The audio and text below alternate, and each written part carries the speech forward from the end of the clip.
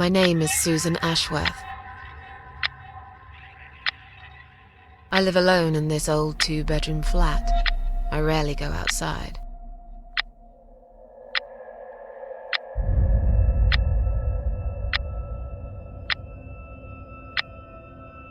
Some would say it's a lonely life, and I guess that's true, but I don't like people's company. Not lately, anyway.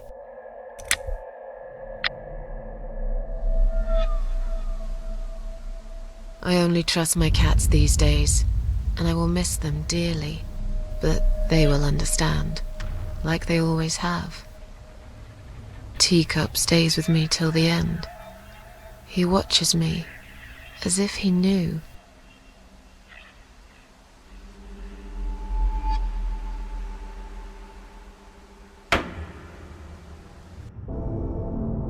Because earlier tonight, I swallowed a whole bunch of pills. They're legal, of course, prescribed by my doctor for my sleeping problems. But I've taken 34 of them, all I could find in the cupboard, and now the room around me spins in a blurry tango as my heart slows down.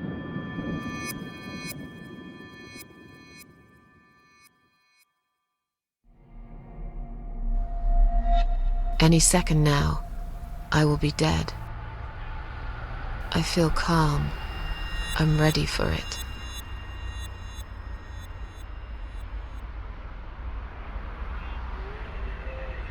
I've only got one thing to say now.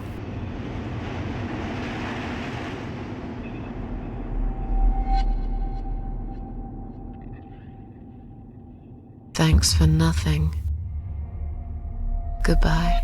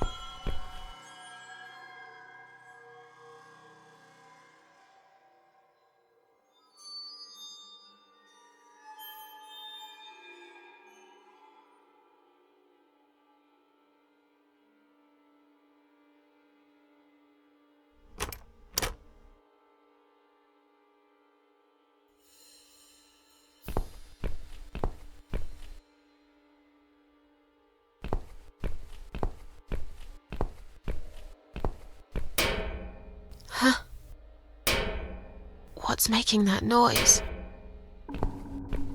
Hello? Who's there? Answer me!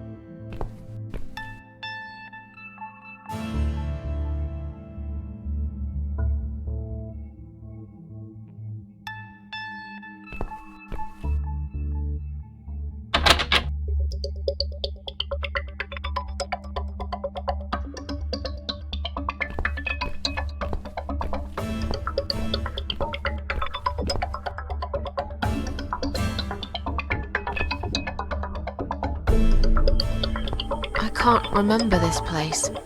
Am I lost?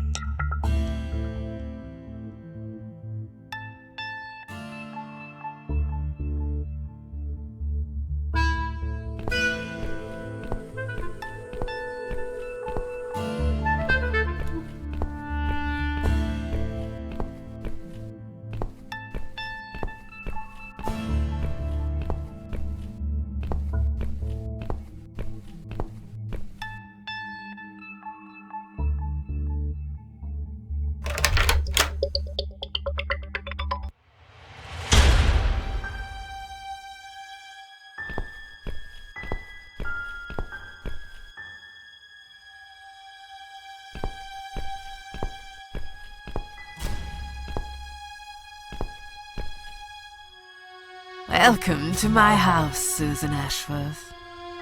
I have been waiting for you, my dear. I knew you would turn up one fine day like this. Who are you? I have so many names, it's hard to pick one. But I'm curious, who do you think I am?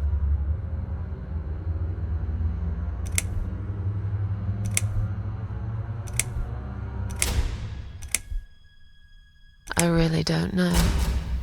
Can't you just tell me? That's very much like you, Susan. You won't even try. You have given up on everything lately, haven't you? Why shouldn't I? Is there a great reward for trying? I didn't think so. Would you have tried if I had told you there was? Maybe. I don't know. Something that could change your life forever. No! There isn't! There never is.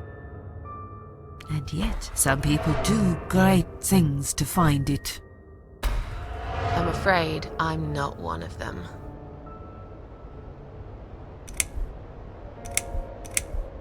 What will happen next? Depends on you, Susan. Inside my house, there are dark hallways that lead to places you don't want to see. But there is also something that will make you want to return to where you came from and cherish every single little breath you take. I'm going to make you an offer, Susan. It's a chance only a fool would refuse. Okay. An offer? What can you offer me? Let's come inside. It's getting cold out here.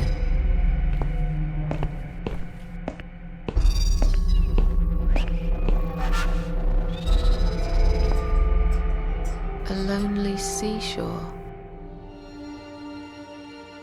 Please don't touch anything, dear. I wasn't going to. You lied to the whole world, Susan. And you lied to yourself.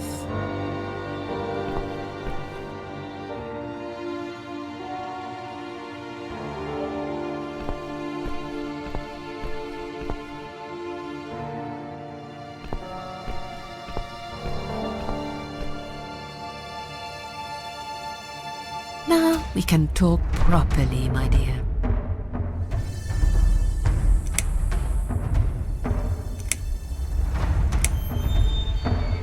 Is there anyone else here?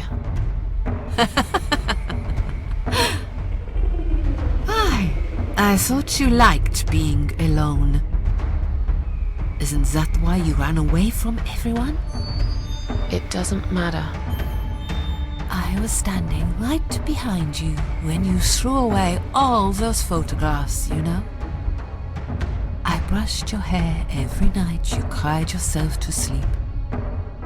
I saw everything. I know what you want, but it's not here. It's gone, and it will never, ever come again.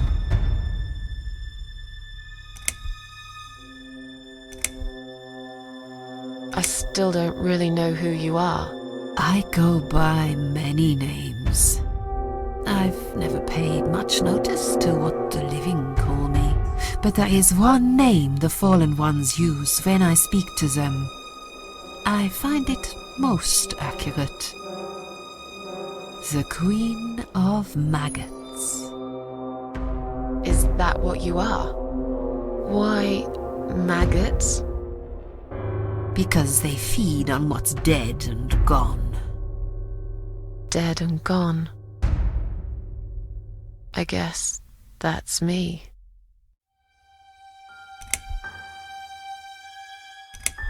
I have no reason to live. Please, just let me go. I tried. I really did. But it's never going to be okay.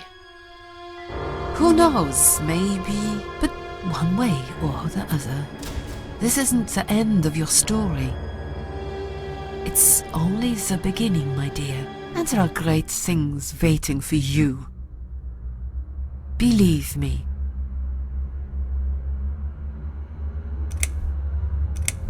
Will I be punished for taking my own life? Most people would be, but not you, Susan. You see, I watched you long enough to understand how you feel. I don't expect you to believe me, but I actually have sympathy for you. Who knows, I could be your only friend. The only friend in the whole wide world. So like I said, I'm going to make you an offer. I want to help you. I will give you back your happiness in exchange for a simple task. Your life will change completely. You will be yourself again. And you will soon forget the sadness that has consumed your heart for years.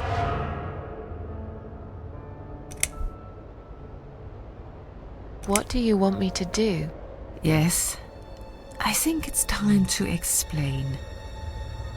But where are my manners? We're still in the hall. This is not a place for a serious talk. Follow me to the next room. I'll tell you everything you need to know.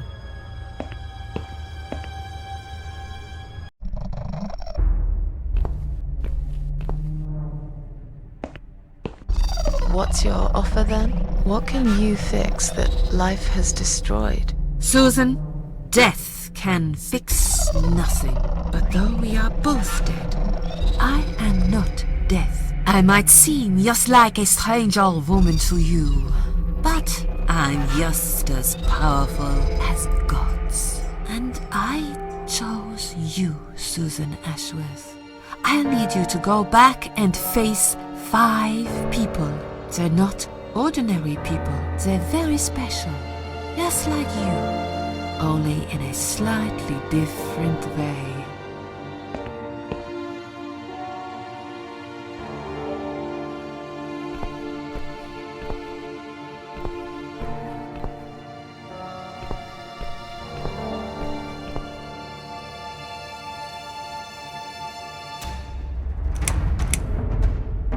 What makes you think I want to go back? I finally did it. I killed myself. That's all I ever wanted. And yet, it turns out to be just another failure. I want this suffering to stop.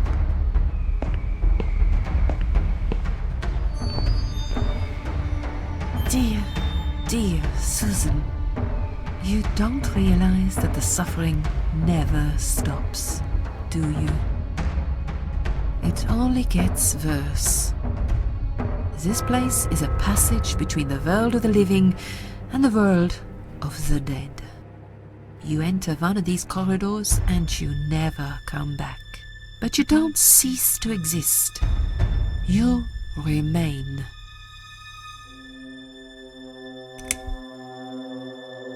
I'm a failure. Why did you choose me? Aren't you afraid I will let you down, whatever it is I have to do? Most days, it's enough of a struggle to crawl out of bed. I don't see the point in anything. I just want to disappear.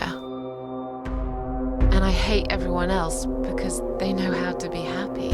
Everywhere I turn, there are people filled with hope and will to live. Or people so pitiful, they make me ashamed to be alive. I don't want them. There's nobody there for me. I am alone. I just want to vanish. This is the very reason I chose you, Susan Ashworth. I know how you feel, because I felt like this myself for a very long time. You and me are very much alike. If you succeed, you will never feel broken again. Those 5 people, who are they? The parasites, that's what I call them.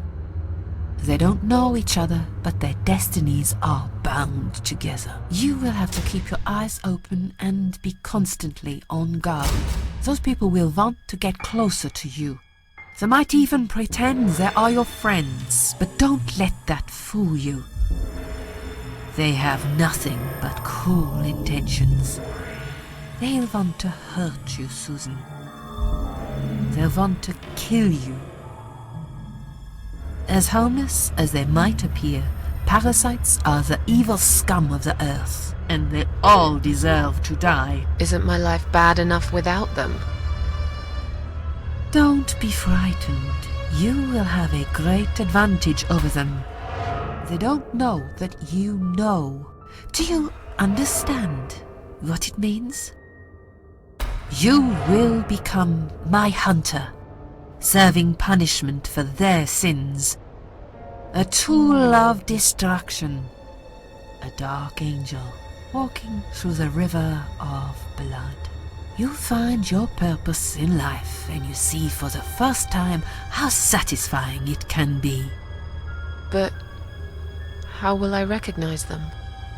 There isn't a great deal of people in your lonely life, is there, Susan? You will know when you see them. Bring those deceitful bastards in front of me, and we'll make them regret for everything they've done. Are you expecting me to kill them? No, Susan, I'm expecting you to fight for survival. To do everything you can to defend yourself. I I know you're not a murderer. Quite the opposite, actually. You're a good person. But I also know that you don't want to suffer, and those people will want to cause you pain. They won't hesitate. In the end, you might have no choice. Think of it as gardening. If there were weeds among the flowers, you'd pull them out, wouldn't you? You'd get rid of them without thinking twice about it. I'm not really a gardening type, but I see your point. I'm glad. And remember this, you are not the only victim. If you don't stop them, the killing will continue. Innocent people will die. You have the opportunity to make the difference. And a chance to save yourself. I can't do this. It's too much. Dealing with criminals is a job for the police, not someone like me. Indeed, you are weak. That's why I have prepared a special gift for you. Immortality. You cannot die, Susan. You will always return to life no matter what happens to you. What? This is the last thing I wanted.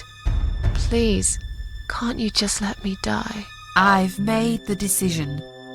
As long as they are alive, you cannot die. It's blackmail. You can't do that. I'm doing it for your own good. Anyway, you are in no position to bargain with me. You will either go and do what you have to do, or suffer for eternity, forever unable to find your peace.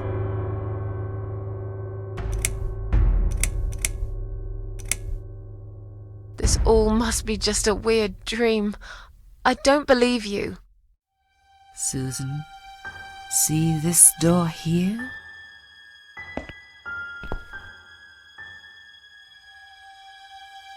Let's go inside. I want to show you something that will help you make up your mind. Follow me.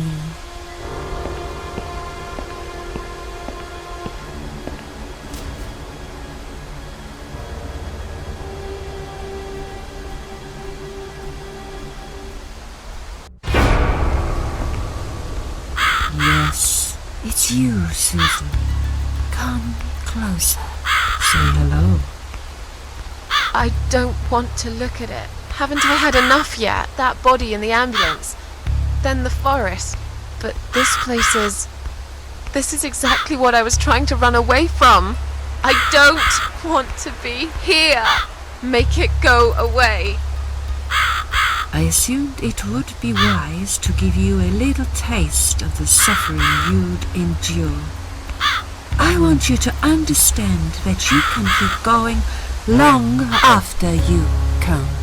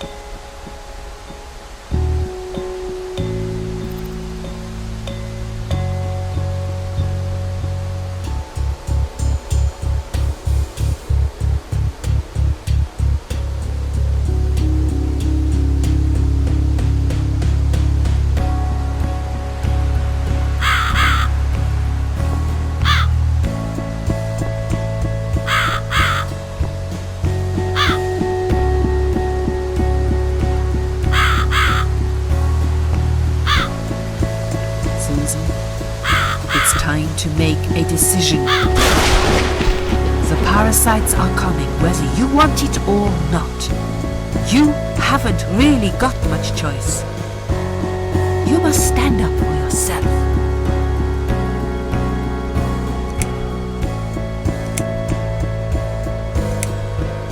take orders from nobody. I'll do it my way.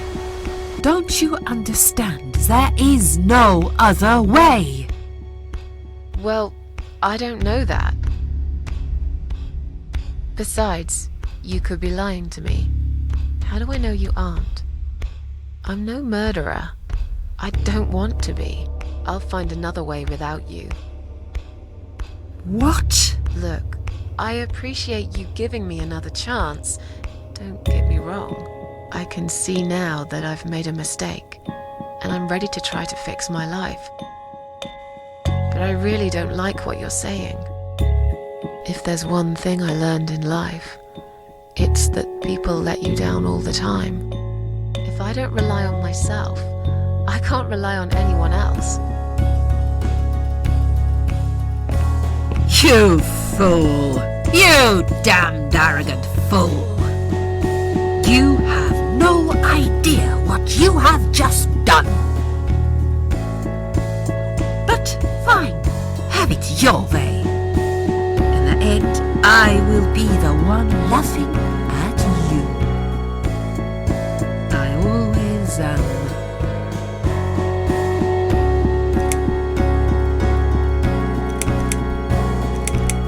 Who are you to push me around? As far as I know, you're just a crazy old woman. You'll eat those words, Ashworth. Perhaps I will. I don't really care. Just leave me alone. You will regret this. I'm back in the house. Okay, it'll be fine. I don't need her. I'm sure I'll figure out what to do.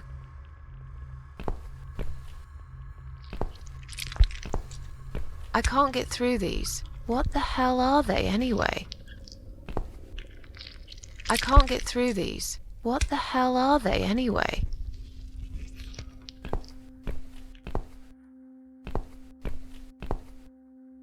Strange. The flame seems strong and steady, but there is no smoke.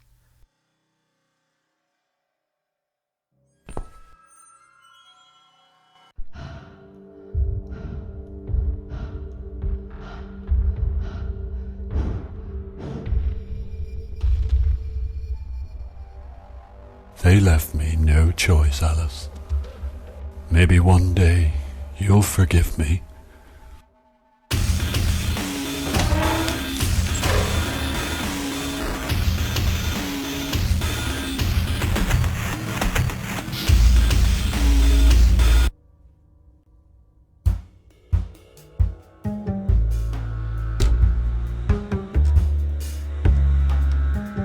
I think that's enough for now.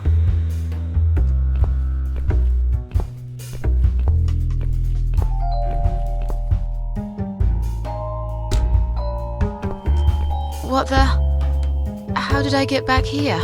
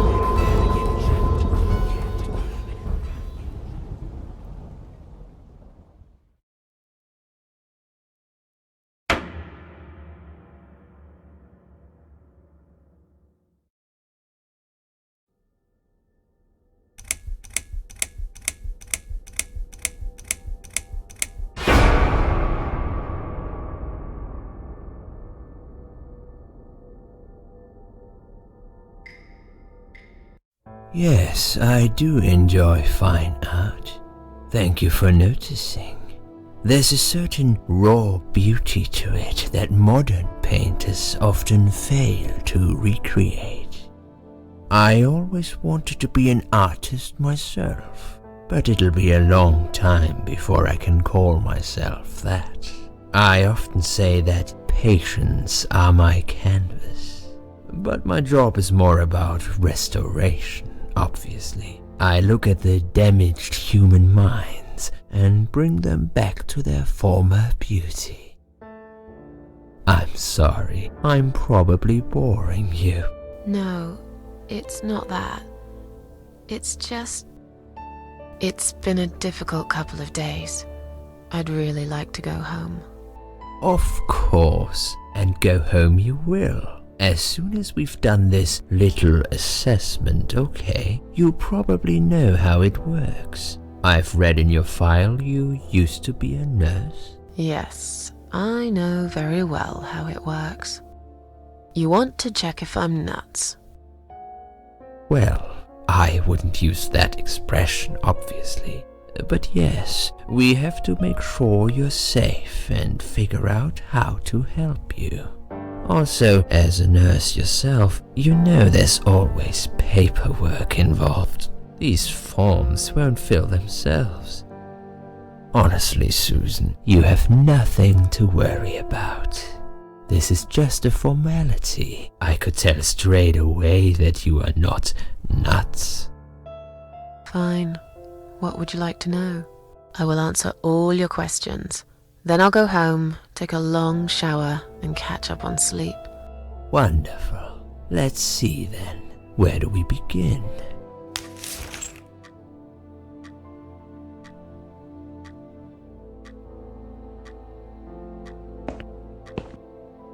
She's awake, Doctor. Good evening. It's good to see you awake at last. You're in the Cedar Lake Hospital. My name is Andrew. I'm one of the doctors. Would you confirm your name for me, please?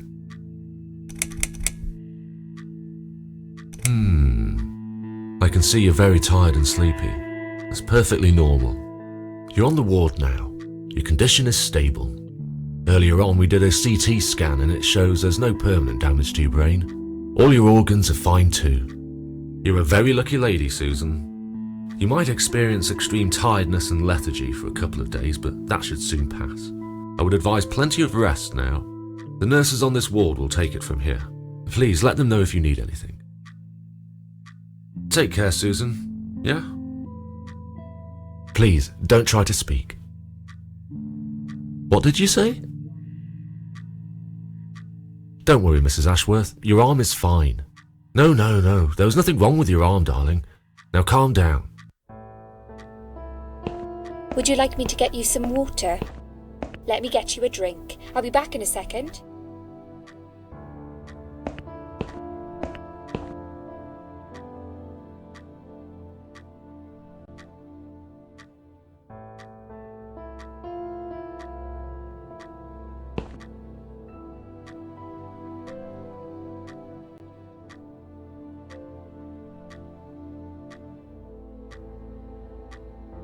I'm sorry, Susan.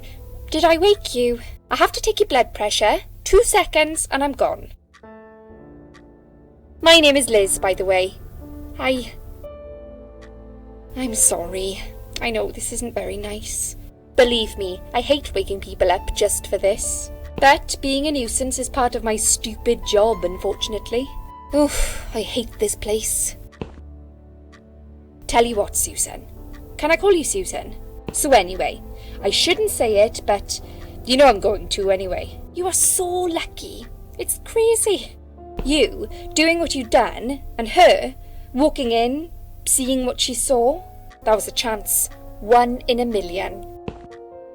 I'm not making any sense again, am I? I'm tired. They're working us to death here, you know. Modern day slavery. One day I'll tell them what I really think. I swear I will. Ah, and here it is. You've got the blood pressure of an 18-year-old. Just wanted to say you're lucky. I think. And that I hope you've changed your mind about some things. Got to go, but I'll see you later. You take care, sweetheart, yeah?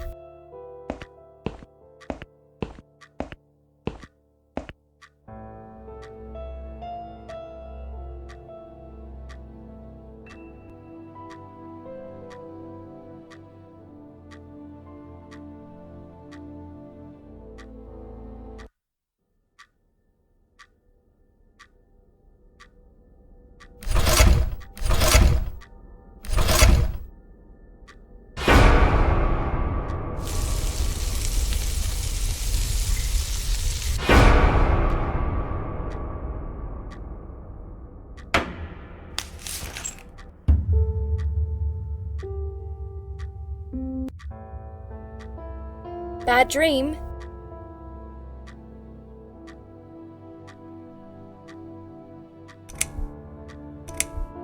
So, you don't want to talk about it? Don't worry, I understand. Sometimes it's easier not to talk.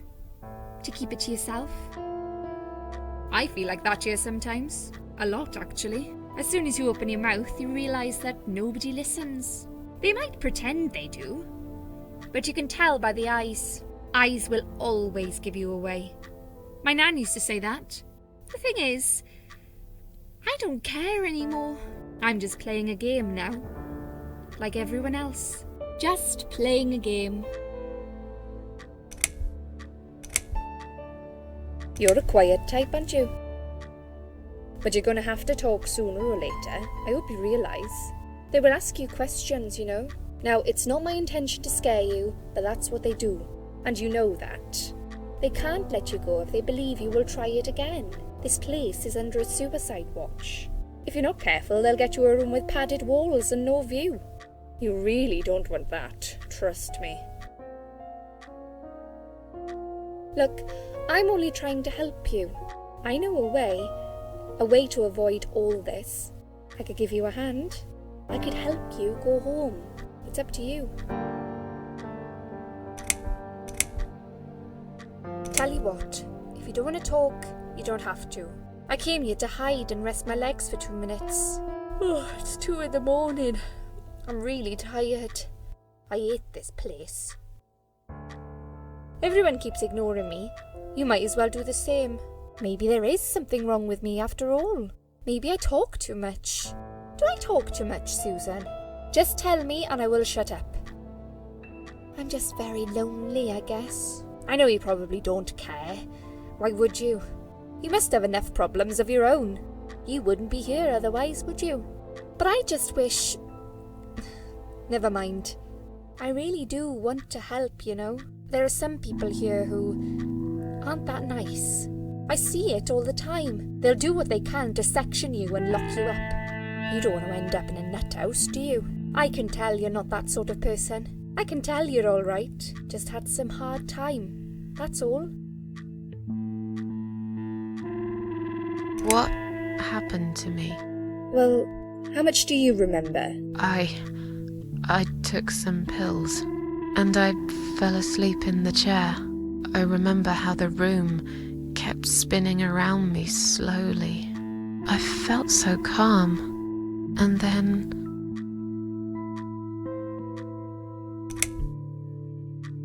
I woke up here, and I saw you. Can you now tell me who found me, and what happened?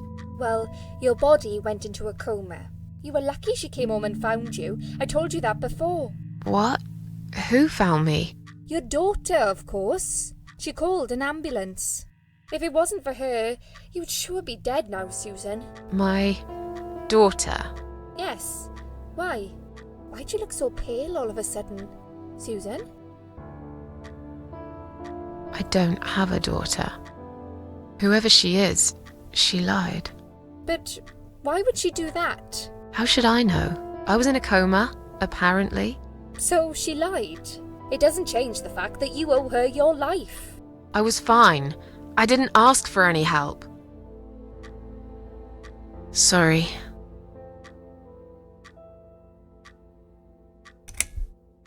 When will they let me go home? I'm not sure. Probably not today. Maybe tomorrow. Look, I shouldn't say that, but you seem like a nice person.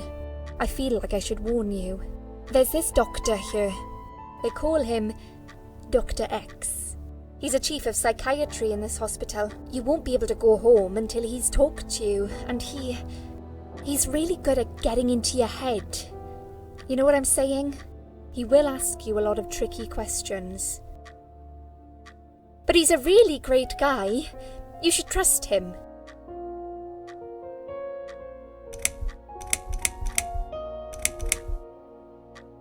I'm tired. Let me sleep now. Fine. I'll see you again. Be careful who you trust here, Susan. They will be watching you. How do I know you're not one of them? You don't. But do I really look like a bad person to you? I don't know. Maybe not. I'll see you tonight. Remember what I said. Dreams are just dreams.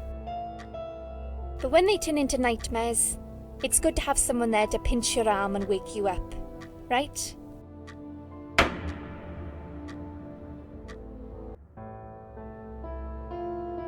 We'll start with a little chat about your childhood. I want you to be as honest as possible. It's important if we want to get to the bottom of your problem. Count to 10 and tell me when you're ready, Susan.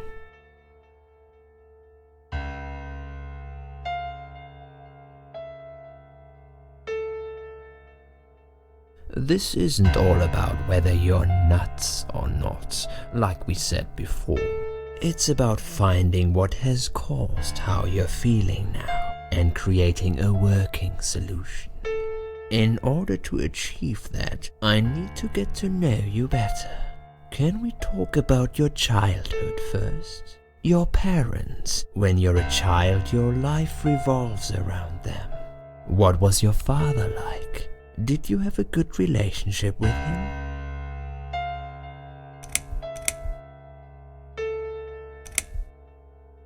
No, he wasn't a good father to me. He was a cold, scary man, had this wall around him. I could never talk to him about anything. He wouldn't understand. He'd just punish me instead. Maybe it's his fault I got some wires crossed in my head, because he never loved me. I've always wondered what it feels like to have a loving dad. Maybe it's not too late to fix things between you two. It is. He's dead. Cancer. 6 years ago. I see. But it isn't too late for you to put things right in your heart. Have you forgiven him? Why would I? He doesn't deserve to be forgiven. All he did was make my life hell. He destroyed my childhood. He always made me sad. Yes, sad is the word. It's all true, Susan. But the anger you have kept in your heart all these years isn't doing you any good. Don't you think you would be a better, stronger person if you could rise above it all? Aren't you becoming a bit like him, angry and bitter?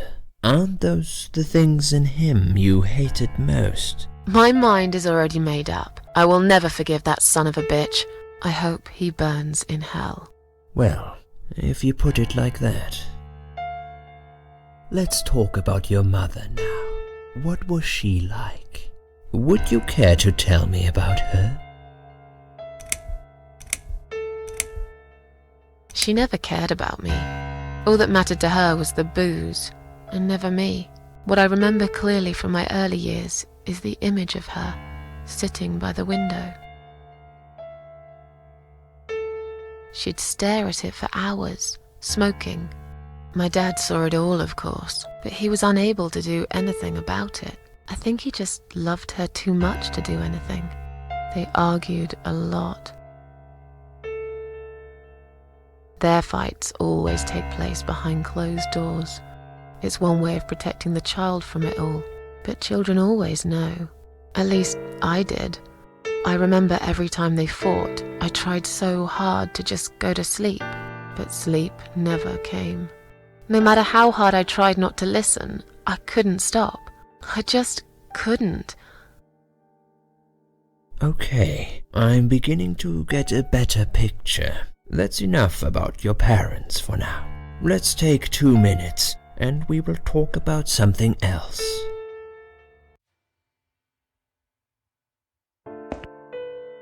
I need to get out of this place. I hate hospitals.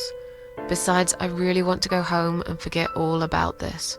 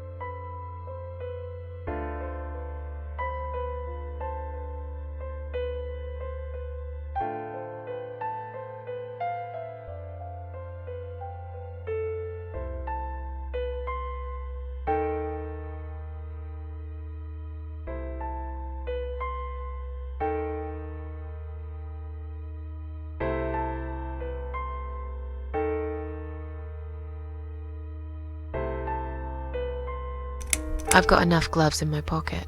There's no need to take more.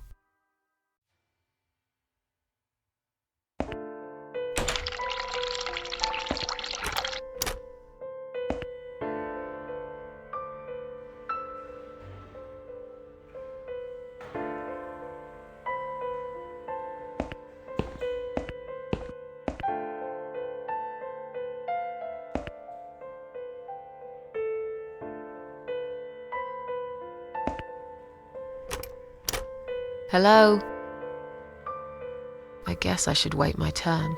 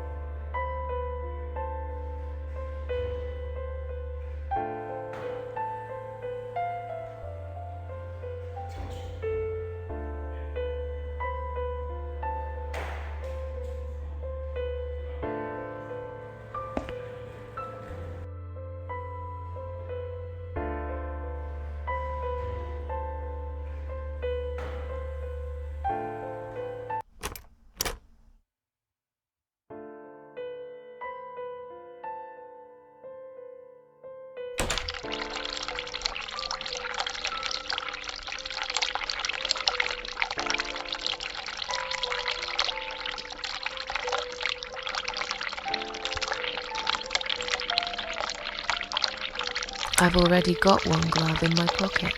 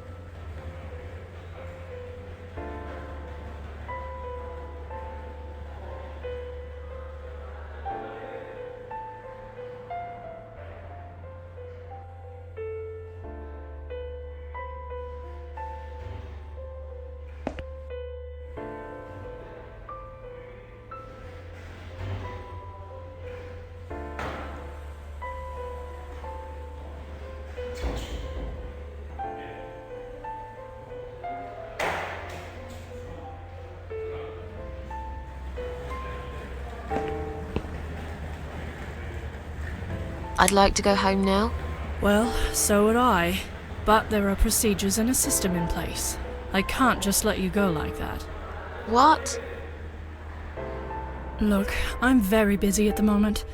I'll come and talk to you in a minute, all right?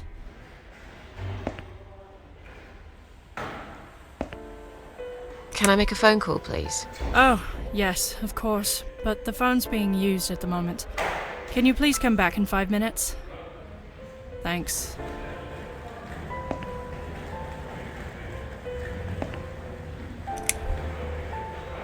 I feel much better now. Can you please discharge me? I'm glad to hear that. But I can't discharge you until Dr. X sees you. He should be doing his round very soon. Please return to your bed and wait for him, all right?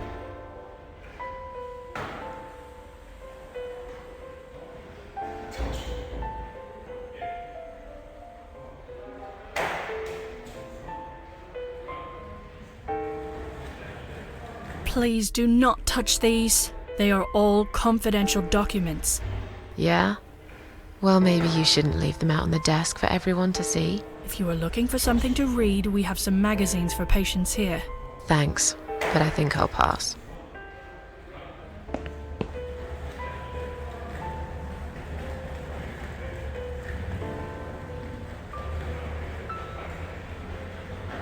Please do not touch these. They are all confidential documents. I was only going to tidy up. I'm sorry, are you one of the housekeepers? Why did you dress up as a patient? I just can't stand mess, that's all. And there's no need to be sarcastic. Who's being sarcastic?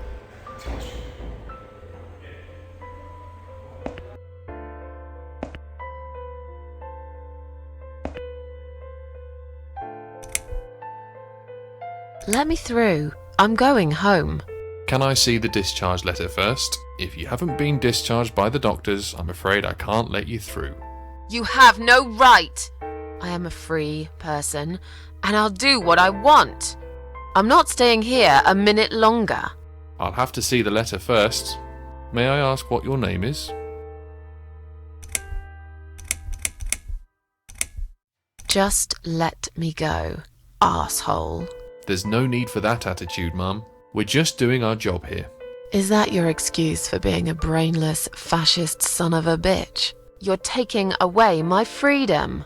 Are you going to hit me next? These precautions are for your own safety, Mum. Now, if you'll excuse us, we've got a job to do. Yeah, standing on the corner, looking stupid. Don't get too tired, will you? Bastards.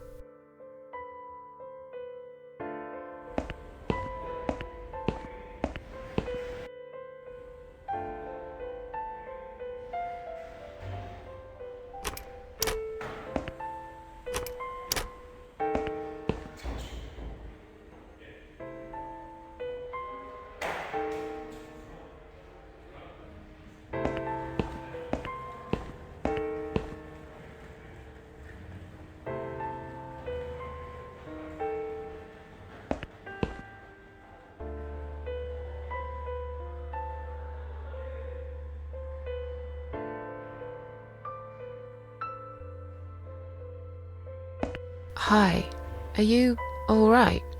Can we talk for a minute? I can't talk. Please, just leave me alone. Oh, I mean you no harm. I'm trapped here, just like you. Trapped? I don't know. It's just so hard to think without it. But you're a stranger. And you're not one of those lovely nurses either. They look after me so well. I trust the nurses like I trusted my mother. I just want to talk. I need your help. Unless it's Mother who sent you. Was it her? Please tell me it was her. Yeah, sure. I'm a good friend of your mother. I missed her so much. I can't remember you very well.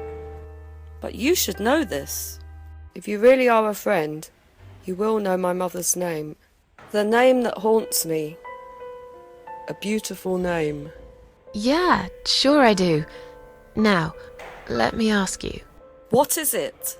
Oh, well... What is my mother's name?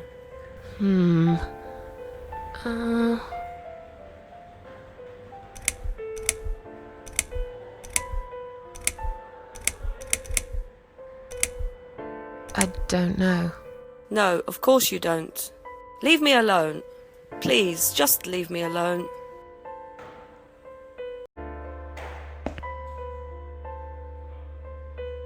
If you really are a friend, you will know my mother's name.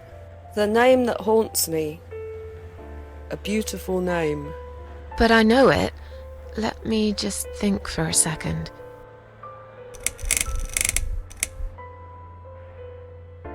I don't know. No, of course you don't. Leave me alone. Please, just leave me alone.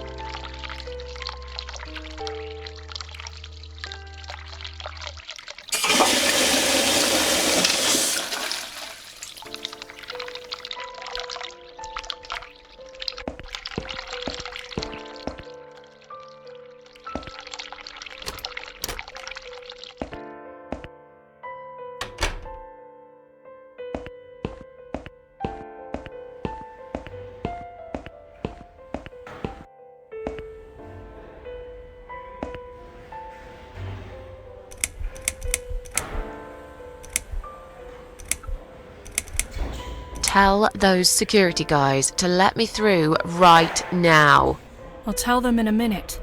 I just have to finish my writing first. I'm not kidding. I want you to let me go right now. Could you calm down, please? There's no need to be rude. What? I'm not being... I'll be with you in a second. We're looking after a lot of patients here, not just you. Let me finish this. I can't remember what I was going to write. I have to start all over again.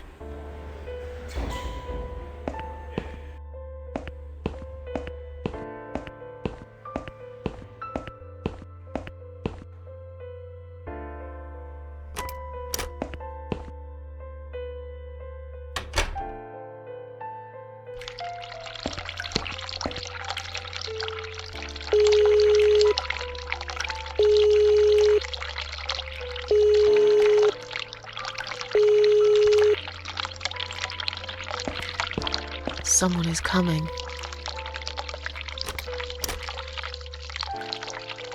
Have you rang the bell? Is there an emergency? The toilet's blocked. What? Well, that's hardly an emergency. It is when you need to use it urgently, like I do. I see. Fine, I'll sort it out. Just give me a minute. It's the gloves. Again! I guess I'll have to get my hands dirty since the cleaner's called in sick.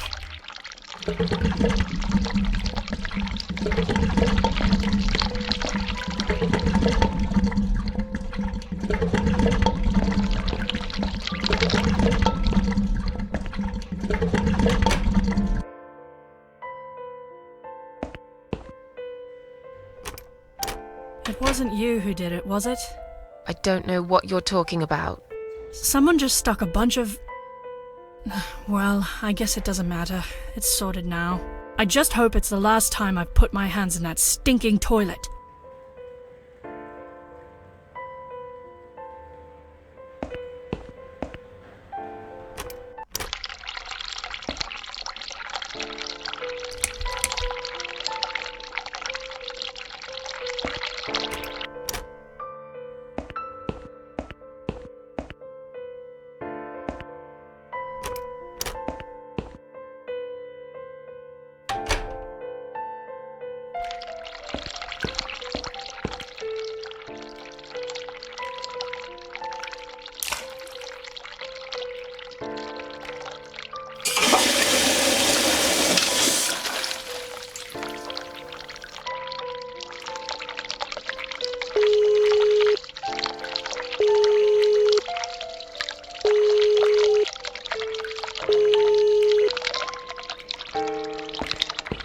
Someone is coming.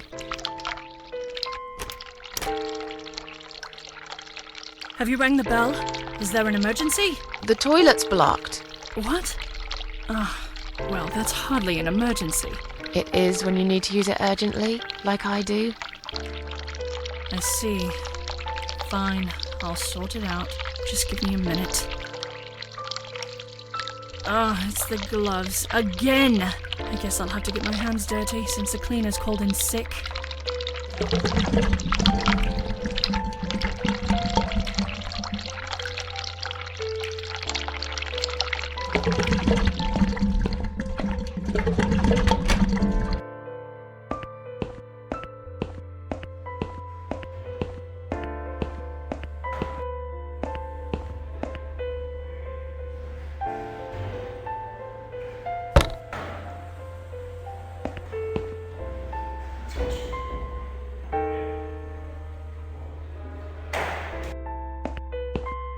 Sorry, Mom, can't let you through. We'll need to see a discharge letter from your doctor first. Here. Are you happy now? Yes, that seems fine. Can I just check your name band to confirm that you are indeed Anne Burton? Oh, right. Name band. I think I left it in my room. I'll go and get it, shall I?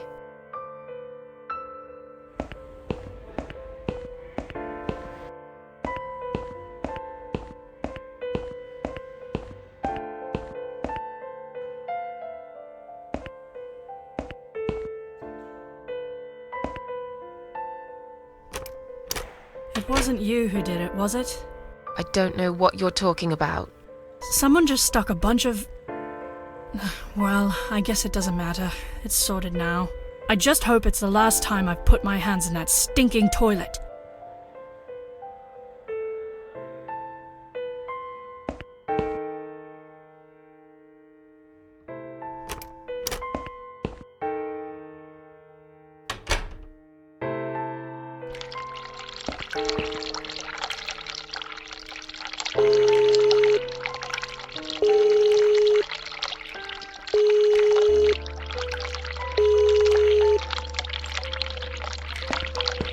Someone is coming.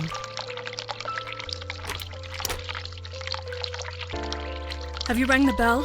Is there an emergency?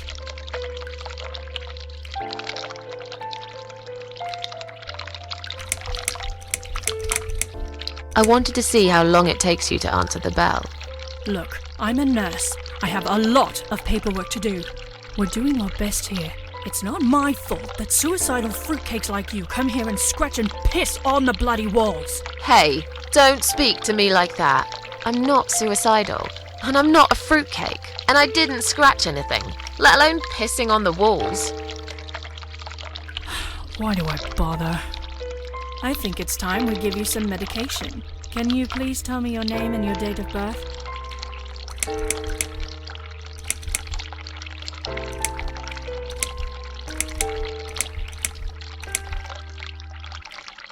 Mind your own business. I'm not taking anything. I don't think so, darling. Now, you really don't have to lie. We're only trying to help, you know. Now, let me have a quick look at your name band. Miss Ashworth, I strongly suggest you take this, all right? Are you insane? I'm not taking any medication. I'm not ill. Okay, we are prepared for this. Jim, can you come in, please? You must be kidding me. Unfortunately, I'm not. I'm going to give you an injection. You'll feel a sharp scratch. Hold it for me, would you?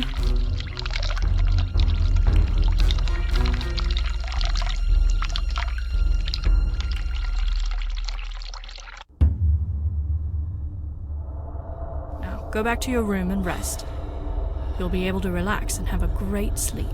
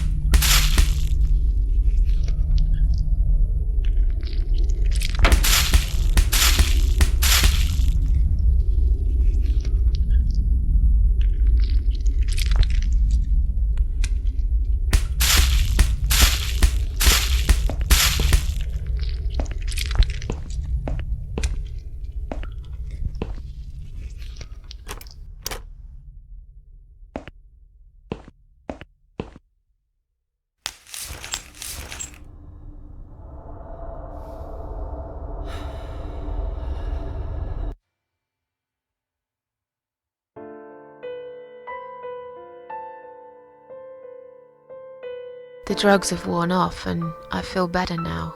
But I can't let them do that to me again. I need to get out of here.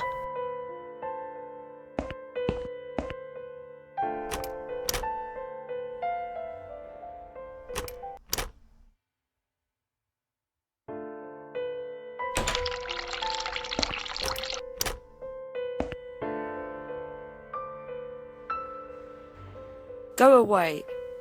Please, just leave me alone. Mother's always told me not to accept any gifts from strangers. If you really are a friend, you will know my mother's name. The name that haunts me a beautiful name. But I know it. Let me just think for a second. Sheila. Yes, it was my mother who sent you after all. I'm sorry I didn't believe you, but my head's all messed up. So, let's have a little chat, sweetheart.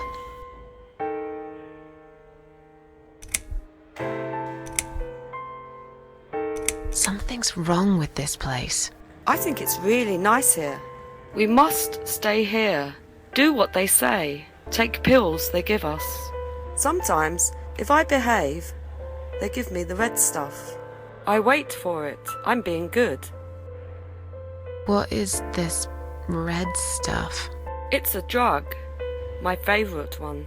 Red stuff takes the pain away. I must stay here. Good nurses have been most kind. They always remember. They know I'm suffering. But it is not the same as the drugs I see in my dreams. On the other side of the mirror, there's a spider's heart full of drugs. I just can't seem to find it anymore. I see.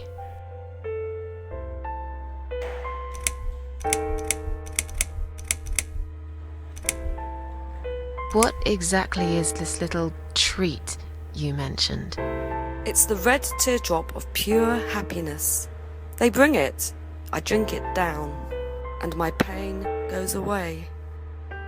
Without it, I just feel so angry. It's like I'm going crazy.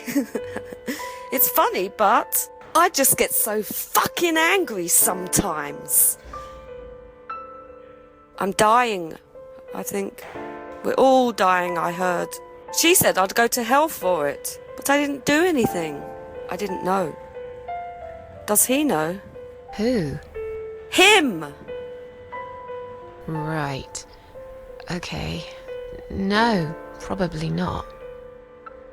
I need the red medicine. I need it now. I must be a good girl. I must be a nice girl. Maybe I could get you some of that stuff. Do you know where they keep it? Oh, they have it hidden well. You can't get there. Or maybe you can. I see it in my dreams sometimes. It's where the nurses are. But in my dream, there are no nurses there. I see it, but I can't get it. It's so near, and yet so far. I can still hear the broken heartbeat of the spider's heart.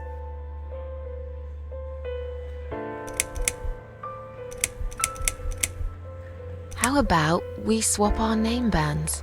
Oh yeah, I don't mind. But that would be like a favour to you, yeah?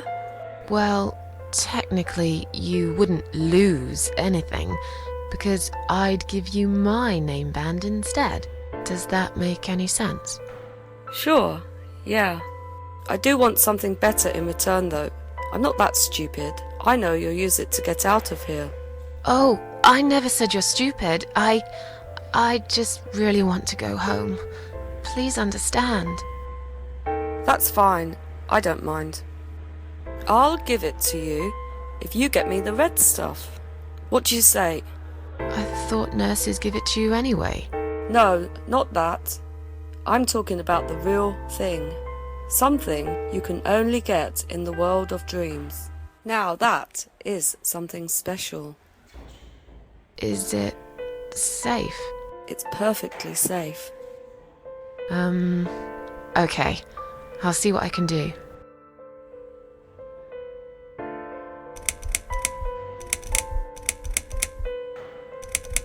I'll talk to you later, yeah? Yes, go. Be careful. They're watching us. And remember, we must be nice to earn the red stuff. Always be nice. Poor woman.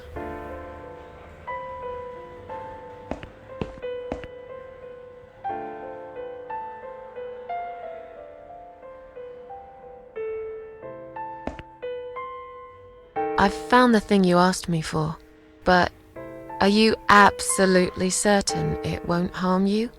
Don't be silly. Of course it won't. Fine. I hope you know what you're doing. Can I have your name band now, please? Yes, no matter what they say, I do keep my promises. What do they?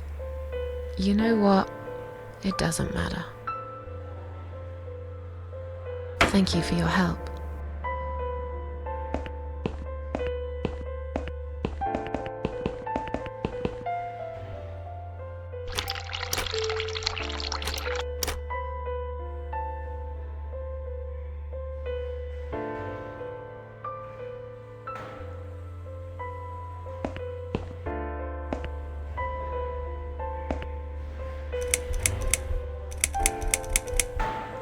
Can I make a phone call, please? Oh, yes, of course. But the phone's being used at the moment.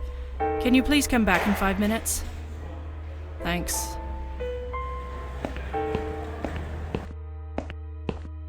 Sorry, Ma'am, can't let you through. We'll need to see a discharge letter from your doctor first. Here. Are you happy now? Yes, that seems fine.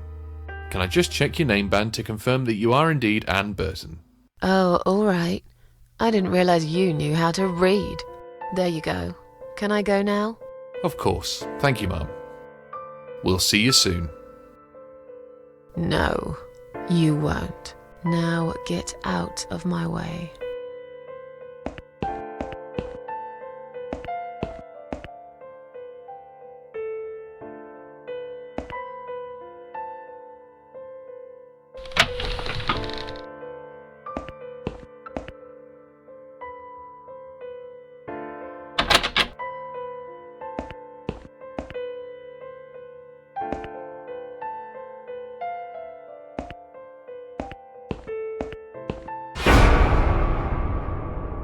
And you must be Susan Ashworth. Well, perhaps I am? Do you mind if I ask you where you're heading to? I was just going for a little walk, stretch my legs, get some fresh air.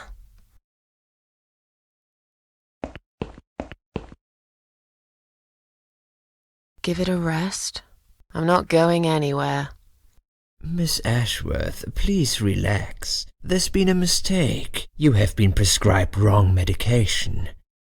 I apologize sincerely on behalf of my team and the hospital, but luckily we managed to spot it on time. On time? You have no idea what I've been through? Once again, I'm truly sorry. I promise no more drugs will be given to you. I personally guarantee you will have a good, peaceful sleep tonight, and you can be discharged in the morning. Why can't I go tonight? I want to go now. I'm really sorry, but we can't legally discharge suicidal patients without a full psychiatric assessment. It's too late for it now, but I promise we'll have a chat in my office first thing in the morning, okay? And then you can go home. Is that all right? I haven't really got much choice, have I? Now I'd like to ask you some questions about your life, Susan. You might find them very personal, but it's important that you answer me as honestly as possible. Fine. Let's get it over with then, shall we? I'd like to go home at last. Of course, I understand. So, Susan, let's see. Are you living alone at the moment?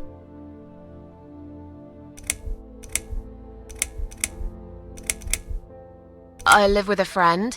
She must be worried sick about me. A friend? Really? I'm confused. In your suicide note, you said you live alone. Okay, I lied. You shouldn't be afraid of opening up, Susan. No, I know. Please, it's for your own good that we're doing this. We need to figure out where things have gone wrong and how to fix them. I'm afraid you'll need a time machine for that, Doctor. A human mind is the best time machine you can get, Susan. All we need is for you to relax and be honest with me. Can we do that? Yes, Doctor. What do you do for a living?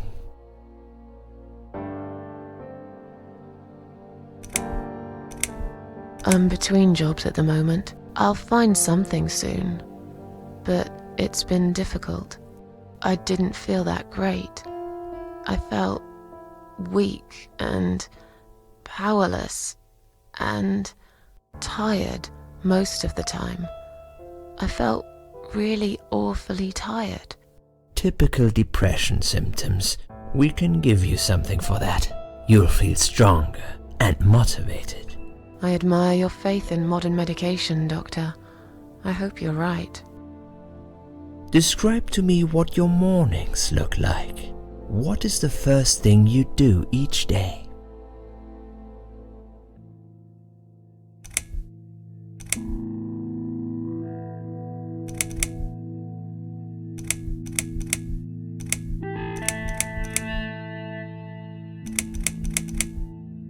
I put the TV on so I can watch old TV shows. There's nothing really that I must do. I tend to waste time. My life feels empty. So, in a way, I keep living the life of fictional characters. I keep pretending I'm somebody else, someone better. Am I making any sense? You are, Susan. But perhaps you are being too critical about yourself. Well, I'm just being honest. Don't think much of myself right now.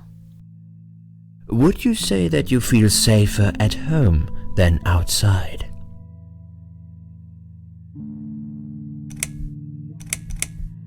Not really. I don't feel that safe at all. How can you feel safe these days anyway?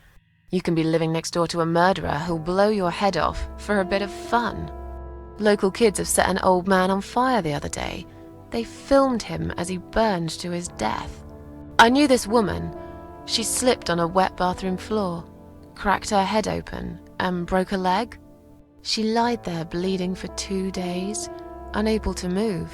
By the time they found her, it was already too late. Susan, taking risks is a part of life. What do you think is missing in your life? Or rather, what is one thing that you think would make your life better?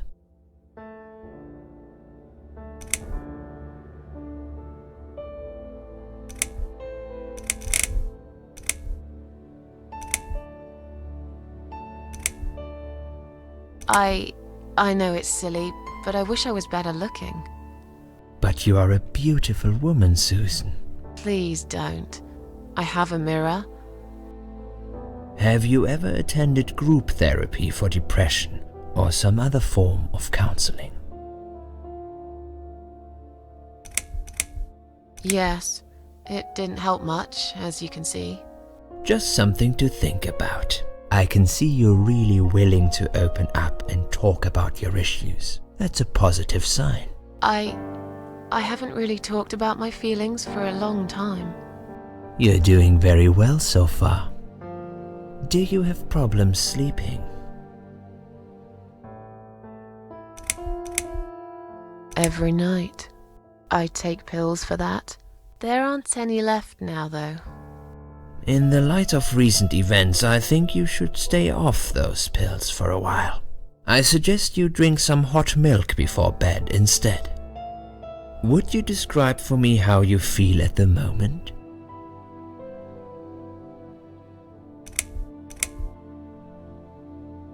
I feel like the whole world is against me.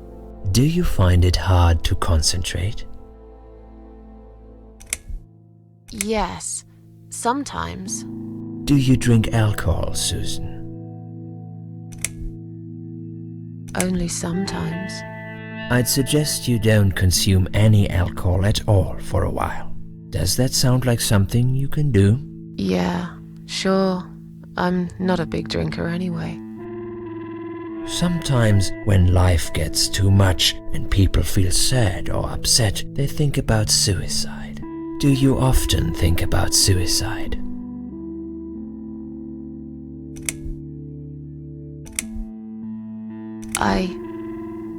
Yes, I think about it often. But now, I know I can't do it. Still, it won't just go away that easily. I need more time. I need to think it through. I need to find my peace with the world, I guess. Please, in your own words, Try to explain to me, why did you really try to take your own life, Susan?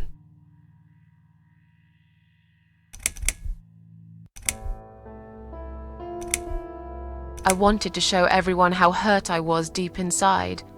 Who did you want to know? I'm not even sure now. People, I guess. Everyone. Myself. I don't really know. Please, ask me about something else. Do you feel as if you're a burden, or that life isn't worth living?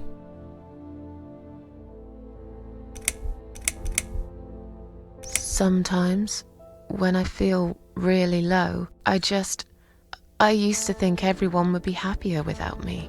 But I guess people don't really care. Besides, I live alone. Who could I be a burden to? What makes you feel better?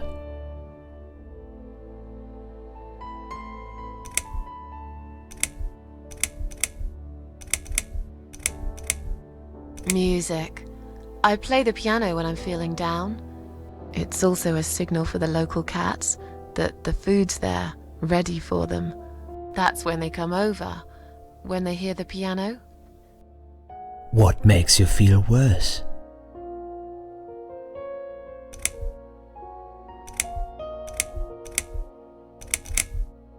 It's hard to say.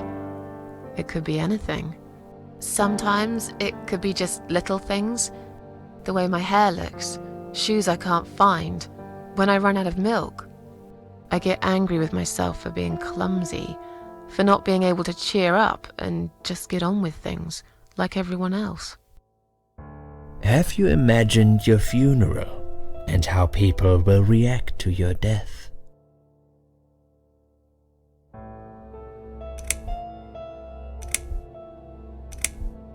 I imagined it often. I hoped people would feel guilty. But then again, probably no one would come. Mine would be one of those graves covered in weeds and dirt, stuck in the far corner of the cemetery where nobody ever goes. And sad old Susan Ashworth would get forgotten quicker than yesterday's rain. Now, when I think about it, I know that really isn't what I want. Finally, I'd like you to tell me about Eric. Eric? Yes, your husband. I believe this might be important. What can you tell me about your relationship? What had happened between you two?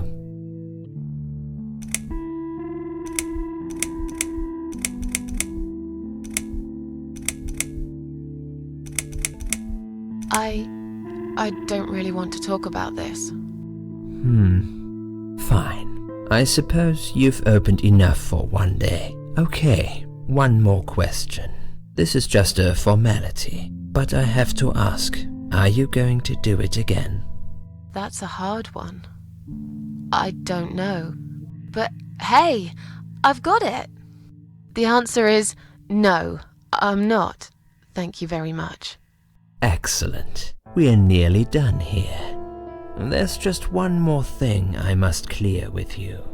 What exactly happened last night? Well, after I'd met you outside the ward yesterday, I went back to my room and fell asleep. I slept really well, considering what happened earlier. But then someone woke me up.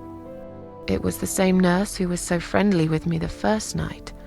She said we needed to talk. We must go, Susan. You are not safe here. But... Please, you must follow me, quickly.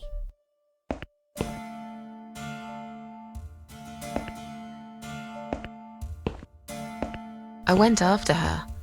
The ward seemed very quiet. It must have been late at night. Hurry! Wait for me. Tell me what's going on here.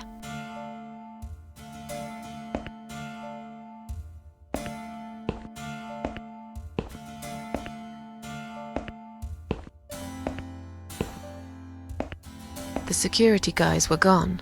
She pointed at the corridor and said, You go first. I'll explain everything in a minute.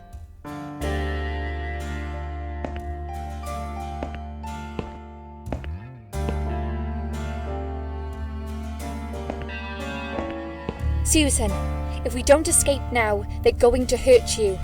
Please trust me. I know a way out of here. I'll help you escape. Let's go down this corridor. I'll be right behind you.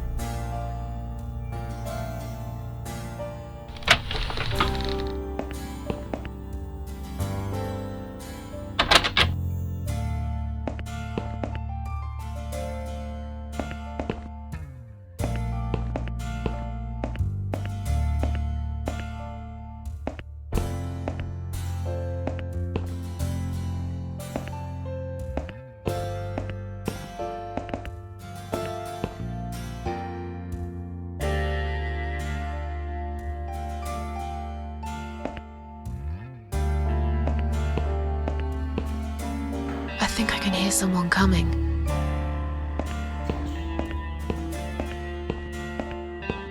Damn it! We can't go through there. Let's turn back, Susan. I know another way.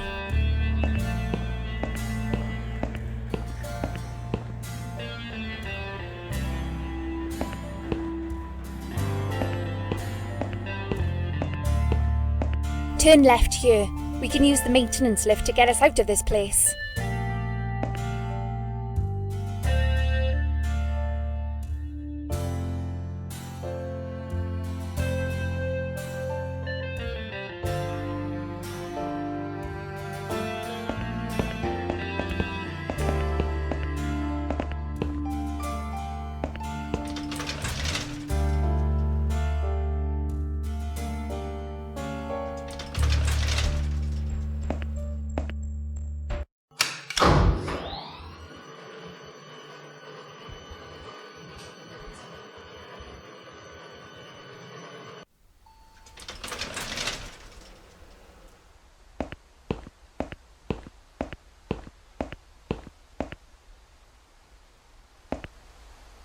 What are we doing on the roof? Liz!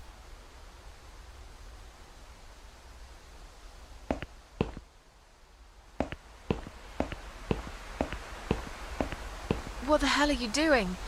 And why is there blood on your clothes? Liz! It's quicker than the stairs. And besides, all the doors are locked anyway. This is the only way out of here. The only escape. Let's both jump. It won't hurt, you'll see.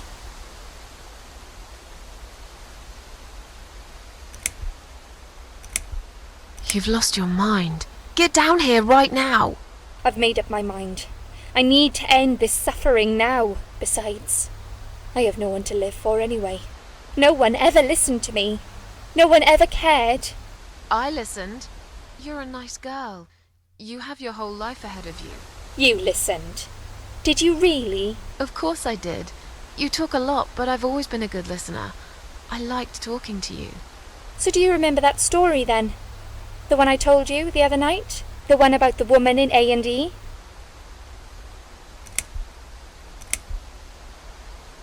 Yeah, she smoked a cigarette and burned in bed. Okay, you have listened. Maybe you're right. Or maybe it was just a blind guess. But I must jump anyway. I have no choice. Wait! Please stop and think for a second.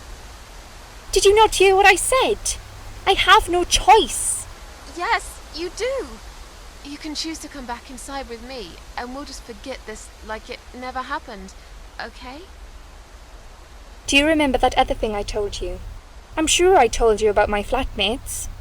Did I tell you what one of them does for a living? I bet you don't remember that. She's a stripper. Yes. Or at least that's what I think she is. You've listened. I just wish other people did. I'm sure they do. It can't be that bad. What do you know? Why do you care anyway? I don't want you to make the same mistake I did. I thought you of all people knew how it feels when you're trapped and you can't trust anyone. Look, I'm sure there must be someone who cares about you. My colleagues don't care, my family don't care, even my fucking boyfriend never cared. He said he needed to go find himself. Did I tell you when he broke up with me? On Valentine's Day. Yes. Valentine's Day. You and I could have been good friends, you know. You really listened to everything I said after all. I'll be back. When you need help, I'll be there, Susan. But right now, it's time for me to let go. No!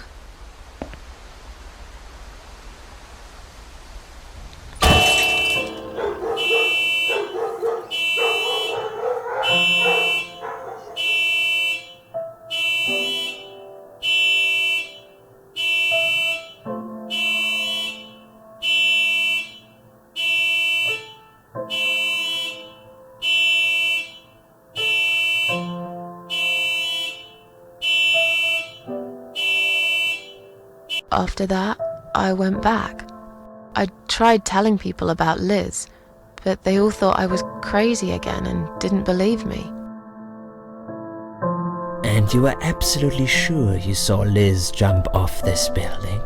You know, it doesn't matter. I just want to finish this and get some fresh air. Susan, I know Liz well. She wouldn't do something like that. As a matter of fact, I saw her this morning. She's fine. I'd like you to come with me and see her. Say hi. Make sure she's alright. Stop treating me like I'm crazy. Fine, I'll go. I don't even care that much anyway. The door is locked? I plan ahead, Susan. I had a feeling in my gut, and my gut's never wrong. I feel like I really got to know you, though. I'm very sorry you've had such a difficult life. I like your green eyes and your sleek cheekbones. You're a clever girl, Susan, but the sadness has poisoned you for too long. There is no coming back from it. For what it's worth, I would have let you go if it wasn't for Liz.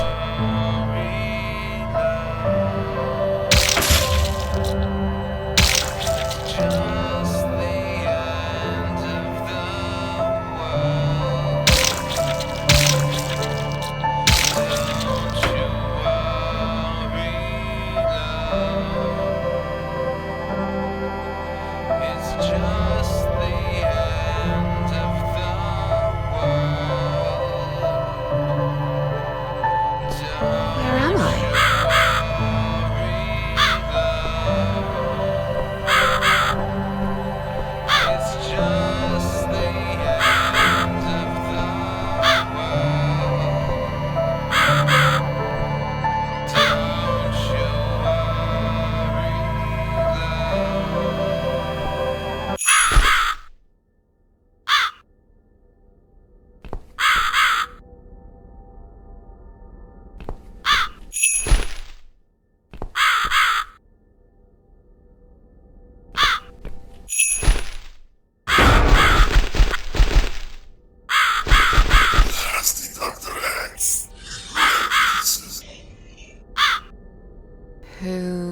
Who are you? I am the Crow, of course. I will get you out of here. Unless Susan wants to stay. I thought so. There are 2 doors leading out of this place. One of them will simply take Susan back to where she belongs. But behind the other one, there is a great reward for her. It's something she always wanted. Something she longs for every single day. Where are those doors? I can't see them. Just walk back to the right side of the stage. My dear little Susan can't miss them.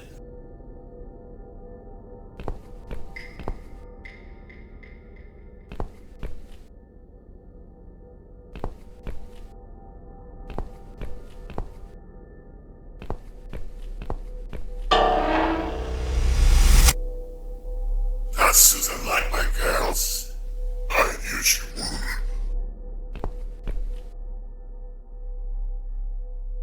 Whatever they are, tell them to stop staring. But they are here to guide Susan. They are the guardians of the doors. They know which door she should enter to get her reward. But there is one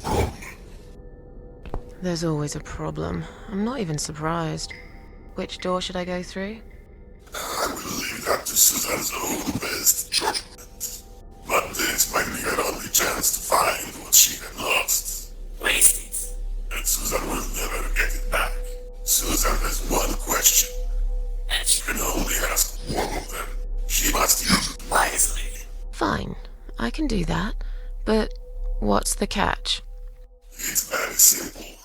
One of my girls always tells the truth, while the other one always lies. And I'm guessing you can't tell me which is which? It's something I've forgotten myself a long time ago, Susan. But does it really matter? One question is all Susan needs to find the right door.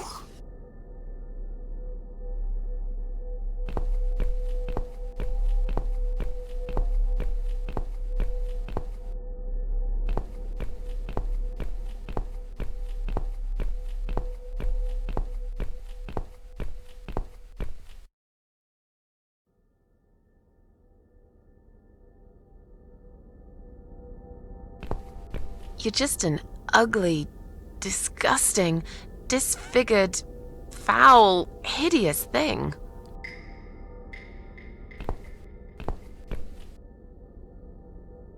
You're just an ugly, disgusting...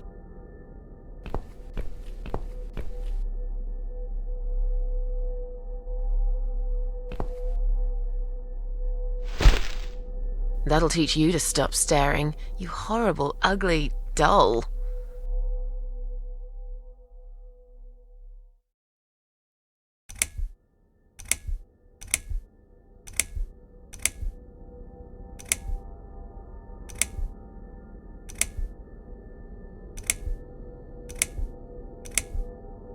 Which door would you enter to get the reward?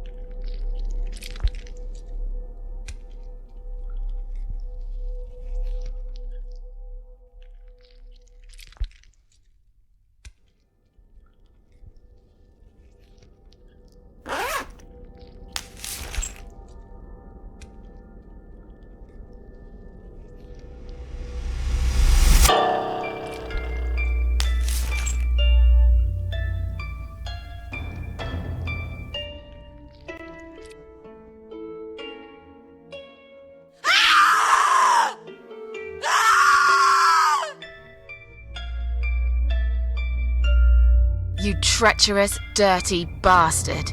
I opened my heart to you, and you stabbed me to death in cold blood. You'll pay for this. I swear you will.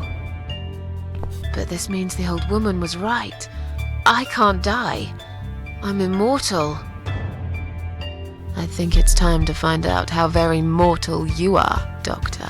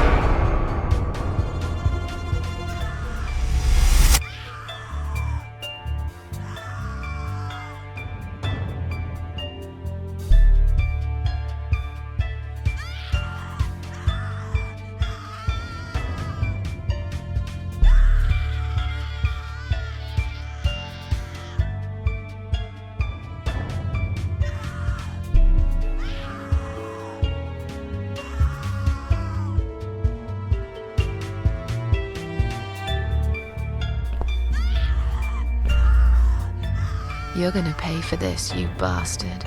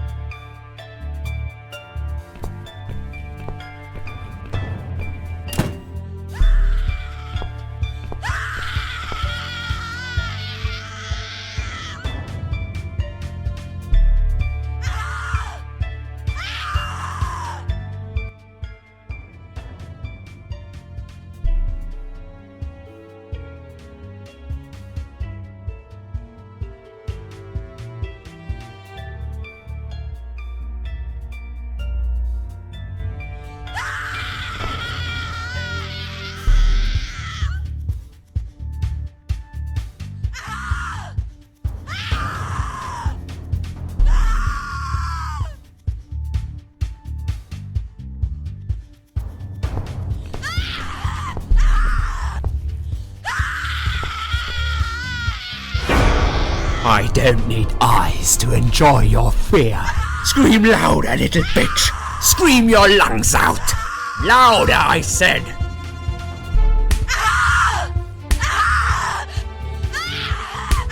Yes, this is by far my favorite of songs.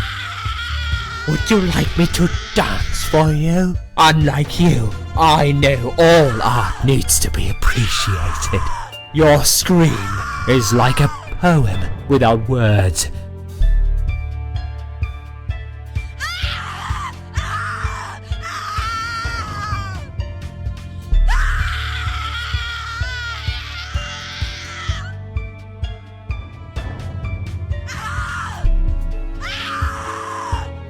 Your body, an instrument.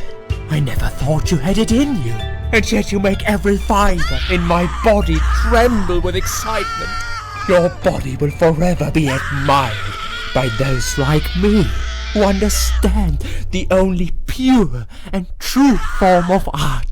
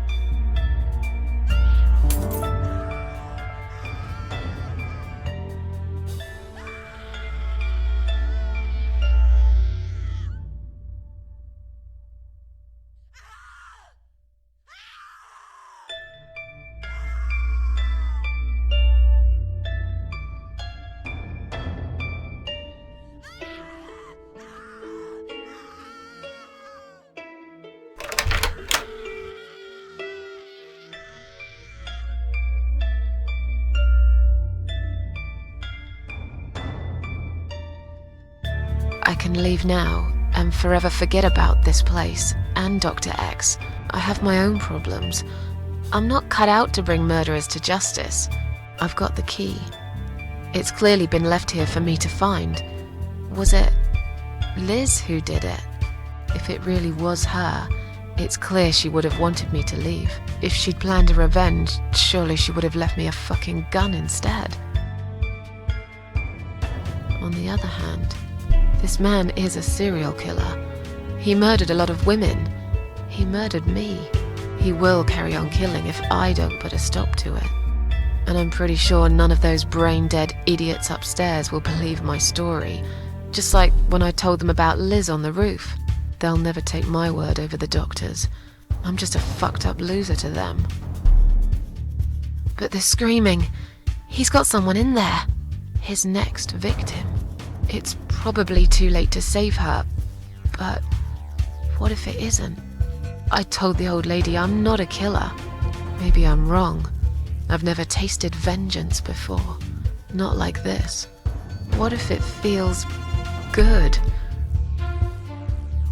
It's time to decide. Do I stay and fight? Or leave and carry on with my life like all this never happened?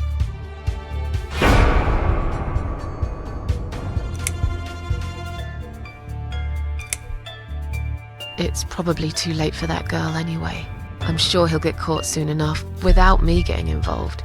I just want to go home already. I'm so tired of all this. So tired.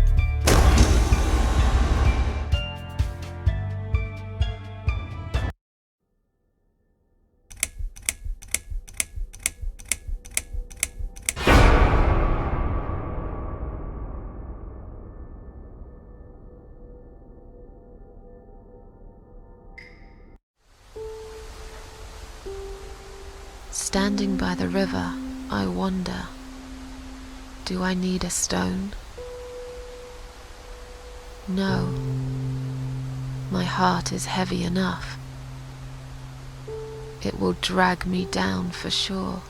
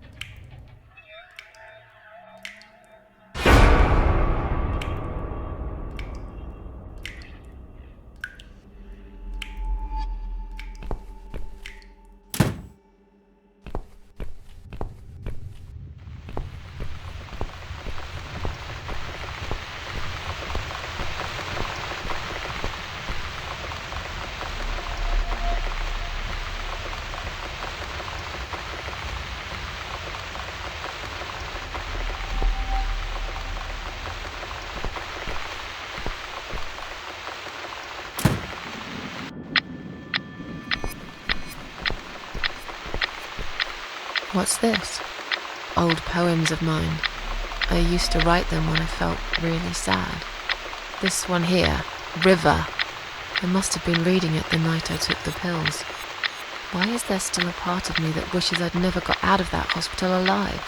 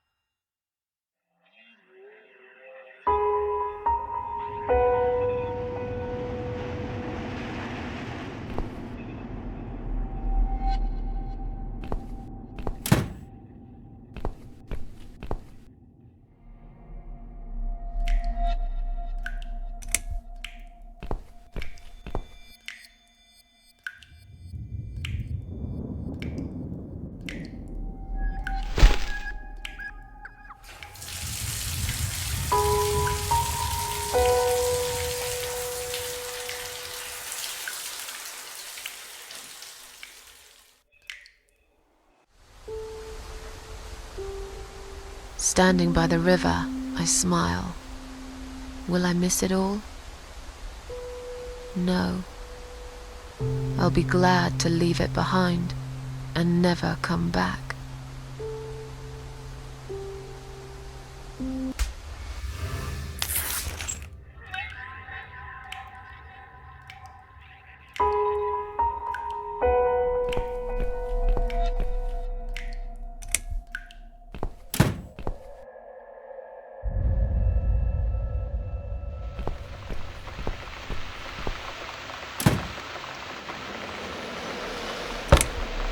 I need a mug of coffee first.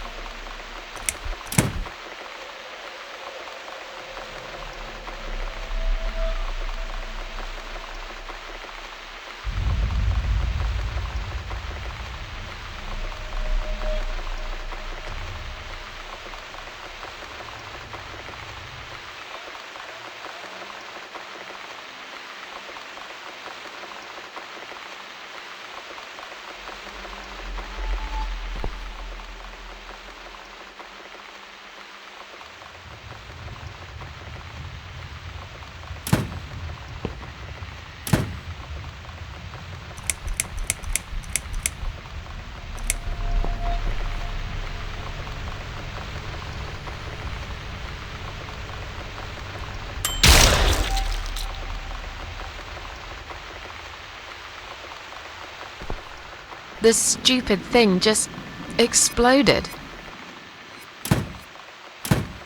It cooked for too long. It's completely burnt. I can't eat that. But that's fine. I've lost my appetite anyway. I'll settle for some coffee. I'm dying for a cigarette too.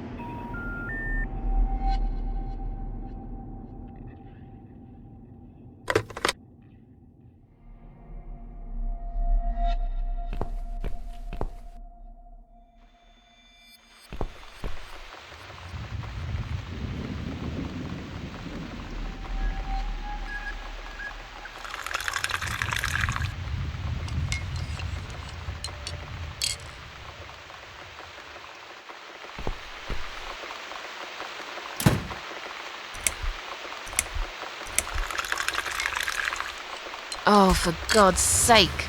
This milk's off. It's completely ruined my coffee. Why does shit like this always happen to me? I'll better pour it down the sink and start again.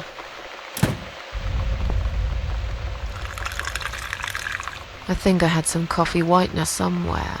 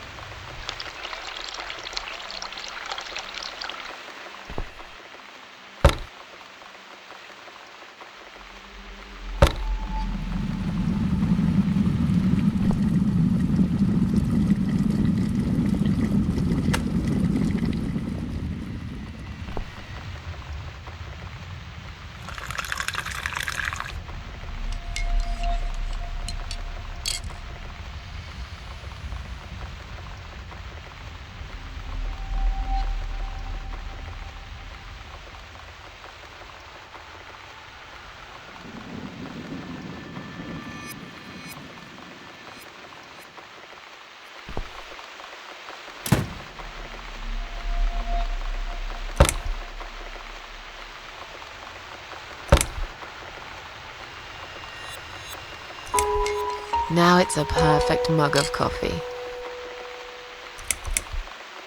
I don't need it right now. I still haven't drunk the first one.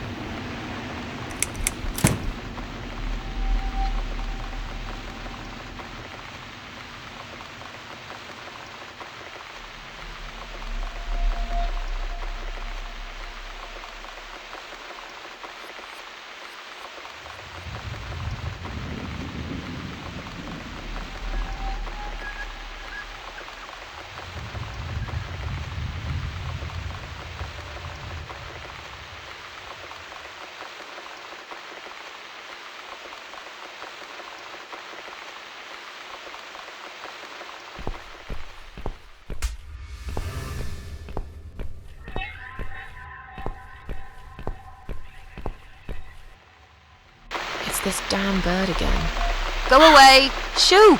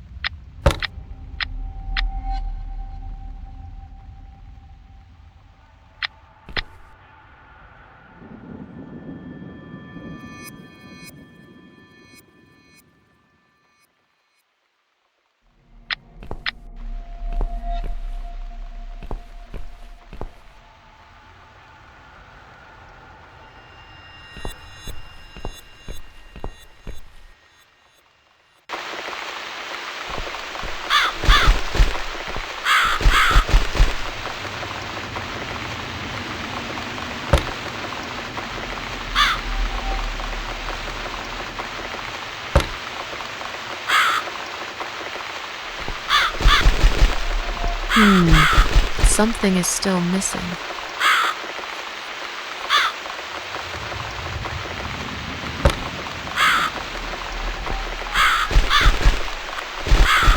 That's right. And don't ever come back, you horrible creature. Miss Scarecrow here is going to guard this home from the likes of you.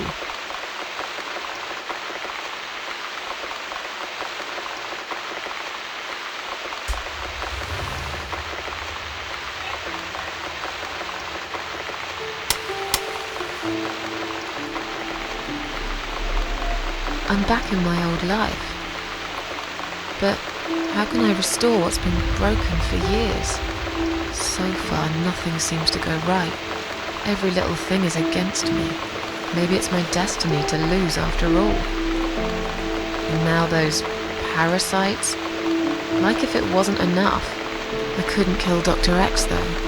What am I going to do when the other parasites come for me? I suppose I'll play it by ear again and do what I think is right at the time. It's getting late. I should summon the cats now. I want to see them tonight.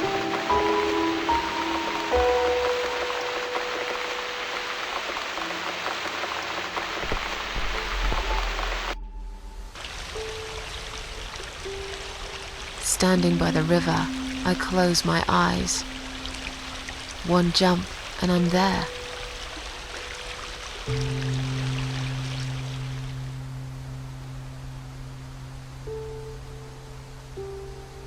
No.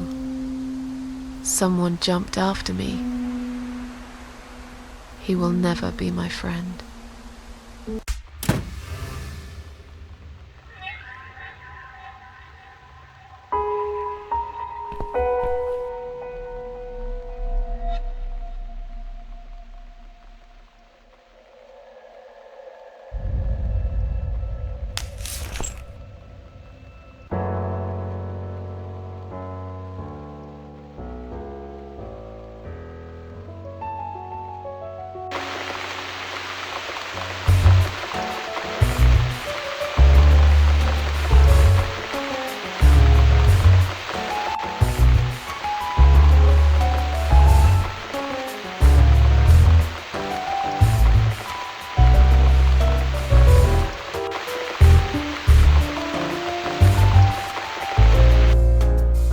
Inside, my darlings. I've missed you.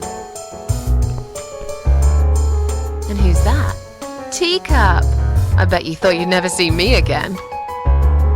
Well, make yourselves at home. Dinner is ready to be served.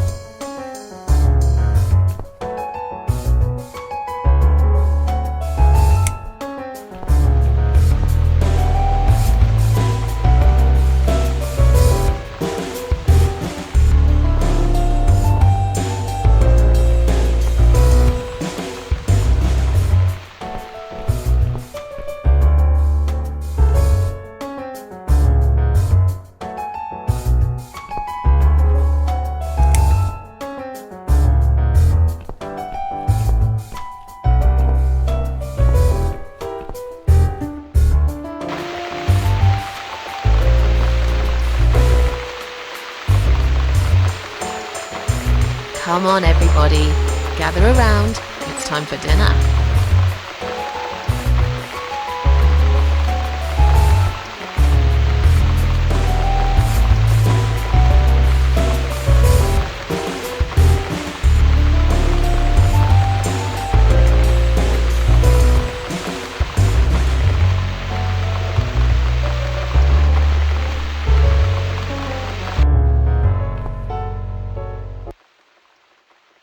You never eat my food, Teacup. Already had your dinner, have you? No, I get it. I know. You're a good friend. The best friend I have, really. The only friend in the whole fucking world. You come over to keep me company and want nothing in return. I appreciate it. You should know. If you could know what I've been through lately. I've been to hell and back, my boy. But I'm here now. In my flat. Alive. And it's still the same mess that it's always been. I'm not sure how to deal with all this anymore. Don't know if I can. I wish I could be like you. At peace with the world. Always smiling. Someone's at the door. But who could it be so late at night?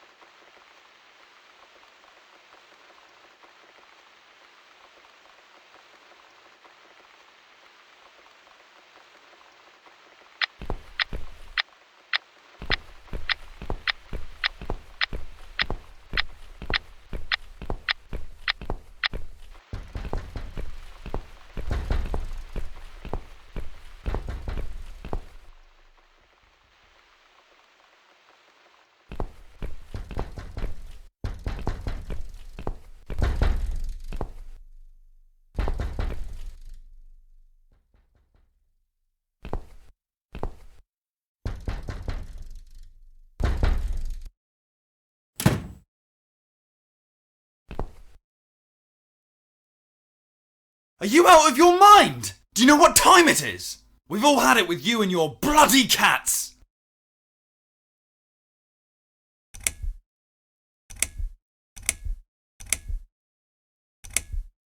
What are you talking about? Oh, don't pretend you don't know! Some of us have to get up early for work. You think it's okay to make noise at this time of the night? Oh, come on. Don't exaggerate. I did play the piano, but only for a minute or two. Enough to wake me up! And this is not the first time either! I swear to God, you ever do this again and I'm calling the police! Get lost, you bald, ugly man. I'm done talking to you. What? How dare you! This is going to stop! One way or the other, you crazy cat lady! If this happens again, you'll see pest control stepping in, and it won't be pretty! Hell, I'll poison your fucking cats myself if I have to! Point that finger at me again, and I will break it. I'm done talking to you. Go fuck yourself.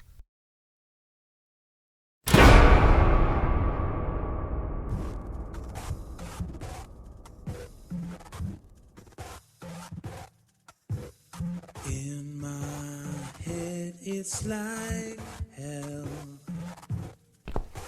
and I don't feel I've got the will. In my head it's so bad. God, please wash me with your rain. In my head it's so strange. I can't remember any names. In my head it's like hell, and yet you want me still.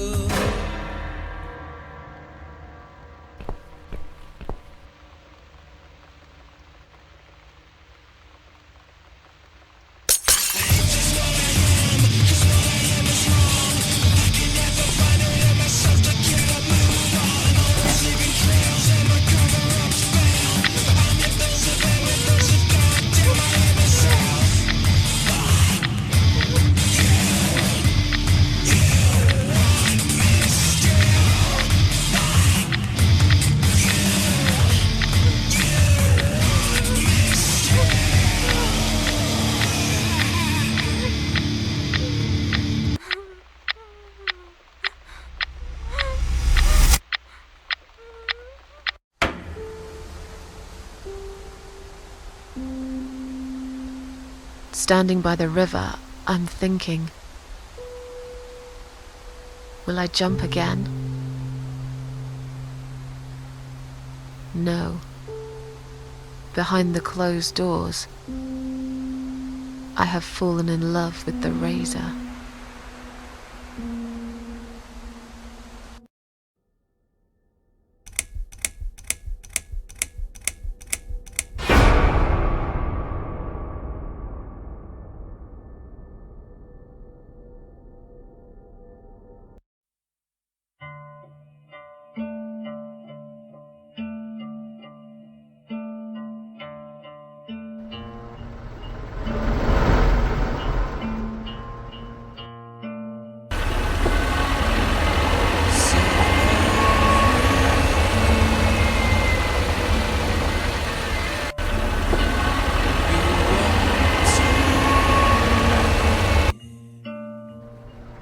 Cause I'm going somewhere and you're not coming.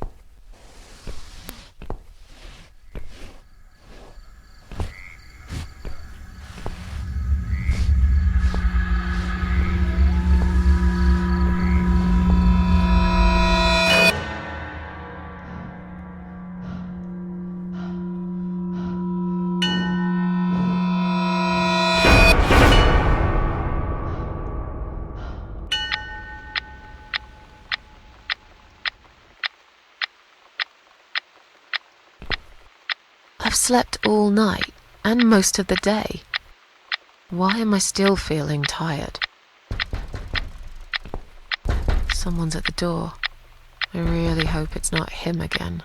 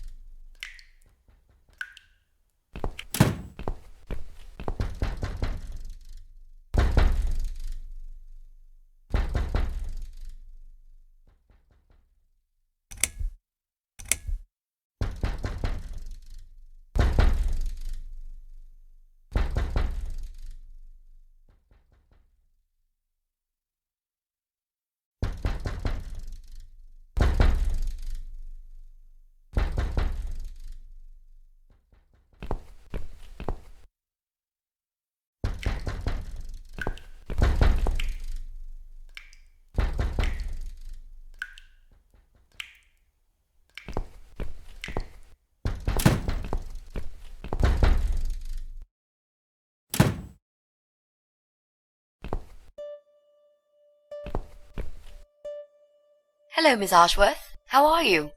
Are you feeling better?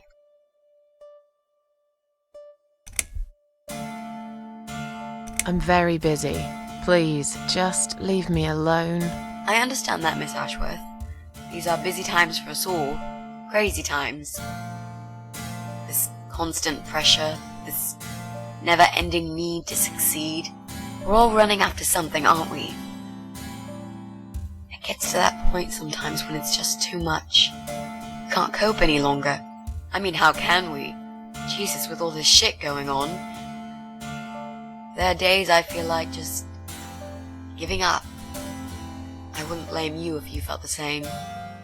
Sometimes I feel I could just lock the door, get away from it all, sit down, take some pills, go to sleep, give up. Just don't give a fuck anymore.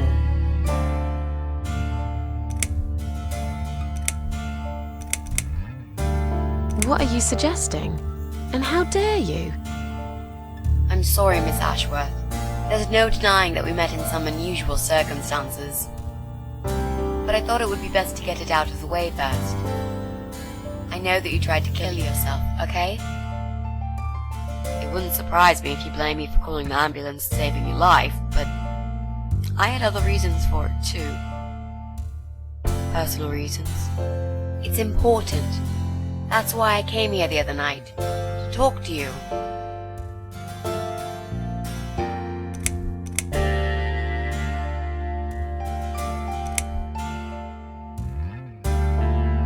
Why would you want to talk to me? It makes no sense. I saw the ad you put in the paper. It seems you have a room to rent. They still print that? It was months ago. Nobody ever called. I forgot all about it. I gave up on it, actually. Well, I'd like to be your lodger, Miss Ashworth. But you've got the room and I've got the money. Won't that work for both of us? I'm very tidy. I don't make much noise, and I promise not to spend too long in the bathroom in the morning. I don't really... I read your suicide note, I'm sorry, but I did. I understand that you like your loneliness.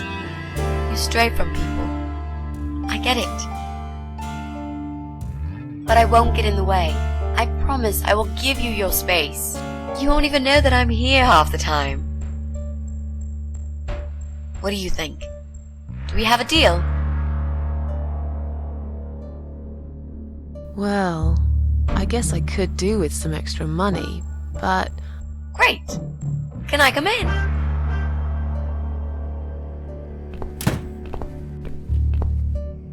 Oh, I suppose I should introduce myself. My name is Mitzi Hunt.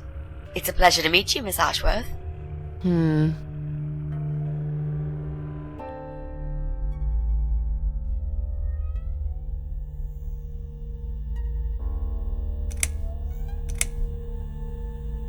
How did you get in that night?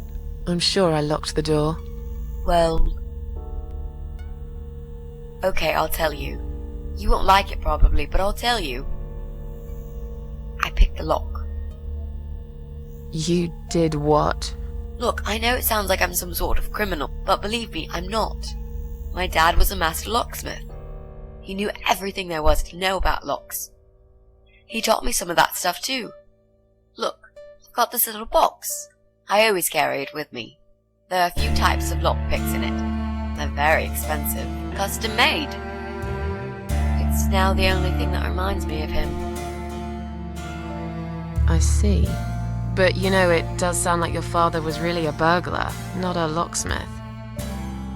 It's not important anymore. I guess it isn't. But what gave you an idea that you can pick the lock on my front door and just barge in uninvited? I heard the cats.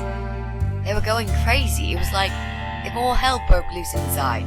The noise they made. It was incredible. Like ghosts howling. Then for a while, it turned into an almost human cry. Well, anyway, I kept banging on the door, but you were already asleep. In a coma or whatever. So I pulled out a sea rake and got the door open. You could say I had a hunch. A hunch. Great. I had a hunch that something was very wrong. And I made no mistake, did I?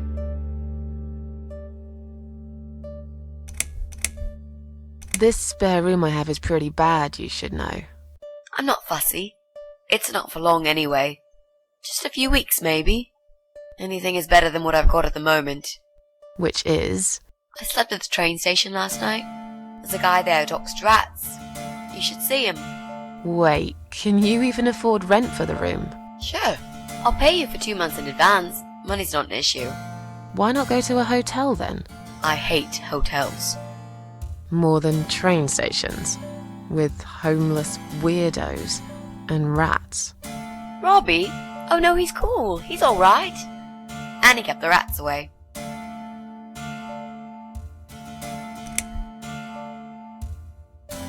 Why do you want this room so much? Let's face it, this flat's falling apart.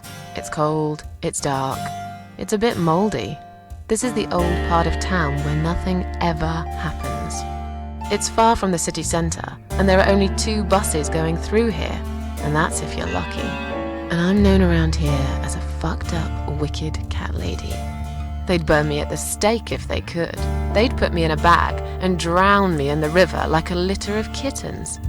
I'm not exactly great company for a young girl like yourself. Who are they? People, just people. I don't give a fuck about people, Miss Ashworth. But I do like cats. Do you think they'll smell the rats on me? I really need a shower.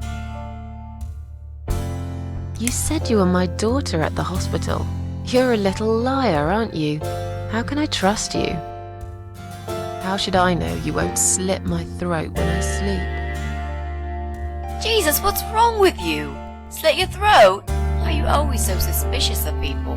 If I wanted to do such a thing, I would never have bothered saving you, would I? Just think about it for a second. I was trying to avoid all the stupid questions. I didn't know what else to say. That seemed like an easy option at the time. Otherwise, they wouldn't have let me come in the ambulance with you. And I wanted to see if you've made it.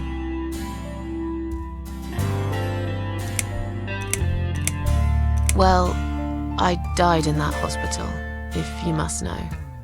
Oh. But not for long enough. It seems I must have been too attached to this shitty life I lead, and must suffer some more before I can rest. Jesus, Miss Ashworth. Why all this negativity? What in the world has made you think this way? Clearly the only thing you suffer is some nasty depression. Not that it's any of my business. But have you tried talking about it to a doctor? Yes, I have. Did it help? Not at first, but yeah, it did. I'm sure you'll change your mind when you see it. I'd love to see it. And I'm sure it isn't as bad as you picture it. The window is stuck, and it doesn't shut properly. It's alright, I like fresh air. There's clutter everywhere. I'll tidy up. It's got a funny smell. I'll burn some joss sticks to cover it up. I love joss sticks. Fine. I give up. Follow me. You can see it for yourself, if you're so stubborn.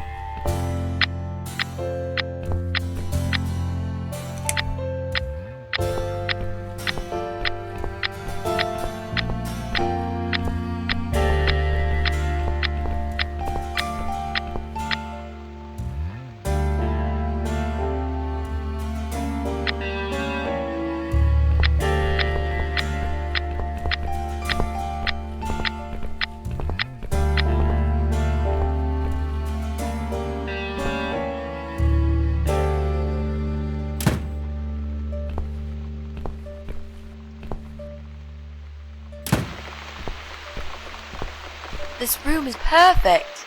Really? What about all this clutter? I'll move some stuff to the side if that's okay with you. But most of it I can use. All I really need is a bed to sleep and a roof over my head to cover me from that rain. And a power outlet so I can charge my laptop. Oh, and somewhere to watch too. You got a shower, right? I'm dying for a shower.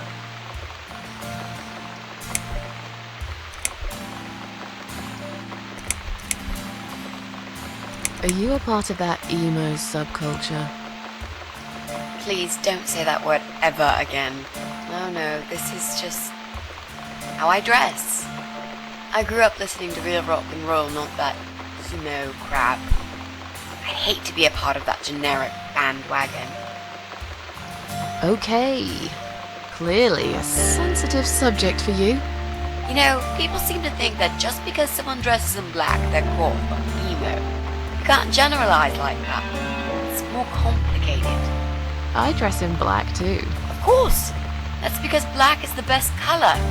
Period.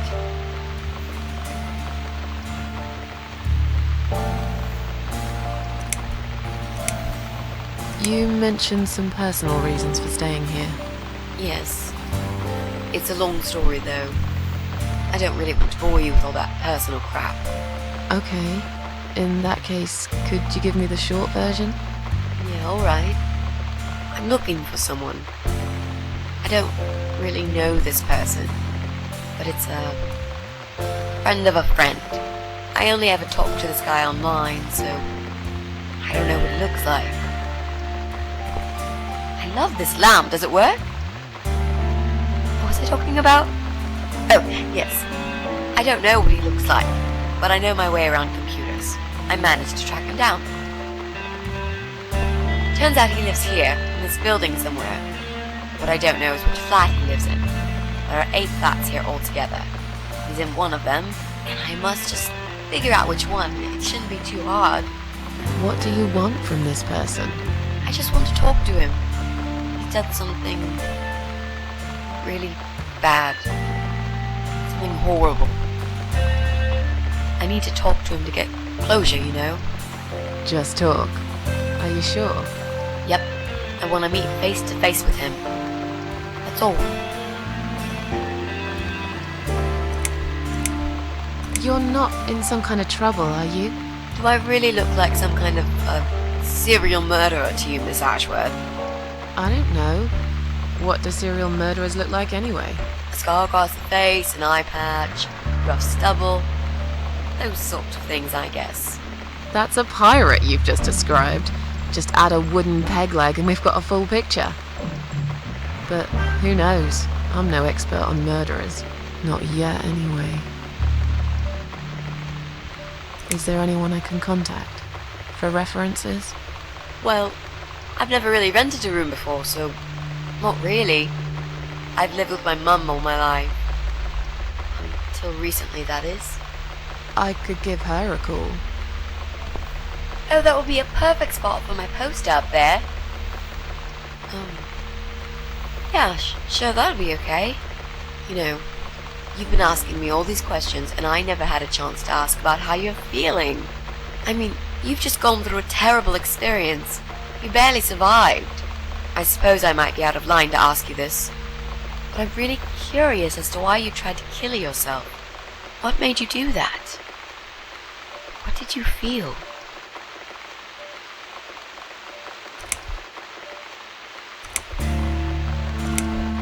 You are way out of line to ask. It's not your business. Oh, I'm sorry. Didn't mean to upset you. It's just that I'm a good listener, you know? Maybe I could help. Sometimes it's enough if there's someone who will listen. Let's go back to the living room.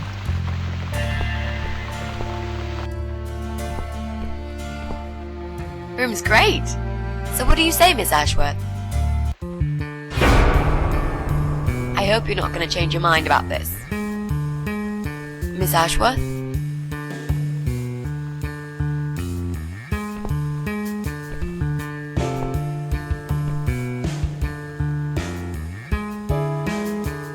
What happened? Are you alright?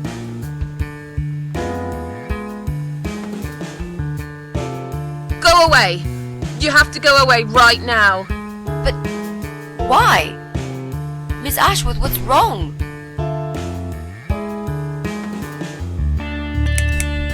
I knew you were one of them. I knew it. What are you talking about? Look, just try to relax. Everything's okay. But why you? Why would you want to do this to me? You have no reason. Calm down. I'm not gonna do anything to you, alright? I just want to rent a room. Nothing else. I promise. Damn, I even swear. I won't cause you any trouble, okay? Just take a deep breath. Please explain to me what's happened. I'm a little confused here. Then maybe. Oh, no. No.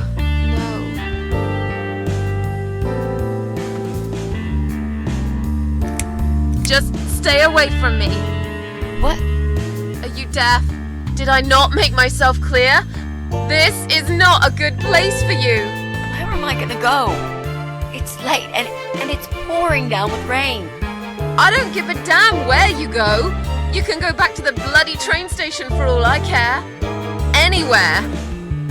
Anywhere but here.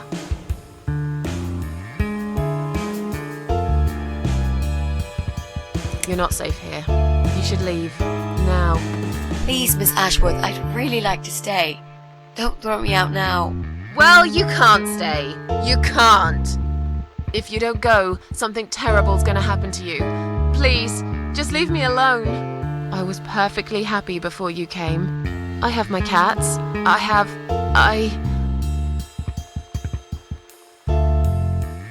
You're going to die.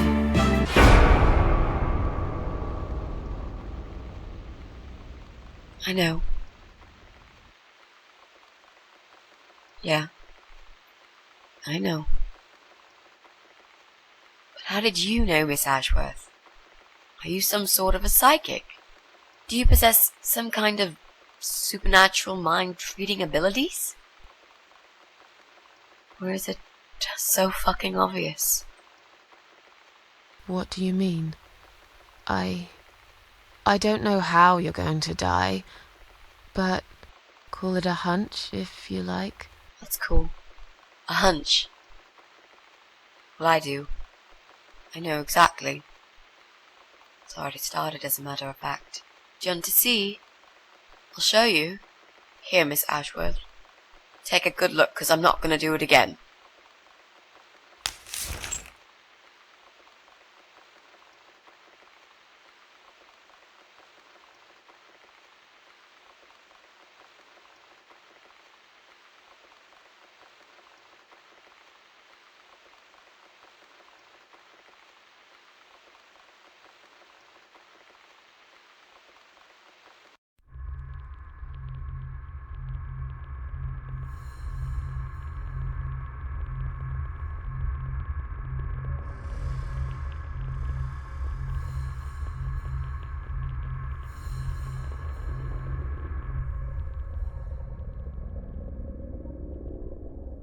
It's time to wake up, my little pussycat.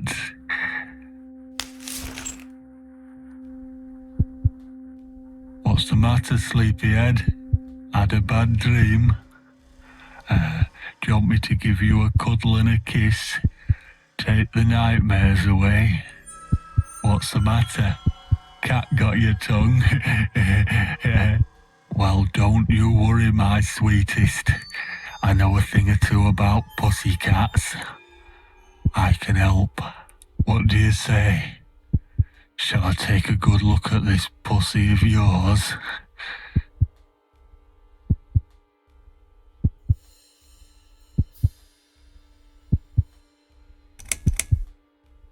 You're a dead man. You just don't know it yet. I'll cut your throat open and watch you bleed to death. I'll feed your body to the crows. Oh, you're gonna regret this, pal.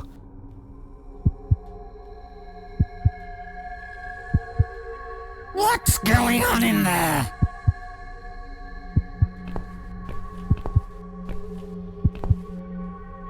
Who's this? Did you play with this little bitch behind my back? 'Cause if you did, I swear to God... Me? I'd never do that. You know me, honey. You're the only girl for me. This lady here will join us for dinner. That's all. For what? Take the goddamn mask off when you talk to me. You know damn well I can't stand it. And make sure you put it back in the van so you don't fucking lose it again. Okay.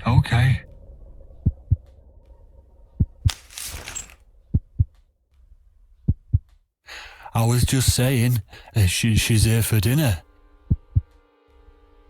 Good. Dinner. I'm starving. And I'm sick to death of them bloody cats.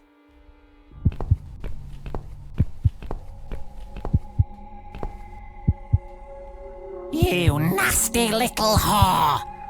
Trying to seduce my husband in my own home? How bloody rude.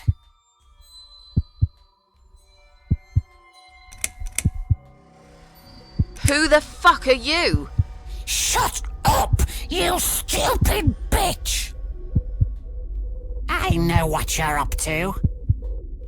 You kept staring at him with these big green eyes. You want him, don't you? You think you can take him from me? Well, I've got just the thing. I always keep this bottle handy. It's bleach, the strongest you can get. You give me no choice. I can't risk losing him. I have to make sure he won't be attracted to you anymore. You won't need these eyes and this face much longer anyway.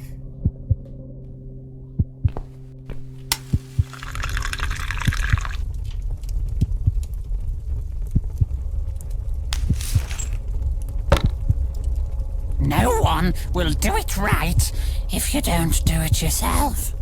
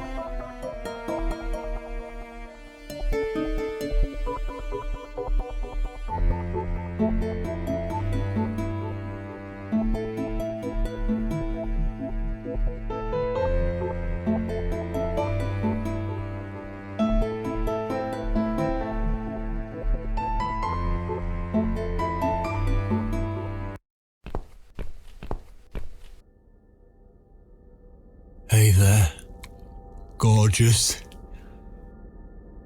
I see my old lady brought the bleach again. What a shame. I really liked your eyes. It could have been a start of something very exciting for us, if you know what I mean. She does that every single time. What do they call it? Trust issues, that's it. Well, never mind. Plenty more fish in the sea. I'm not too fussy, but even I have some standards. Ain't gonna touch a bird like you, I gotta be honest, girl. You look like shit. But I wouldn't want you to think I'm not a kind man. Plenty of time until dinner, and you're in pain, so I've brought something to end your suffering. Think of it as an option. I've got this gun here. It's one of my favourites. There's just one bullet in the chamber. Large caliber. You'd be long dead before you'd feel any pain. Sounds good, doesn't it? I mean, it's just an idea, you know, no pressure. Ah, of course. You can't see it. That bleach turns your eyes to nothing but jelly.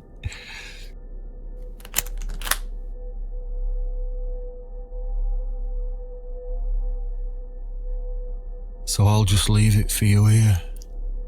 Feel free to use it. That bullet's meant for you anyway. I'd better go now. We won't want to get caught red-handed again, would we?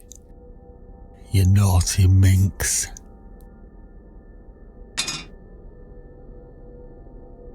What was that? You can't reach it? Well, what did you expect? Life's a real fucker sometimes.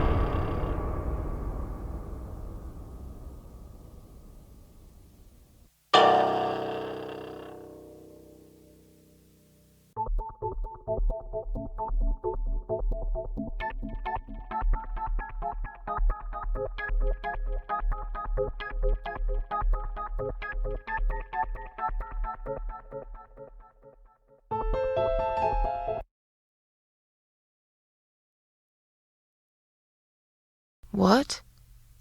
Who's this? My eyes. I can't see a thing. That bitch. A key? Who are you? Say something. Anything. I should be able to unlock the handcuffs now.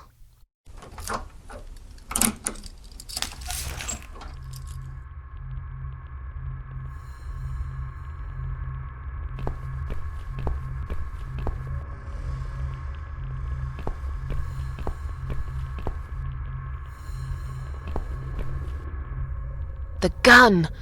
That idiot left his gun!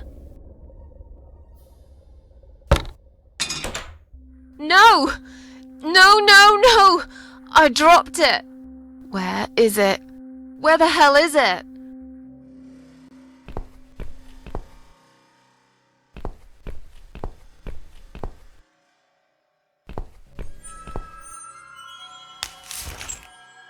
I've got it! I'm sorry, Mitzi.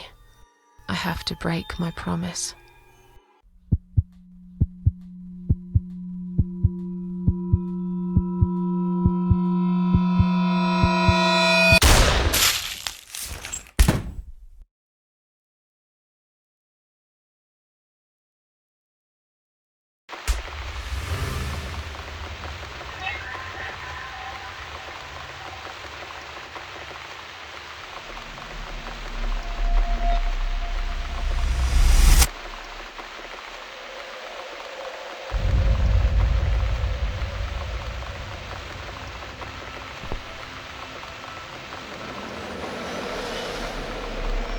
Hope you don't mind creepy posters. It's your room. You can do what you like with it. But I definitely prefer this to fairies, rainbows, and pink unicorns. Did you make these? No. My boyfriend made them. Some of them, anyway. So, Miss Ashworth, I happen to have a bottle of wine in my bag. I was going to leave it to Robert, but I forgot all about it. Robert? The guy with the rats? Oh, yes. Of course. So, shall we have a drink, then? We could get to know each other a bit more. I know, I promised I won't get in the way. And, I mean, you don't have to if you don't feel like it. But since we're going to live together for a little while, it won't hurt if we talk to each other, will it?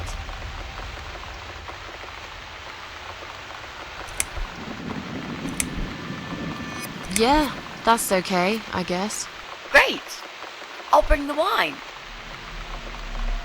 Oh, damn. It's one of those bottles with a cork. Have you got a bottle opener, Miss Ashworth? In the kitchen. I'll go get it, shall I? Yes, please. And while you're there, could you get a couple of glasses, too?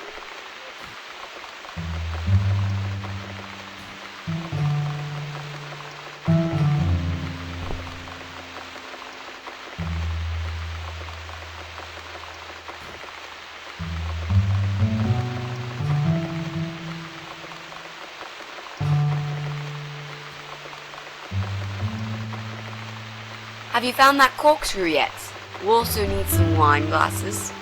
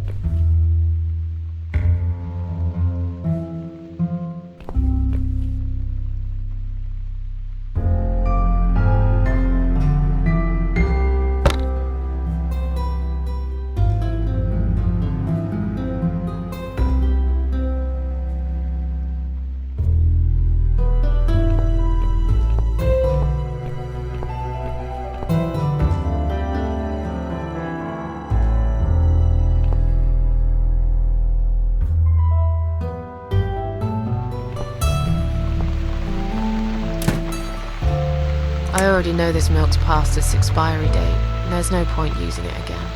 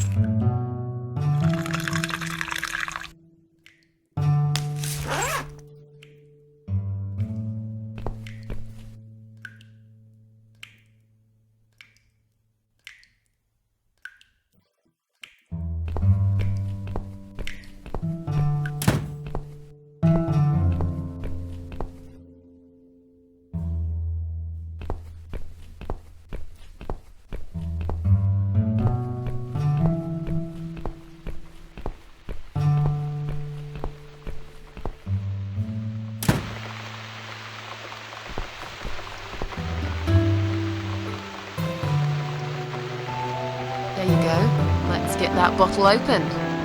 Yeah, but we'll need glasses too. See if you can find some.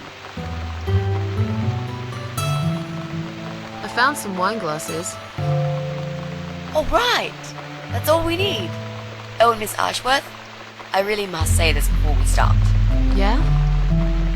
I promise I won't cut your throat when you're asleep. Very funny, Mitzi. Oh, no, I mean it. That's fine. But just so you know, I always sleep with my eyes open.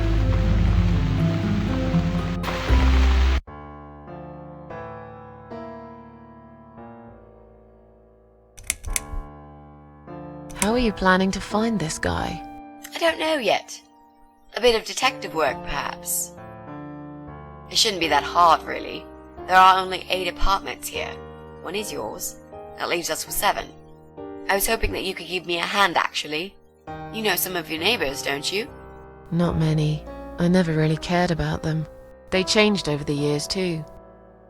You probably also figured by now that this is not the sort of place where new neighbors are greeted with a freshly baked cake. You see a new face, you give them a blank stare as you pass them in the hall, and you forget about them a minute later. That bad, eh? Well, there's that bald guy who lives above me in flat 5. He came here recently to shout in my face. He's a nasty piece of work, but I really don't think he's the person you're looking for. What does he do for a living? I think he's a train driver. I can't imagine somehow that my guy would be a train driver. Okay, that's good. Leaves us with just 6. Anyone else you know?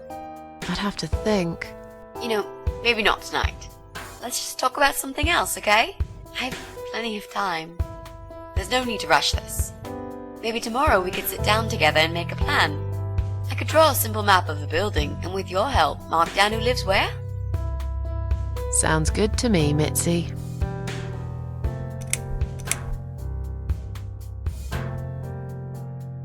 Oh, it's not raining anymore. Oh well, I don't mind rain. Sometimes I even like it. But according to weather forecast, there's a nasty fog coming. Now that I'm actually scared of.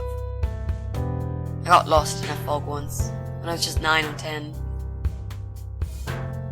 I remember I sat under a tree crying, thinking some monster would appear right in front of me and drag me away. But now that you're a big girl, you know there are no monsters. Yeah? How do you know?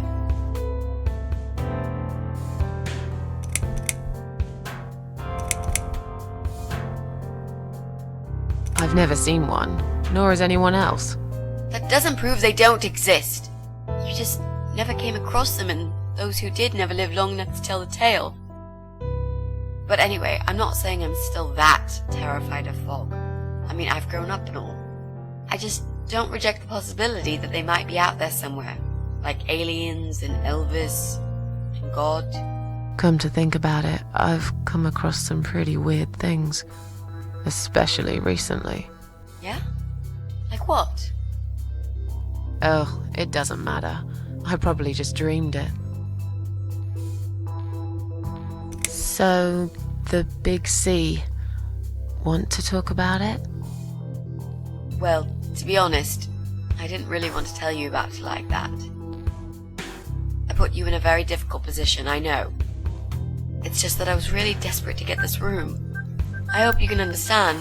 This is the last and most important thing I must do before my time is up. It's fine. You seem alright. It's just... I find it hard to trust people these days. Maybe it's time I opened my eyes to see others have problems too. Some, like yourself, even bigger than mine. What kind of cancer is it? Do you mind me asking? Brain tumor. Her name is glioblastoma. Huh. Yep, they're all girls, the way I imagine it. Just look at their names. Lymphoma, melanoma, myeloma, leukemia, sarcoma. Each of them a fucking goddess of death. Beautiful and ruthless. You might just be right about that, Mitzi. I used to be a nurse. I know a few things about cancer. And I know glioblastoma. She's a real bitch. Yeah, and yet she gets to be the prom queen before night ends, while I disappear down the back exit. How long? They said I had a year. But that was 6 months ago, so... yeah. Not awfully long. Is there anything... They've tried. I'm sorry. Yeah. So am I. Do you want to talk about something else? You mentioned a boyfriend. Tell me something about him. Yeah, okay. Let's talk about him. His name is Jack. He's dead. Oh. Miss Ashworth, are you sure you want to listen about my miserable life? I don't want to bring you down. These aren't happy stories. And I'm not a happy stories kind of person. I'm sure you've noticed by now. I guess so. Anyway, I suppose I would have had to tell you about Jack sooner or later. After all, he is the main reason I'm here. I just don't know where to start.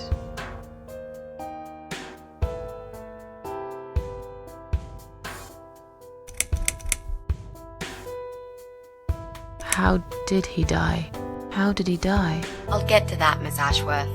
Let me just tell you more about him first, so you could understand what happened.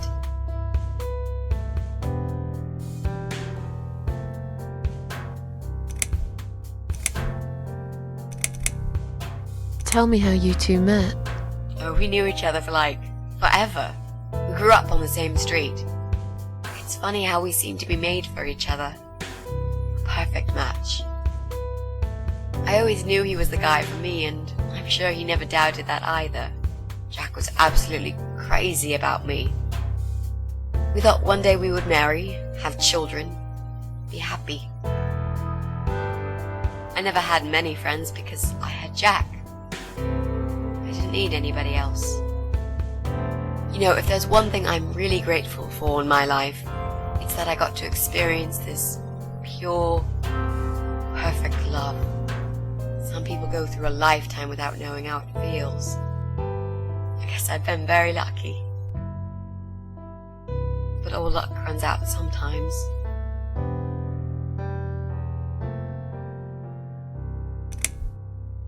Jack made those pictures on your wall. Was he an artist? He always liked all kinds of morbid stuff, whether it was music, movies, paintings. So do I, really. We had that in common, amongst other things. People say it's depressing to listen to sad songs or watch sad films, but I never felt that way. And yet, you are scared of fog? Oh, that's different. I might be scared of fog, but I like spiders. They're beautiful. You must be out of your mind, Mitzi. No, honestly, there's a certain indescribable beauty in sadness. Just like there's beauty in the grey and ugly winter morning when you look past the obvious and notice what others can't see.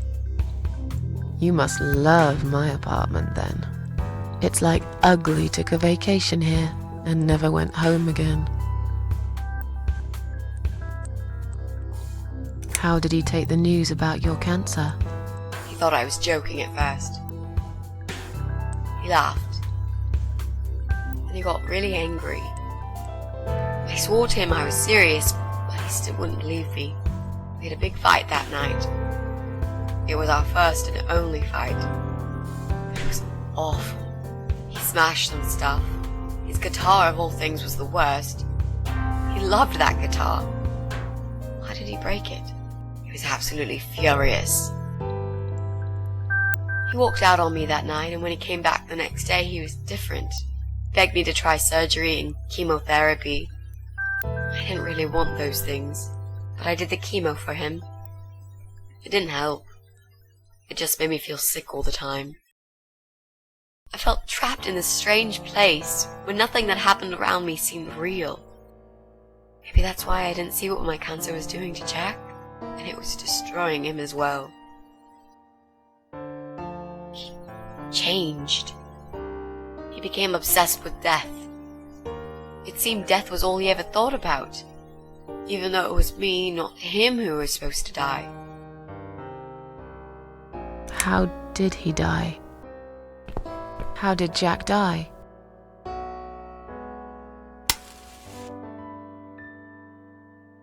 was so distant to the last few weeks before he died. What I didn't know was that he kept looking for something. I don't think he even knew what exactly, but it eventually found him. Or rather, he found him. There are those forums online, you know, about all sorts of stuff. Fishing, computer games, horses, gambling, addictions. everything, really. Accidentally, Jack stumbled upon one about suicide. There's a guy there, calls himself the Eye of Adam. He's a fucking god on that forum. It's like a failed suicide club. People mostly try to help each other and offer support. Sometimes it just helps to know there are others like you. To listen to their stories and how they cope with their lives. But the Eye of Adam is an advocate of death. He dwells on human weakness. His job is to plant an idea, to give them a reason to die and tell them how to do it, once and for good. Jack took the bait. Before he knew, he was completely brainwashed. One day he sat down with me and tried to explain his perfect solution. It was the Romeo and Juliet kind of scenario. We were both to die together in each other's arms. It was supposed to be a quick and foolproof death. There was no chance we would have been saved, all thanks to the Eye of Adam, who created a tool for perfect suicide. He told me it was very simple. All we needed were 2 easily accessible household chemicals, which combined together create a gas called hydrogen sulfide that kills you within a couple of minutes. I told him he was fucking nuts, of course, but he just wouldn't give up. He reasoned with me, then he begged, and eventually just kept screaming at me. I figured it was his crazy idea of a modern romance, but it was downright tacky and just wrong. Finally, he said he would get everything ready and wait for me in our special place at dawn, 5 in the morning. Don't be late. Those were his last words he said to me. Then he stormed out. I cried for hours, thinking I didn't deserve all that from the person I loved most in the whole world. A few times I even tried to persuade myself that maybe he was right and I should do it. But I just couldn't. I eventually fell asleep. I didn't plan it. My head was killing me. I was so tired. I woke up suddenly. I could see the sun rising out my window. It was nearly 5. In utter panic, I threw myself off the bed and ran out the door. I needed to stop him. I needed to get there before it was too late. But right there in my bedroom, before I even left, I already knew it was. When I arrived at our special place, it was already bright. We used to go there in the past, drink wine, sometimes smoke weed and listen to Pink Floyd, sometimes make love in Jack's car. There wasn't really anything special about that old parking lot. But to us there was. It was completely abandoned. It was quiet. It was safe. After that day, I've never gone there again.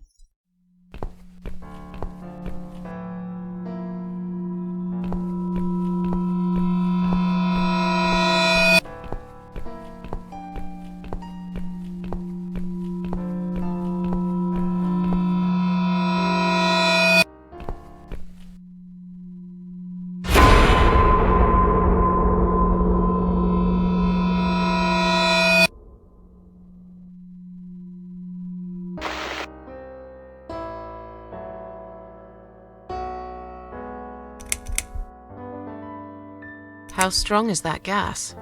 Extremely deadly, it turns out. It kills in minutes. It's that stinky stuff that smells like rotten eggs, you know? At high concentrations, it can knock down an elephant.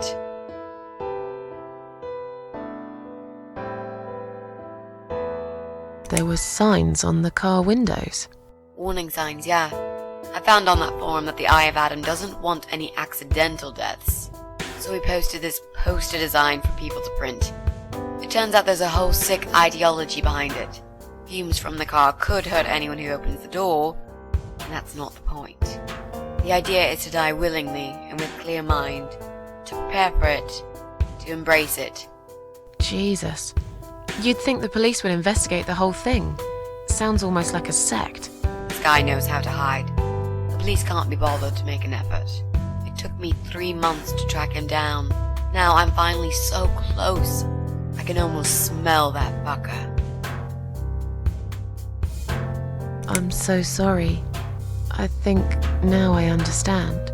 He loved you so much, he couldn't bear the thought of living without you.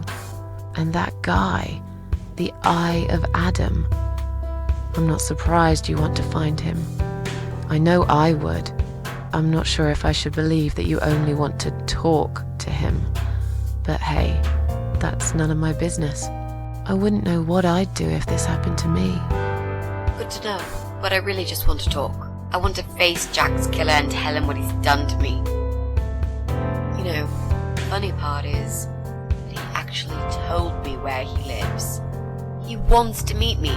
Would you believe that? How come? Well, this kind of thing he does is called trolling on the internet.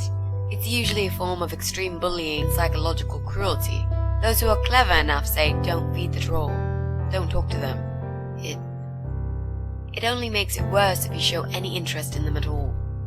And Eye of Adam is no exception. He craves attention. He's a hungry troll who wants to devour as many hearts as he can get a hold of. I emailed him and told him I was a massive fan who loves his work. He wouldn't believe me at first. But trolls are always hungry, and I was prepared to serve him a meal fit for a king. What do you mean? I fed him so much bullshit that he really believed I'm a suicide preacher just like him. Great. I wish he'd given you his door number, though. It's all a part of some sick game he's playing. Sooner or later, I'll find him. What are those two chemical products? Well, I'm not sure if you want to know that. I get it. You don't want to tell me because I'm a fucking suicidal maniac. Is that it? No, Miss Ashworth. No, I didn't mean it like that.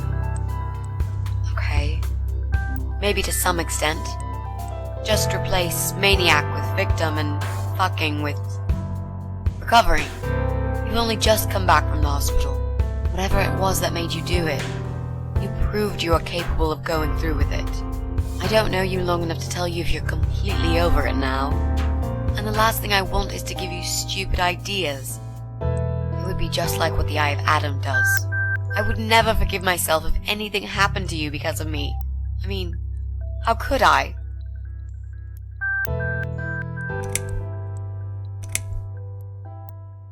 Those who want to die will always find a way to do it.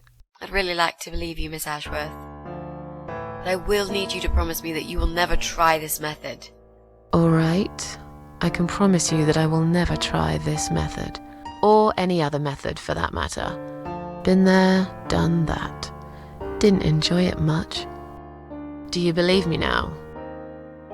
Yeah, I think I do. Good. I'm glad you said that, you know. The recipe for this deadly cocktail is very simple. Any good housewife can make it in a blast.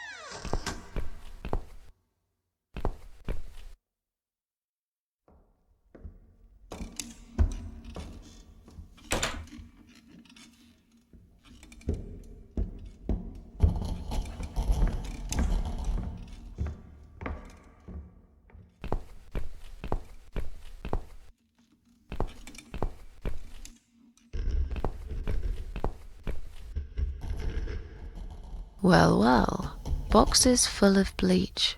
I suppose I deserve a bottle. I've worked hard for it. This reminds me of something. The first thing you need is a strong toilet bleach.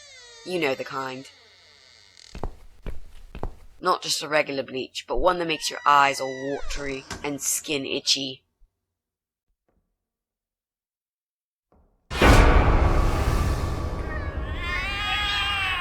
What's going on? Something is wrong, Mitzi. The cats are alarming. That's exactly like when I found you, Miss Ashworth. We've got to check what's going on. Oh, I'm really sorry, but there is no way I'm going out in this fog. Fine. I'll go on my own then.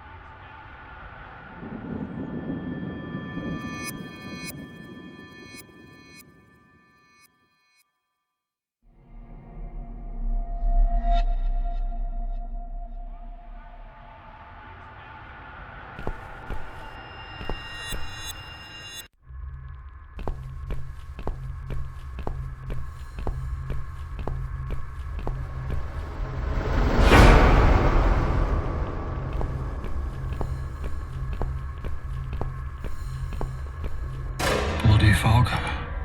Can't see a thing.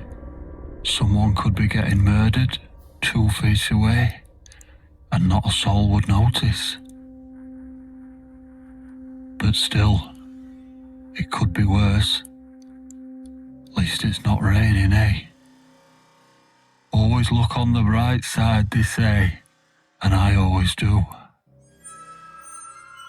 Not a talkative type, are you? What's your name, sweetheart?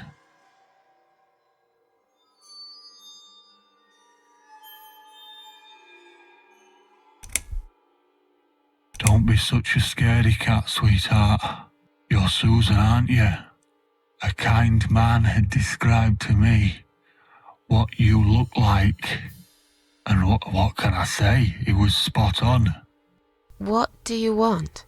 I'm just here on a job, sweetheart. Nothing more. I had a call, you see. There's a cat problem.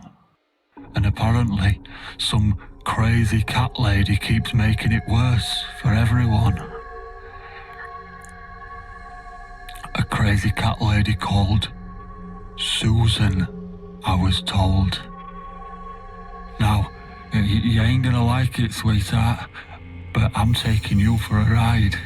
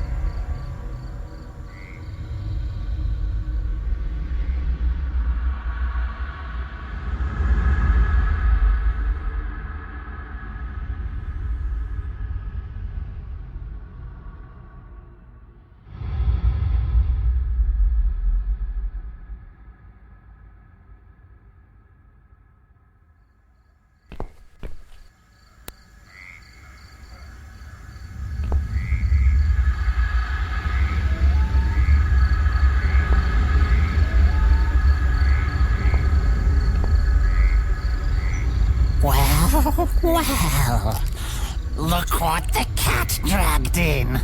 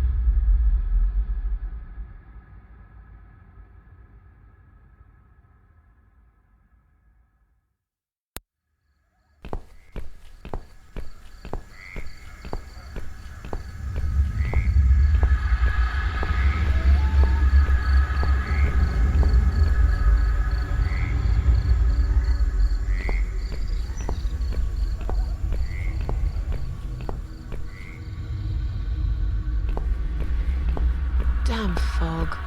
I can't see where I'm going.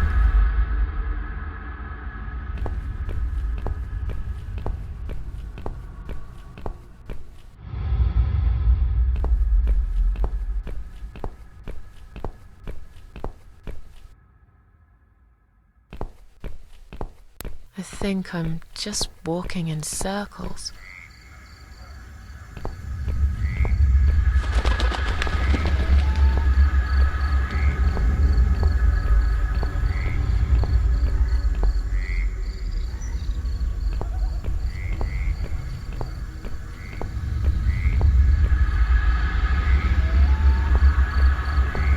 There's no escape from this place. Maybe I should just get back to the house.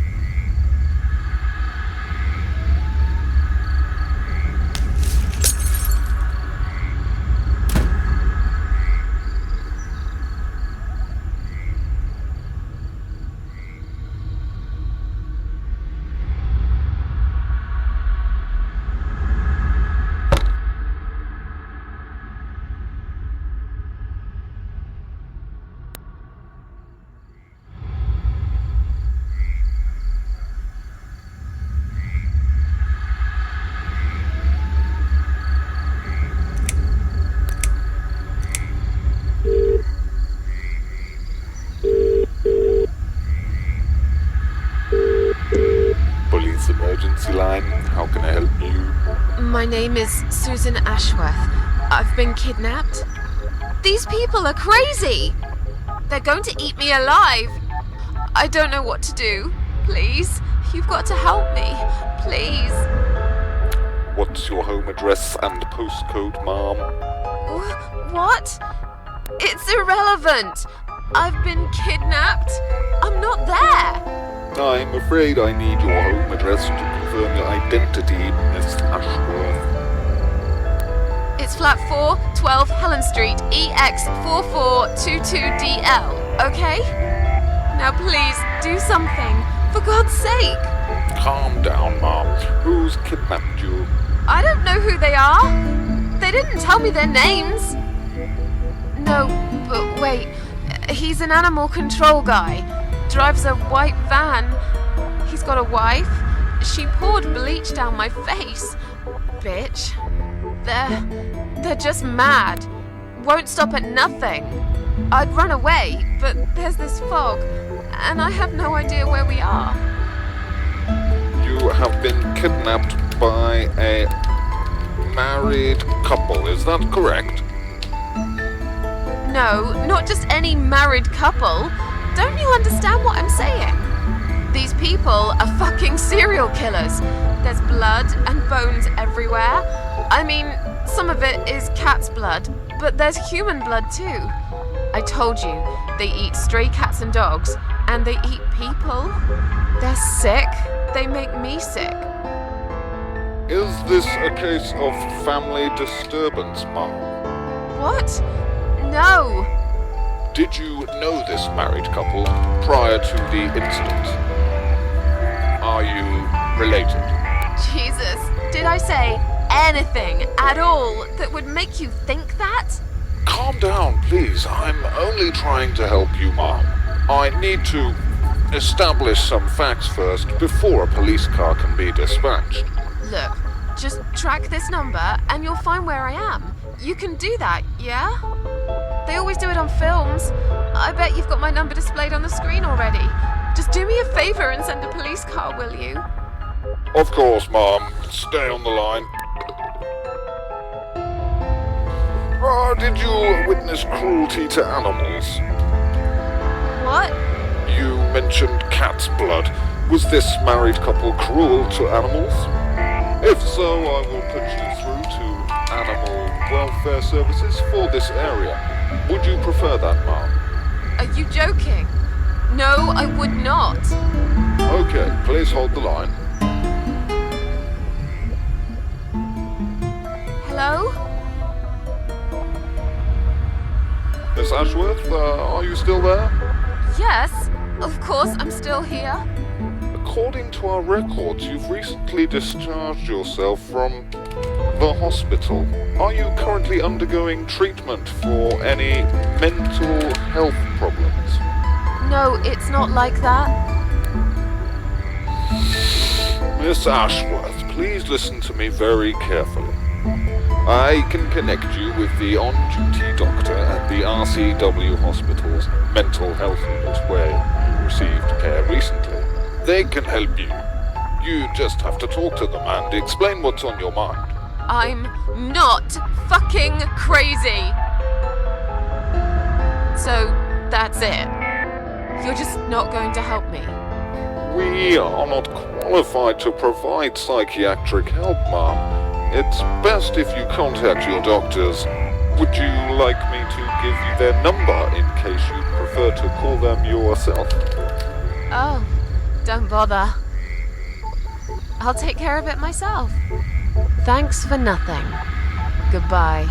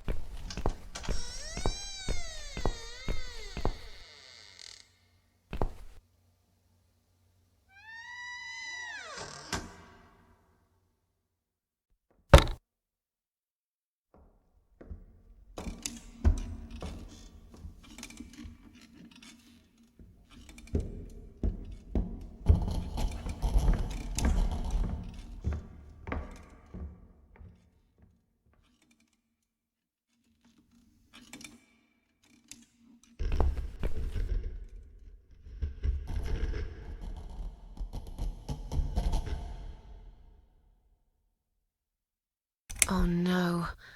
No. Damn it. I can't remember my own number. I've got it written down somewhere at home, but I hardly ever use it.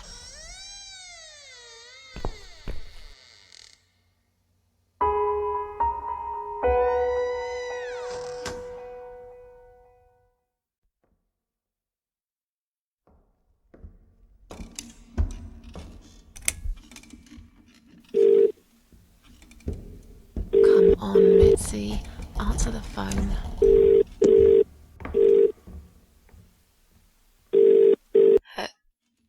Hello? Oh, thank God. Finally. Mitzi, it's me. I need your help. What's happened? Where are you, Miss Ashworth? You have to call the police. Yes, of course, I will, Miss Ashworth. But, wait. What should I tell them? Do you know where you are? No idea. Out of town, somewhere? Have you tried talking to the police yourself? Yeah. They think I'm nuts. Shit. What are you going to do then? I'm going to take care of it myself. No one will do it right if you don't do it yourself. I heard someone say once. Oh, God. I wish I could do something. Anything. Just call them and say that I've gone missing. Maybe they'll put two and two together and actually take my call seriously at last.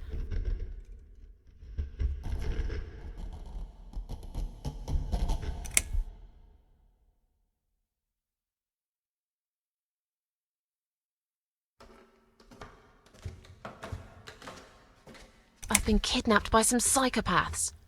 What? How did that happen? You only went downstairs to check on the cats. Look, it doesn't matter. I'll explain everything later. These people are maniacs. They're killers. It's either me or them. I have no choice. I've found some bleach. It reminded me of this gas you were talking about. I could get rid of one of them with that gas and get a hold of a gun. You said it was fairly easy. Miss Ashworth, no, you can't. Listen to me. This guy is a fucking murderer. He's nothing but a parasite. No one will miss him. Trust me. The police won't be coming to rescue me. And I could really do with a gun here, you know? But... You have to call the police. Yes, of course, I will, Miss Ashworth. But, wait. What should I tell them? Do you know where you are? No idea. Out of town, somewhere? Have you tried talking to the police yourself? Yeah. They think I'm nuts. Shit. What are you going to do then? I'm going to take care of it myself. No one will do it right if you don't do it yourself. I heard someone say once. Oh, God. I wish I could do something. Anything. Just call them and say that I've gone missing. Maybe they'll put two and two together and actually take my call seriously at last. What's the other chemical, Mitzi? Tell me! Now! Okay, fine, I'll tell you. It's no rocket science. You just need some pesticide. Pesticide? Didn't you say it is something everyone's got at home? Well, you wouldn't use it. You live in a flat high above the ground. It's for people who own houses. Or like, mansions. You can pick up these things at any supermarket anyway. Fine. What do I do with it? Just mix bleach and the pesticide together. Make sure there isn't much ventilation. And wear some protection. A gas mask or something, yeah? Right. Bleach. Pesticide. Got it. And a gas mask. Got it? Yep. Thanks. Okay. Thanks. Wish me luck. Be careful, Miss Ashworth. I'll be fine. I'm a tough old girl. This'll be like a walk in the park.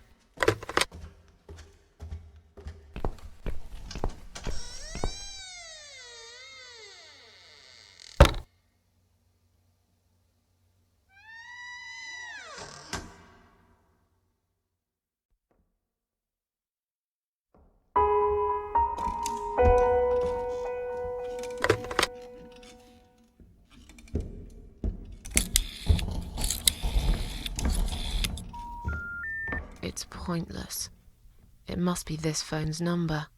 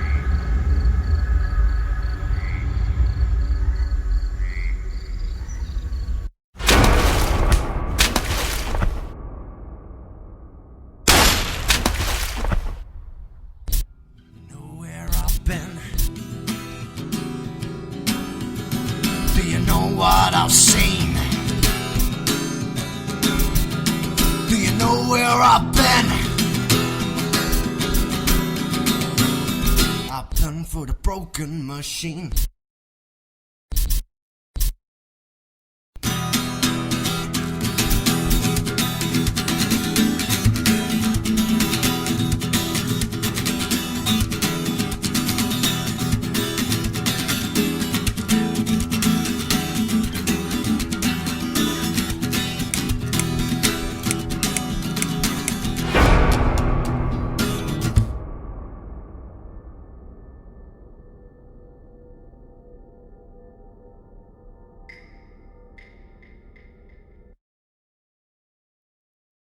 Miss Ashworth, I was worried sick about you. Are you alright? How did you get back? I walked. You saw something terrible in that fog, didn't you? I saw a monster.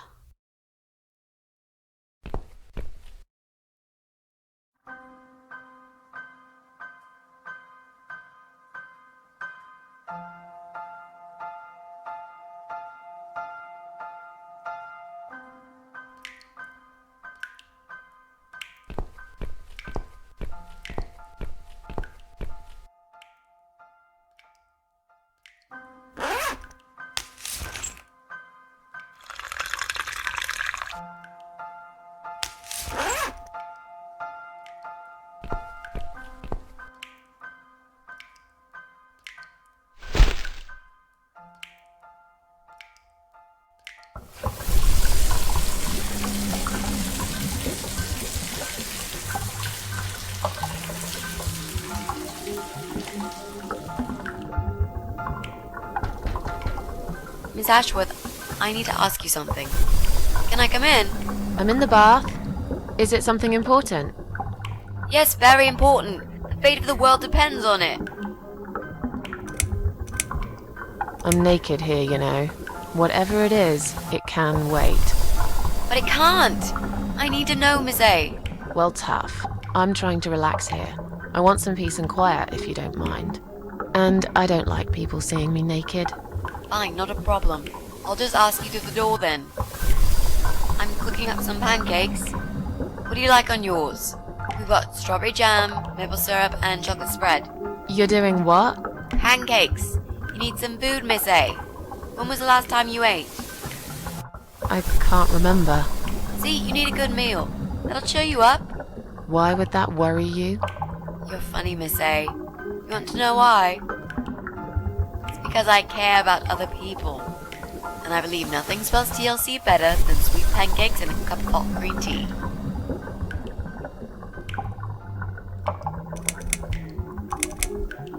Is that the reason you're interrupting my bath? But of course.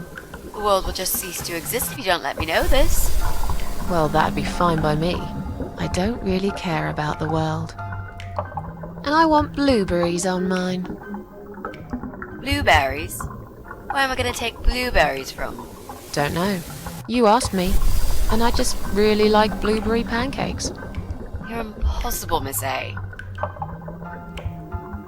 What jam did you say it was? Strawberry. That'll do. I'm so full up. Where did you learn to cook like that? My dad taught me. He was the king of pancakes. I'll wash up, if you like. I can do that. I like washing up. You do? Really? Really. I'm a good girl. And this is my treat for you, after all. Looks like we've got the rain back. I almost felt like something was missing. Do you think it will ever stop? I mean, what if it doesn't? Then it will rain for 1,000,000 years. I'm not sure I get it. What's the point of that? What did you say it was called again? For the third time. Social network. Why is it so difficult to remember? I just find the whole idea really stupid. Why would I want to tell people that I'm having a shit day?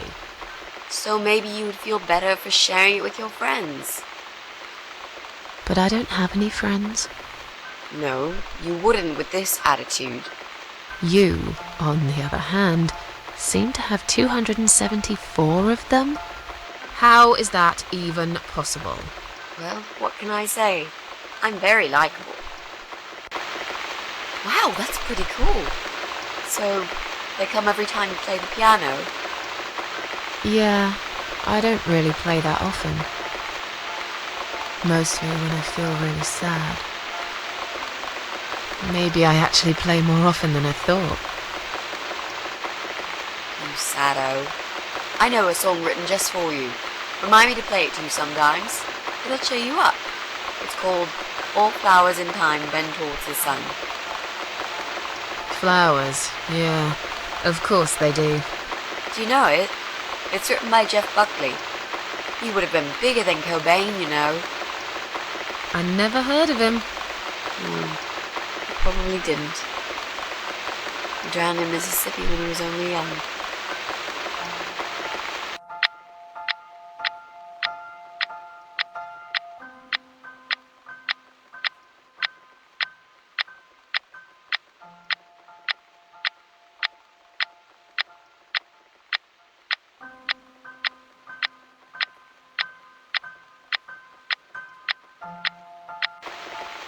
I've created a profile for you. Maybe now you'll learn how to use it. What am I going to do with it? Just look for people you know. Invite them, talk to them. It's a good way to keep in touch. Maybe you could refresh some old friendships? I don't know. I can't think of any names. I probably never really cared enough about anybody. How about people you went to school with? Your old colleagues from work? Nope. Friends. 0. At least they're right about one thing. I'll add you later. That'll be a start.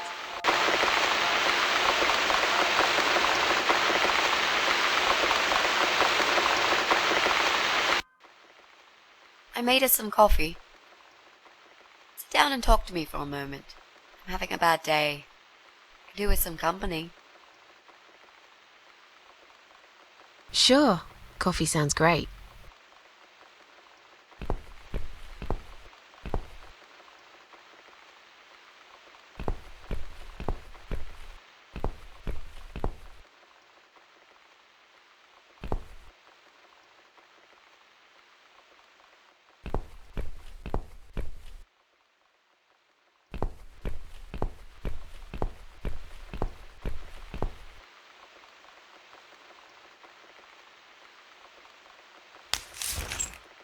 What's wrong, Mitzi?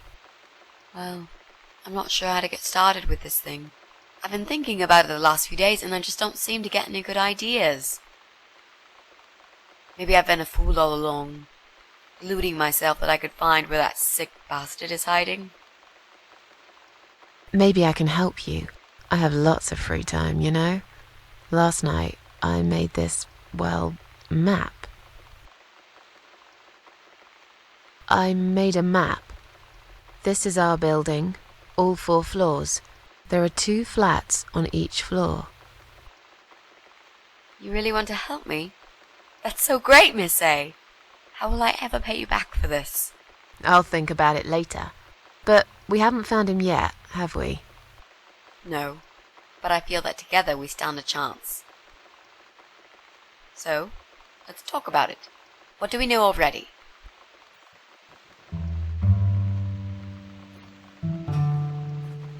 I know that rude, bald guy lives in flat 6.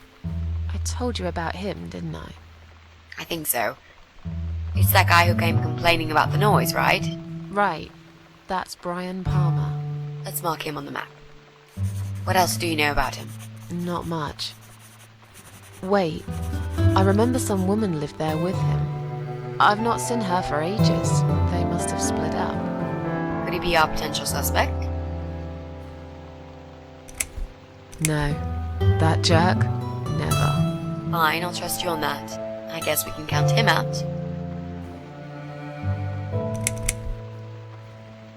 We can cross off our flat, of course.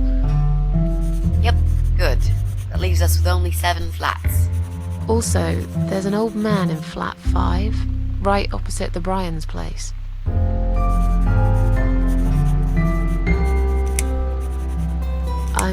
pretty sure one of the flats is empty.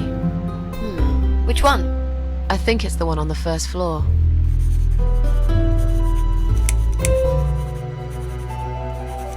There are strange noises coming from flat 7. Interesting. What kind of noises? Like screaming, explosions, guns. Then there are threats and insults shouted very loudly at someone. I think I might know what's going on there, but it's worth checking anyway. Do you know the person who lives in that flat? No, I don't. It's the top floor. I have no business going up there. All I know is what I overheard from neighbours' gossips. There's a woman with a baby living upstairs. No husband? I'm not sure. I hardly ever see her. When I do, it's usually in the hall, when she's pushing a pram with a baby inside. She always has tons of shopping hanging from it. I nearly asked her once if she needed help to carry it upstairs. And? I hesitated for a moment, and by the time I offered, she grabbed the baby and the shopping bags and marched off upstairs. Sometimes I hear a dog barking on floor 1. First floor? Well, you said one of the flats was empty. Yes, which means the owner of the other flat keeps a dog. I hate dogs. Tell me about it. Noisy, smelly creatures. Can you imagine the Eye of Adam being a dog lover? Can't see why not. In that case, it might be worth looking into. There's an odd married couple that lives next door. Yeah? What do you know about them? Well, the man is called Joe Davis. He seems nice, quiet type, but I heard him shouting a couple of times, and he sounded almost like a different person.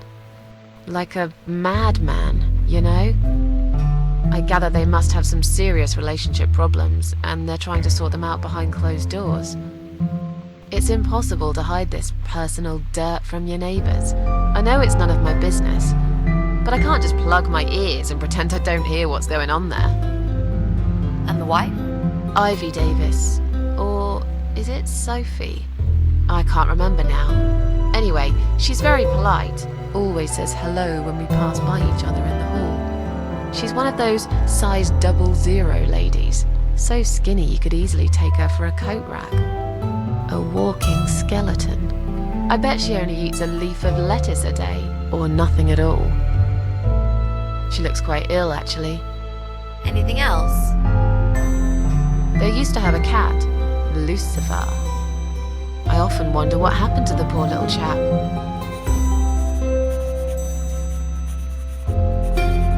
Okay, I think that's all that we know at the moment.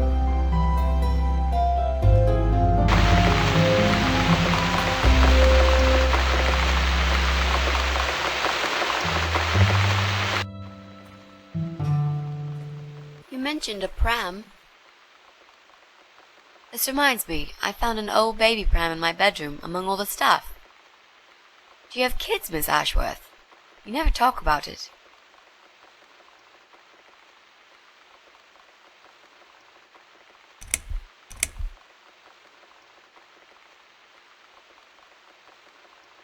I don't want to talk about it. Come on, Miss A, it's all right. You can talk to me about it. I can tell there's some dark secret you've been keeping to yourself for a long time. You might feel so much better if you share it with someone.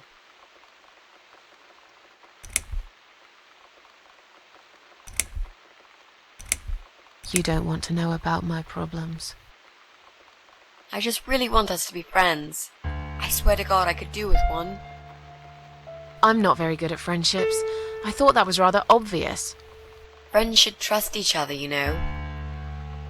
I told you about Jack and everything else. Why can't you just do the same? You told me about Jack because you wanted to. I didn't force you, did I? My private stuff is nobody else's business. Why does everyone want to remind me of this all of a sudden? Isn't 10 terrible years of suffering enough to let go and never bring it up again? Even for me?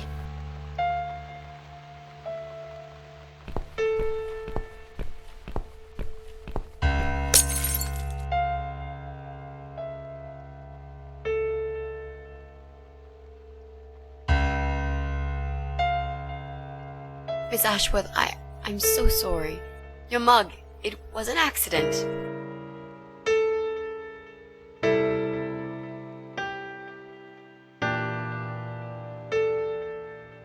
You know, just leave it. I don't even care anymore.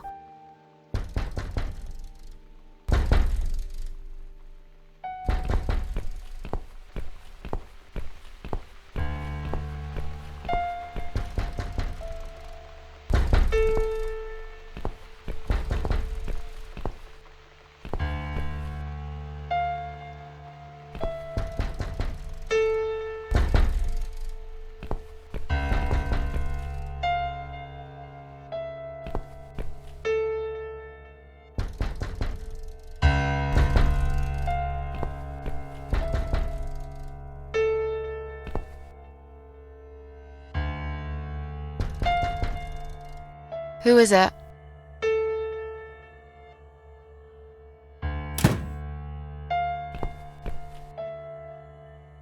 Flowers.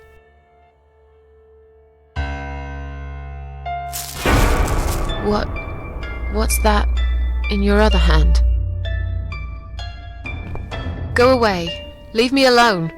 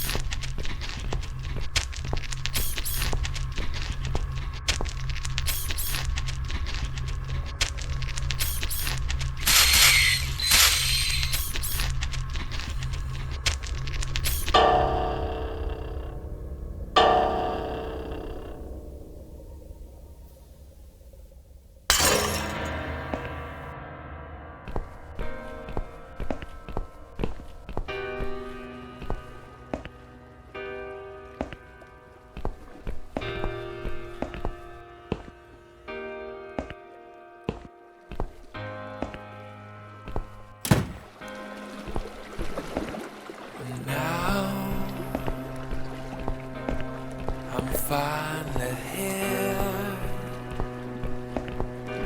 What have I won?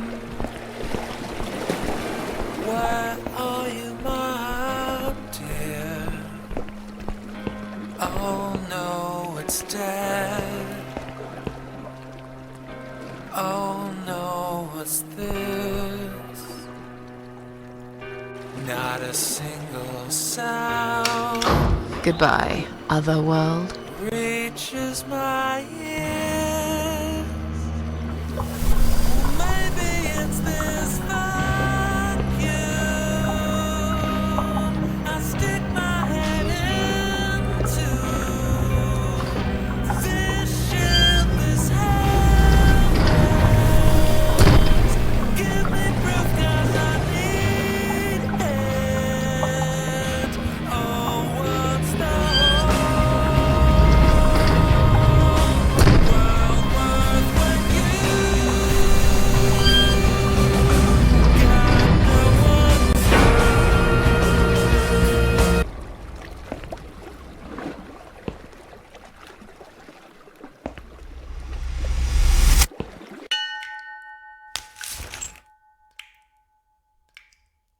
Is that you behind my back, Mitzi? Miss Ashworth, I thought you were dead. I saw that man hit you right in the head. Me? Dead? No. No, I'm a tough old girl. You can't kill me that easily. Stop asking stupid questions. We have no time for that. Let's calm down, yeah? Yeah, okay, I can do that. What's this? Duct tape. Yeah, he had loads of that stuff. Maybe we can break this tape if we pull really hard. It won't hurt to try.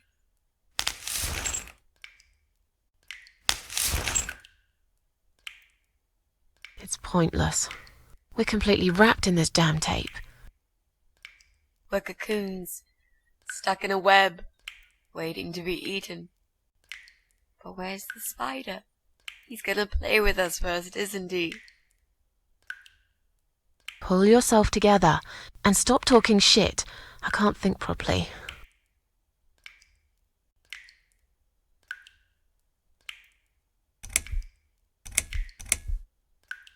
How about those lockpicks that you always carry with you? You know, the ones you got from your dad and used to break into this place? But we aren't locked in a room, are we? We're wrapped in duct tape in case you forgot. How is a lockpick gonna help here? I don't know. It's probably sharp. You could use it to cut this tape. Well, even if that was the case, I can't reach it anyway. So let's forget the lockpicks and think of something else, alright? Let's use this sharp knife to cut the tape then, shall we? What? You've got a knife? Yeah, but I'm sorry. I just remembered I can't reach it. So let's forget the knife and think of something else, yeah? Oh, you are a nasty piece of work, Miss A. I really believed you had a knife. You shouldn't joke about it, you know. It's cruel. It wasn't a joke. I lied to you. And you lied about the lockpicks, didn't you? You don't really have them. Who are you to call me a liar? I can't reach the damn lockpicks. It's the truth. Really? Yes, but clearly my word isn't enough. You know what? I'll show you when this is over. If we're not chopped into little pieces, packed in plastic shopping bags and dumped in the trash, that is. Maybe it won't come to that. He might just throw our bodies in the river or bury them in the woods. Maybe there won't be any shopping. Always an optimist.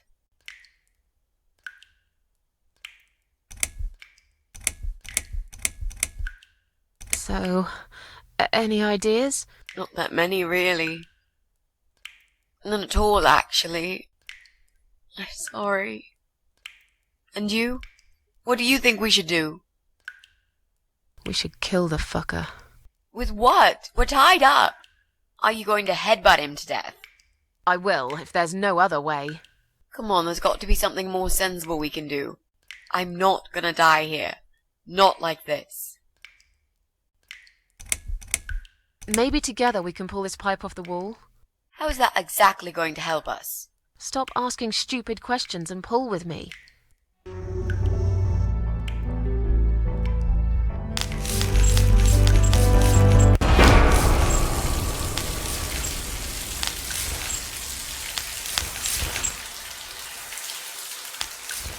Great, that's just what we needed. A cold shower.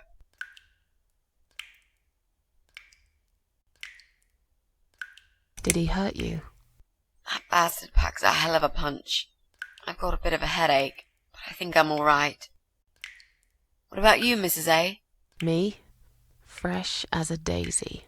But I'll feel better after we've dealt with this unpleasant guest of ours. Do you think he's going to rape us? No, he is not. Don't worry, I'll figure something out. Let's just wait for him to come back. Sooner or later they always make a mistake. Miss A, I'm sorry I had upset you. I shouldn't have pushed you so hard. And I'm sorry about the mug, too. It's all right. Water under the bridge. I used to like flowers, you know, like everyone else, or even more. There was this guy. I should have told him from the start I wasn't interested. But I didn't. Maybe I was interested. In a way, probably. Flattered would be a better word. It was 10 years ago. I can hardly even remember him now. He did that thing every week, because he knew Eric was at work, and I was in the flat, alone. So, every Friday night, I'd get flowers delivered by a courier. Who's Eric? Your partner? My husband. He was a taxi driver, worked every weekend, and I was still on maternity leave. Zoe, our little daughter, was only 6 months old at the time. Well, 5 months and 28 days exactly. She would be 11 now. Anyway, that one Friday evening's courier had delivered a big bouquet of the most beautiful lilies. Usually, I would have thrown them away, but I really liked them, somehow. They were extraordinary, absolutely stunning, and looked very expensive. I stood there looking at them, mesmerized. I didn't even hear the phone ring at first, but then I heard it loud and clear, as if I'd woken up from a strange dream, and I knew it was him calling.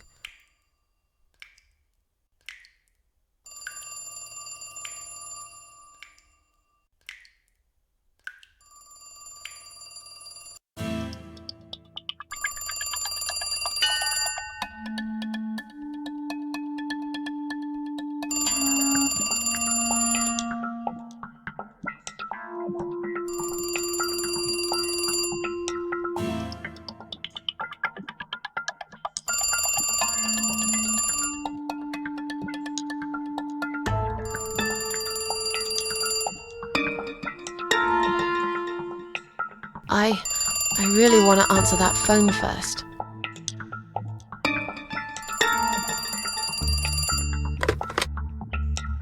Do you like the flowers? They're very pretty. I knew you'd like them. Lilies. They're beautiful, but not nearly as beautiful as you, Susan.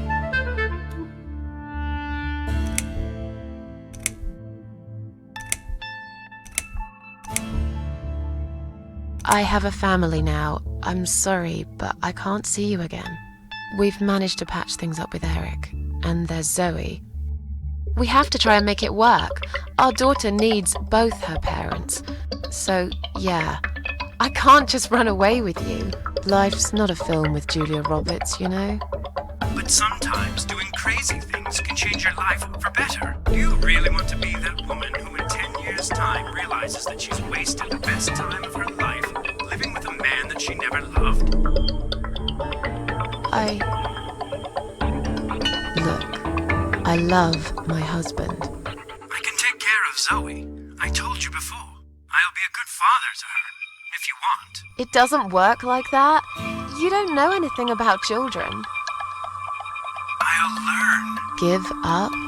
Honestly. I could never give up on you, Susan. Come on, don't be like that. You're breaking my heart.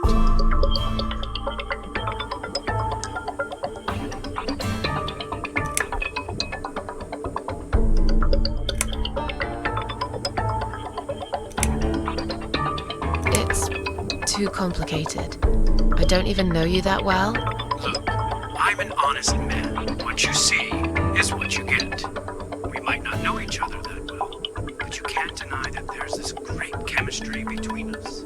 It's as if we were meant to be together. Listen, I have to go. It's getting late. Wait, Yeah? when I call you again next Friday, you will answer the phone, won't you?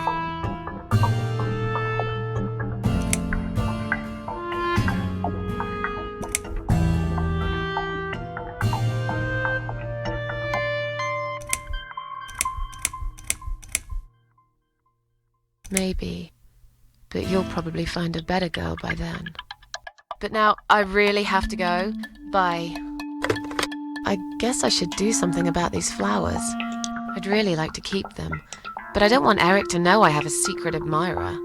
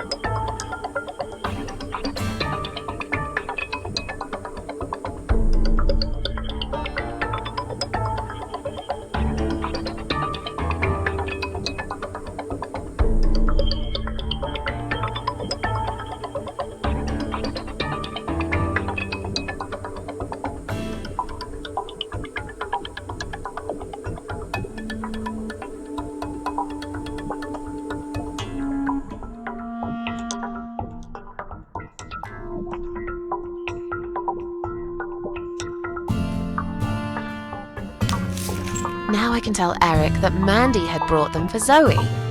It seems like a pretty innocent lie. I doubt he'll notice anyway.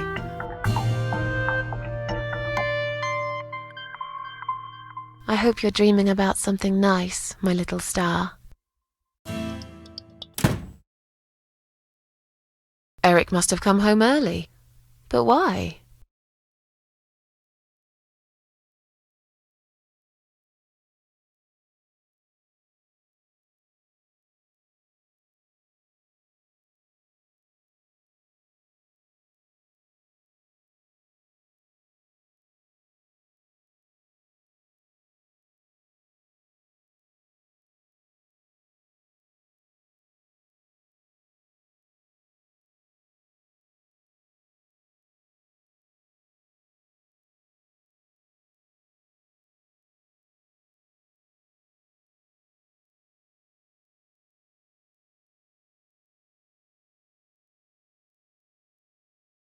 You're back early.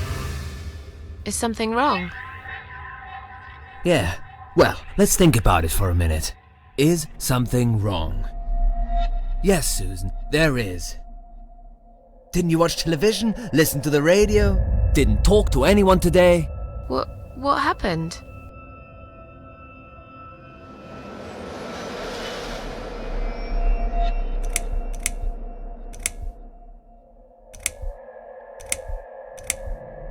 Eric, just tell me what's wrong, okay? It was those bloody terrorists again, here on our doorstep. Would you believe that? So, it was a bomb? Yes, in a restaurant. There's chaos spreading all through the city. Everyone's panicking. The police and army are everywhere. But you don't even care, do you, Susan?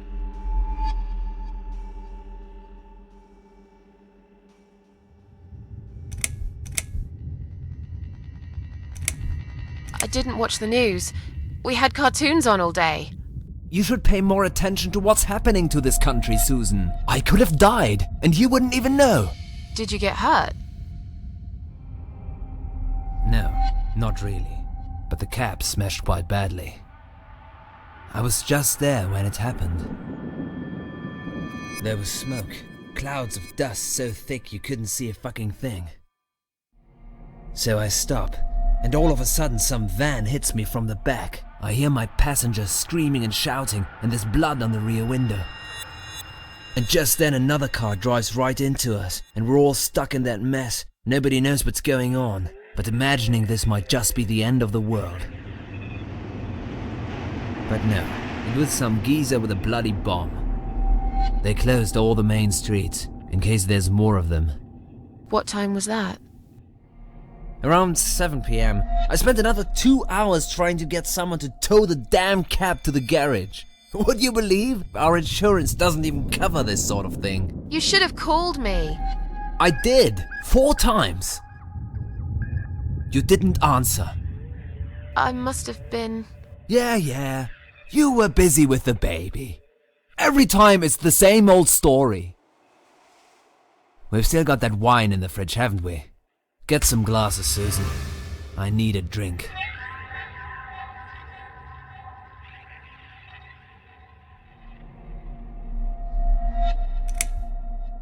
How about get some glasses, please?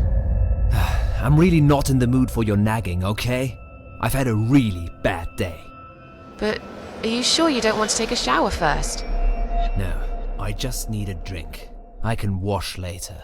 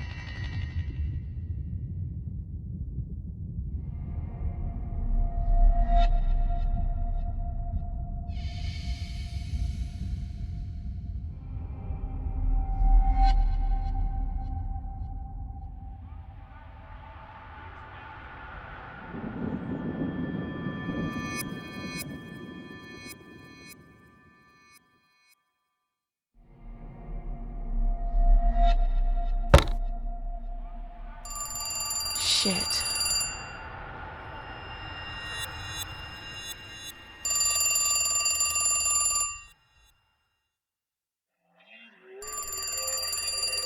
Are you gonna get that? If it's Jerry, tell him I'm not here. I don't want to talk to them tonight.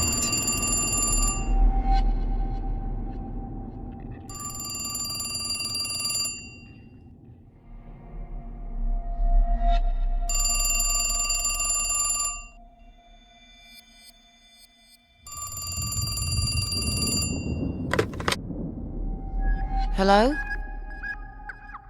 It's me again. I'm sorry, but I had to hear your voice again. I love you, Susan. Susan? You still there? Please, say something. Anything.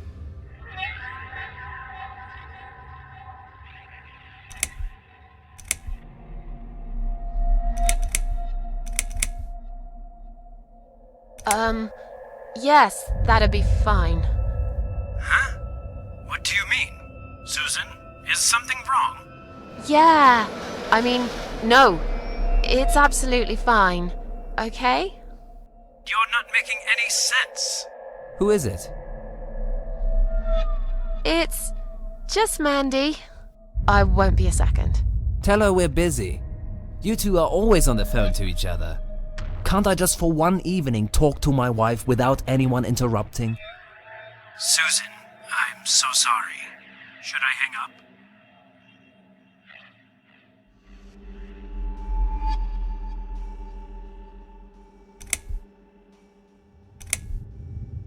All right. Take care then.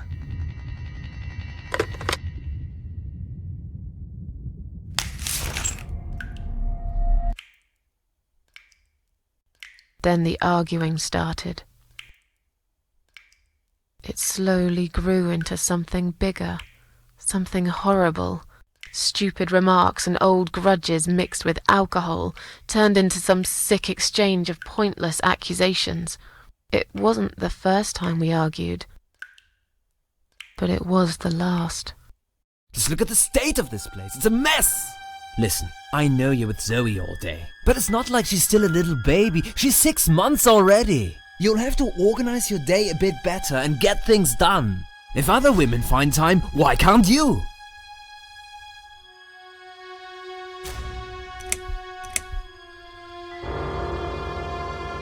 I'm done talking to you. Of course you are. That's what you always do, isn't it? You run out of arguments, you stop talking to me, then you lock yourself in the bathroom and fucking cry. I'm sick of repeating the same old thing over and over again. Then why won't you give me a break, for God's sake? You're acting like I've done something terrible. I don't even know what your problem is. Is there something you're not telling me, Eric? You'd know if you listened to me. But you never listen to me, do you? Not to a single word I've ever said. Right, here we go. It's not you, it's the alcohol speaking. I shouldn't be taking any of this seriously. I know that tomorrow you'll be apologizing to me for it. It was just a couple of glasses and you had some too. I'm not drunk. I wish I was. Maybe then I could laugh at this shitty life and not care so much. That's a good one. You really care so much, Eric. You should get a medal or something. I thought you said you weren't gonna talk to me no more. You are full of shit, Susan. Full of shit. Why don't you look at yourself, you idiot? So I'm an idiot now, am I? You keep picking on me for nothing. No, this was coming, and you know it, Susan.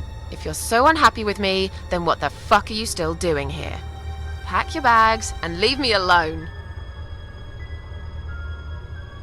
You're throwing me out. This is my fucking flat! I worked my fucking ass off for 7 years to buy it! I'm not going anywhere!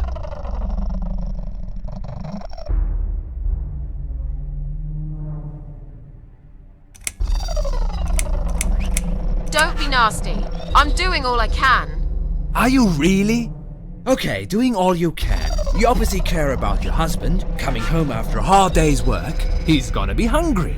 But wait, where's his dinner? Oh, let me guess. You didn't make it because you were too busy changing nappies, and singing, and playing, and washing. Yeah, I think so. And I'm not going to feel guilty about it. If you'd spent more time with our daughter yourself, you'd know how important these things are. So pardon me, there's no dinner for a hard-working husband. From now on, he's gonna have to cook for himself. Because, you know what? The wife is working just as hard, and she's really tired of being treated this way. She better get used to it, cause this is just the start. There's gonna be some changes around here. I'm fed up of being pushed around by you. I put the bread on our table, don't I? I'm the man in this family! I will make the rules, and I'll get the respect I deserve. How can you talk to me like this? You're treating me like dirt. Didn't you forget something? I'm your wife. I'm the mother of your child. Doesn't that mean anything to you at all? A wife and a mother? Why don't you start acting like one? When was the last time you showed me that you care about me? All you ever talk about is the baby. I love her to bits, I swear I do. But I want to have a wife too. When was the last time you even kissed me? I'm not even talking about sex. I knew it. Is that what bothers you so much? Is it? Of course it fucking bothers me. Does it not bother you that we never have time for each other? Look, we are new parents. It's always hard. All couples go through it, I heard.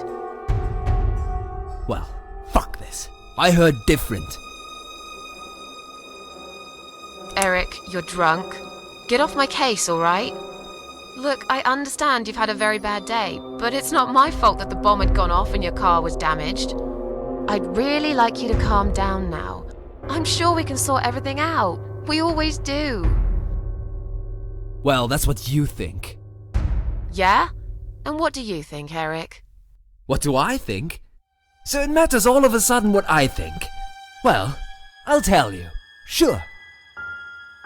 I think you're lazy, Susan. You do nothing all day, while I keep working my ass off to provide for this family. I think you're trying to shift the responsibility on me, like you always did. I think you use the baby as an excuse for everything. And I think you're an asshole. How dare you accuse me of such things? It only takes one look at the flat to see it's all true.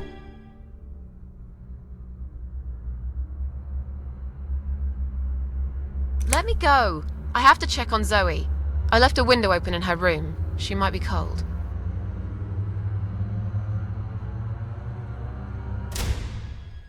That's right, just walk away. That's all you do, Susan.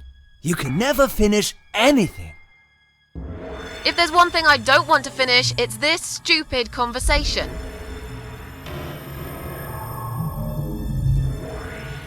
Why not? Are you afraid that I actually might be right? Are you scared of facing the truth? I'm sure Zoe's fine. It's the hottest summer we've had in years. It'll be good for her to have some fresh air in there. Won't you agree? I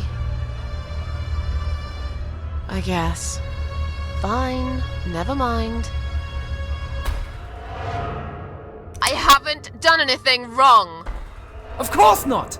Because you're fucking perfect, aren't you? That's not what I said. Well, if you're so perfect, yeah?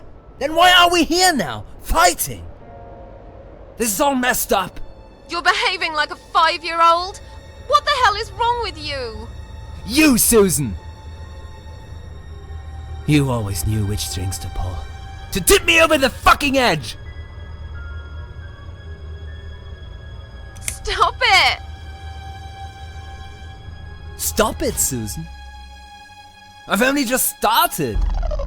We should finally say to each other what we really think, right?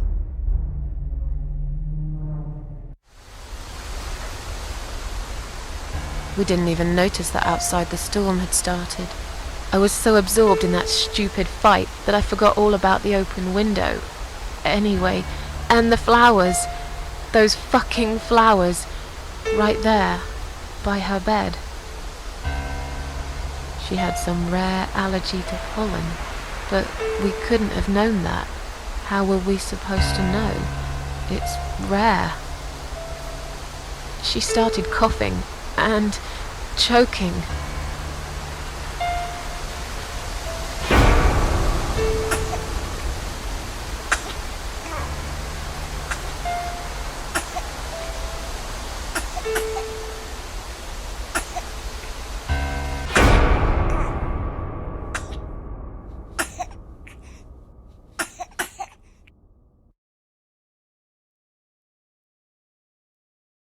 The next time we saw her, when we found her, she was...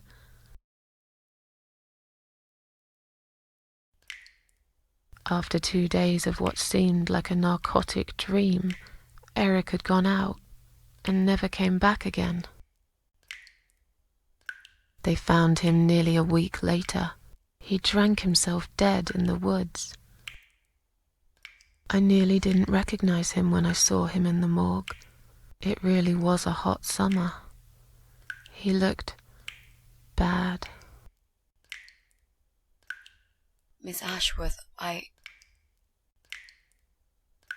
Thank you for telling me that. Now I understand. I understand why you're so sad all the time.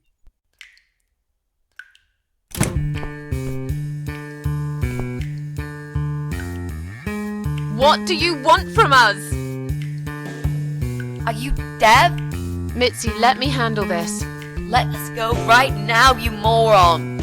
Mitzi! Leave her alone. Don't you dare! No! Take me instead! Take me.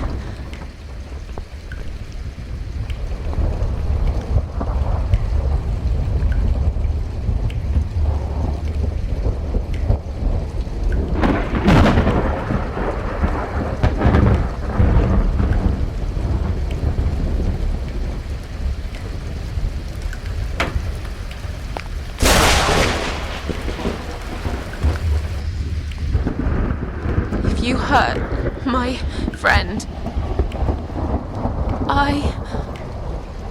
I will.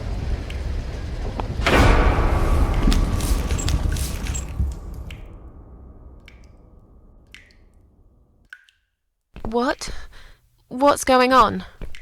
You're letting me go? Just like that? Where's my friend?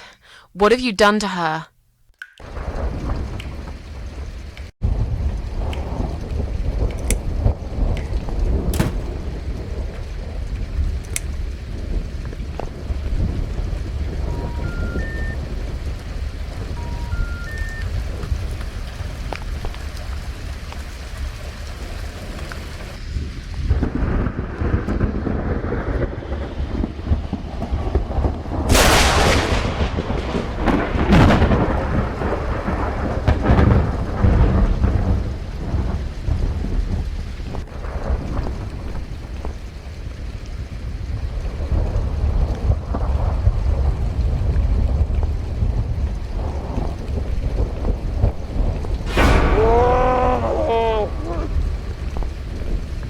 You sick son of a bitch. What do you want me to do? I don't understand.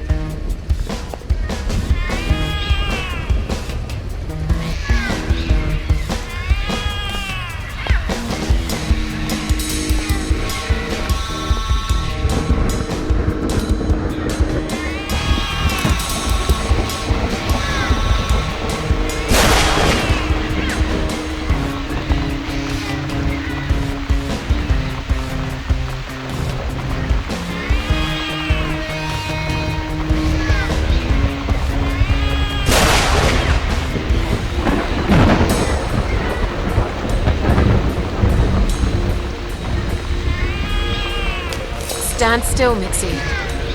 I'm gonna be right back with a knife, and I'll cut you down, alright?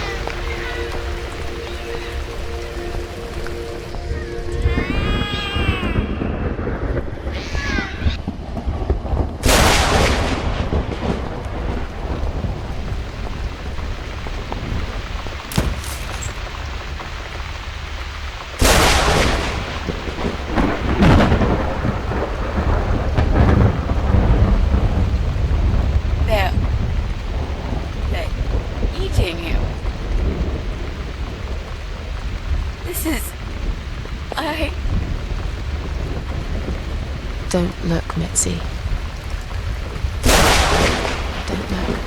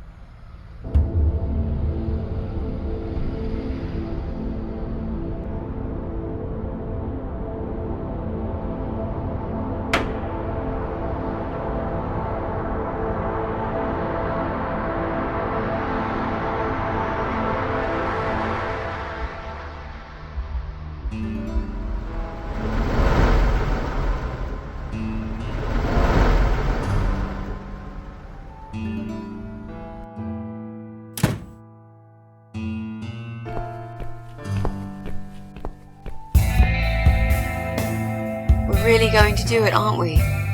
Yes, Mitzi. You will finally get your closure. Maybe I will get mine too. Did you take that map with you? Yes. We can always refer to it if we get lost. I've lived in this building for many years. I won't get lost, Mitzi. But it'd be a good idea to cross people off. Once we're sure it's not them, it might give us a clear picture of how far we've got. Right. Okay. Good luck, Mrs. A. Mitzi, are you sure you're feeling up to it? This recent incident, it must have been pretty tough for you. No, I'm good. Never felt better, Mrs. A.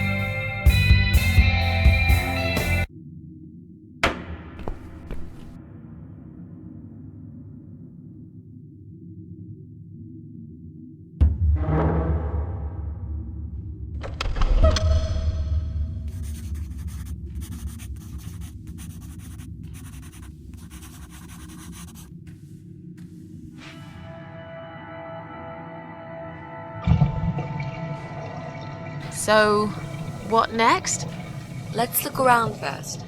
We must check everyone. I'm absolutely sure Eye of Adam is living in one of these flats.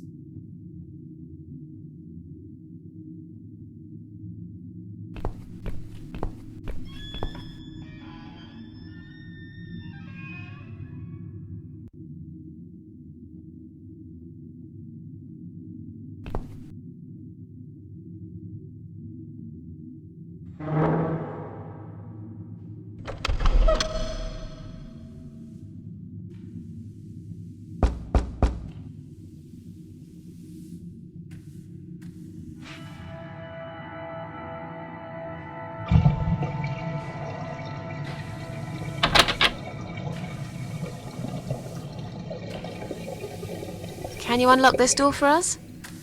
Let's see. Blimey. You don't see these very often. This is a very special lock. It would take someone much more skilled than me to open it. Great. I thought you were an expert. I am. But this lock is just beyond me. Why would anyone need one of these here? They must have something to hide. Is there any other way we can get inside then? Well, not unless we can find some plastic explosives or a pneumatic drill. Or a key. Yeah, because I'm sure there's a key lying around here somewhere. Well, what can I say, my friend? Let's try to think positive.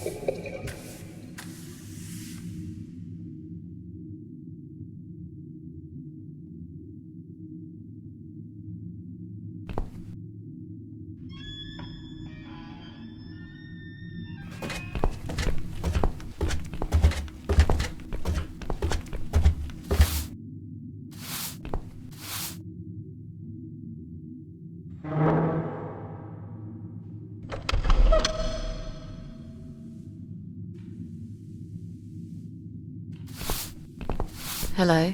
You live on the first floor, am I right? Yes, that's correct. Flat 2. And you're Susan Ashworth, I presume. I've been meaning to talk to you, actually. Really? Is something wrong? Well, it's those cats. I understand you're trying to do a good thing, but it's become unbearable lately. This can't be sanitary for people living here. And I'm sure it's not allowed by the council either. Are the cats bothering you? Yes, they are, actually. They usually stay outside anyway. I bet you hardly ever see them. I see them all the time, actually. Ever since the Morrisons from Flat 1 moved out last month, your cats seem to reside permanently on my floor. And that sofa, my God! They're always gathered round it like it's their shrine. It was Morrison's responsibility to dispose of it, but they just left it there. And a whole load of other rubbish, too. Okay, that's not my fault really, is it? But you encourage cats to come here. You feed them. Everyone knows that. Every time I take William for a walk, he gets upset and tries to chase them away.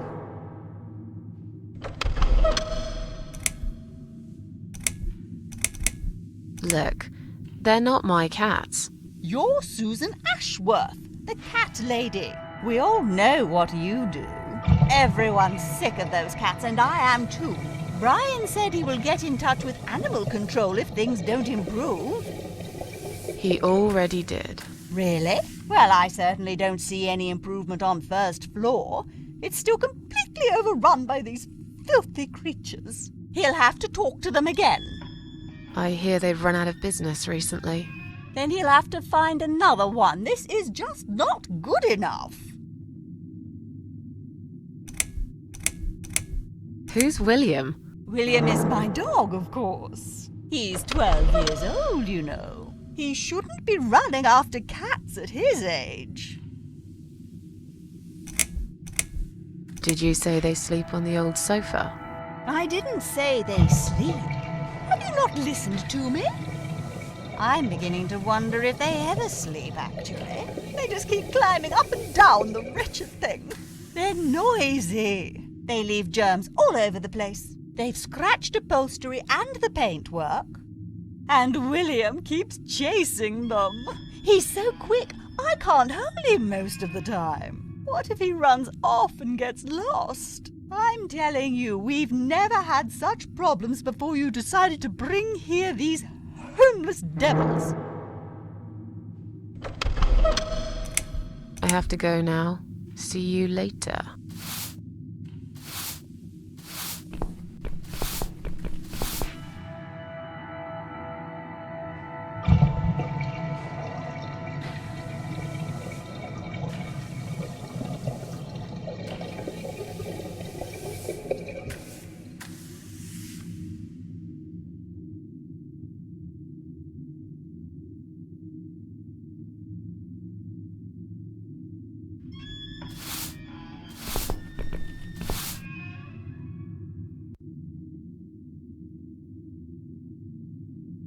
Maybe one day you will forgive Flowers, Mrs. A. Maybe. Or maybe not.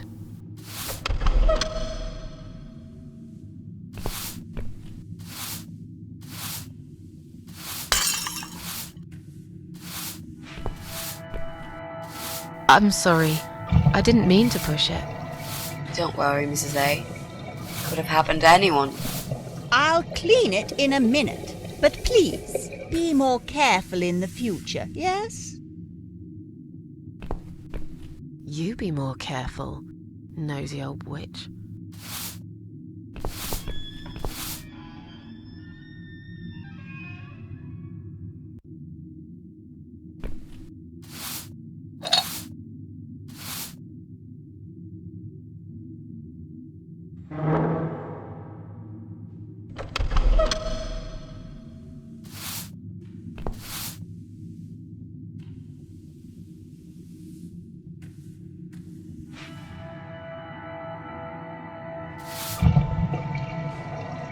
Do you think you can unlock this mailbox? Sure, but not with that woman over there looking at us over her shoulder. She's always been a nosy old cow.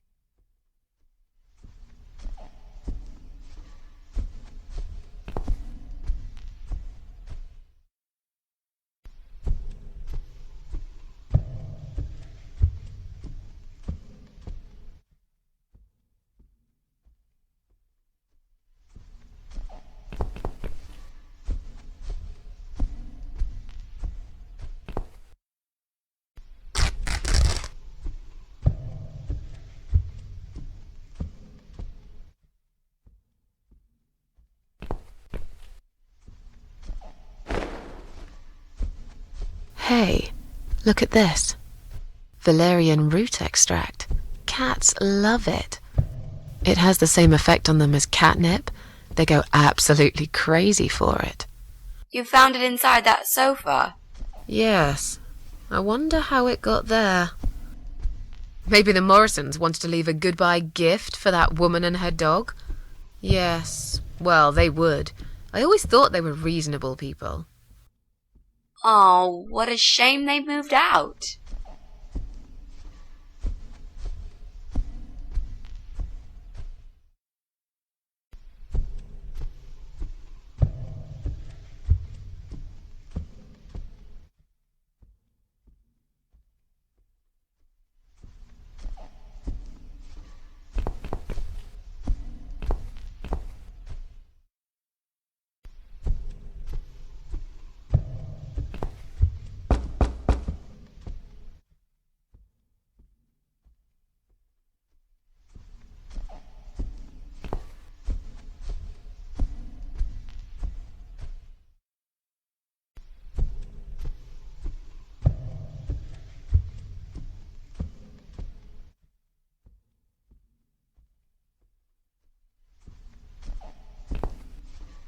Would you like to try your famous lock-picking skills on this lock here? Let's see. A young child could open this lock with a piece of wire. That's fantastic. Have you done it yet? No, I can't work when you're looking over my shoulder. Do you mind? No, sure. I'll just walk away for a minute and stare at the wall if that's what it takes to get this done. Thanks.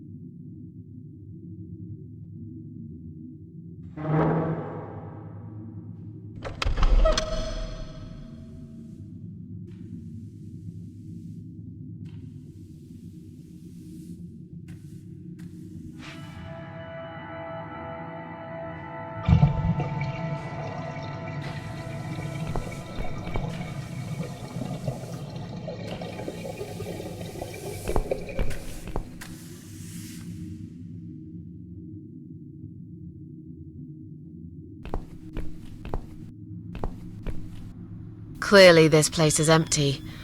I reckon we can cross it off the list.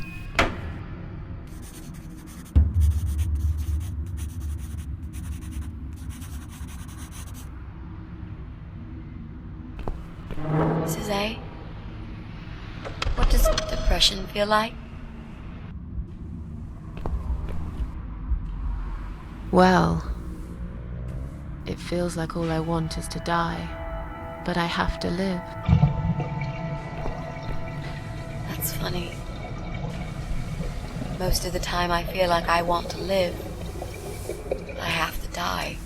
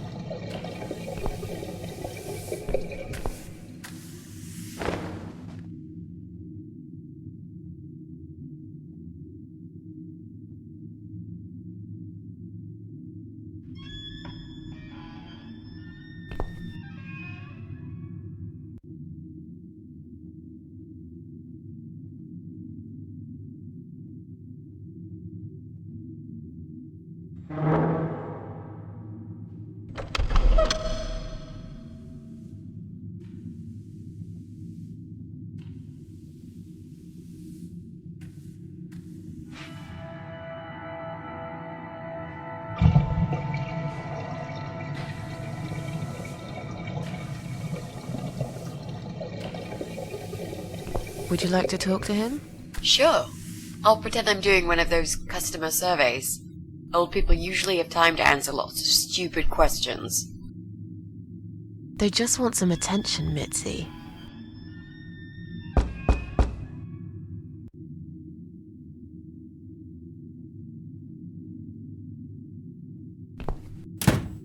Hello there, sir. If you could spare us just a few minutes of your time, we'd like to ask some questions about your internet service provider. I'm not interested. I don't have any money. Go bother someone else. Oh. But we're not trying to sell anything. It's just a little survey. What? Wait a second. I can't hear what you're saying, sweetie. Let me get my hearing aid. Do you think he'll be back with a shotgun? Don't be silly. This isn't America. I thought I heard someone. What did you want?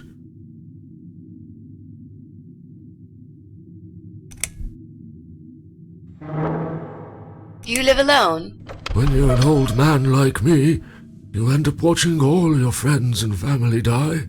I'll be 85 this year, but I can still cook my dinner, and I make my bed every morning, all by myself.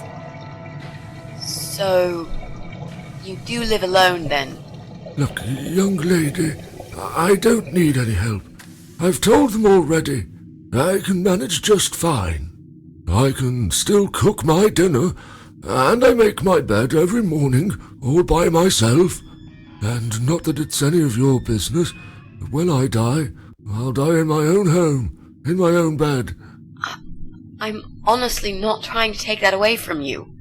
We're just here to ask about... I will not have anyone washing me, or dressing me, or feeding me. I can manage. I've done it all my life, and it'll stay this way. I can still cook my bed, and I make my dinner every morning, all by myself.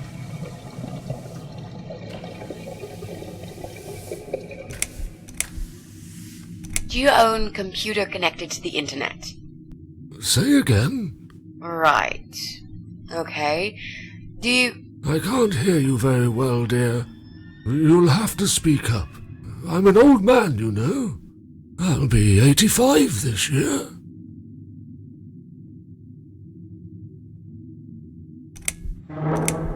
Do you have a computer? There's no need to shout. I've got my hearing aids. I can hear what you're saying. Sorry. A young, pretty lady like yourself wouldn't understand about old age. We live in two different worlds, dear. And if you're here to make fun of me, why won't you just go ahead and be done with it? No, with all respect, I just wanted to ask if you by any chance own a computer. Pardon? A computer! Wait a second, dear. I think I need to change the batteries in my hearing aid. I must have forgotten to switch them off last night. I'll be right back. No, wait! Jesus. I don't think I've got enough patience for this, Mrs. A. To be honest, the chances that he's our guy are pretty slim. I think we should go. Yeah, this is pointless. Even if he did have a computer, he probably wouldn't even remember how to switch it on. Let's say goodbye quickly and try to look elsewhere. Can I help you? Not really. We were just going. What? I don't want to buy anything. I told you before, I'm not interested. I don't have any money. Go bother someone else.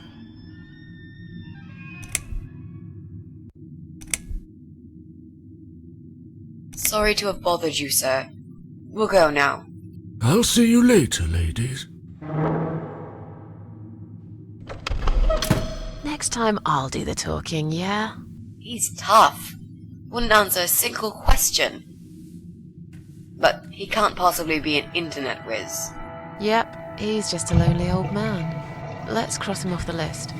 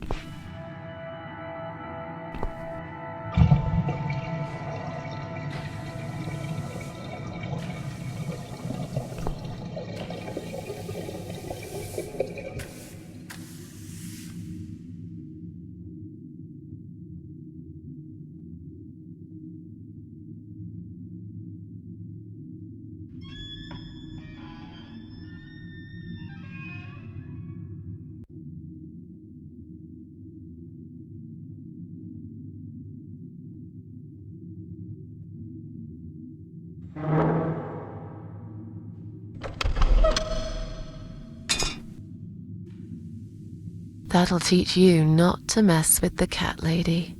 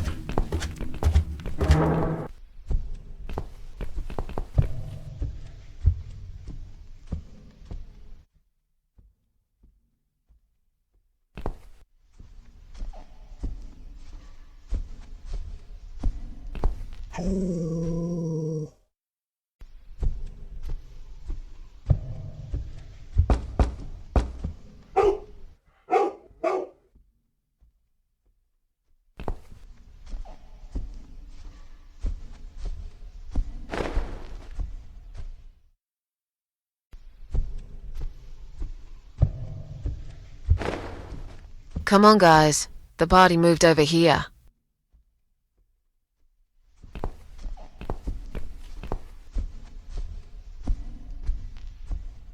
Where are they? Mrs. A.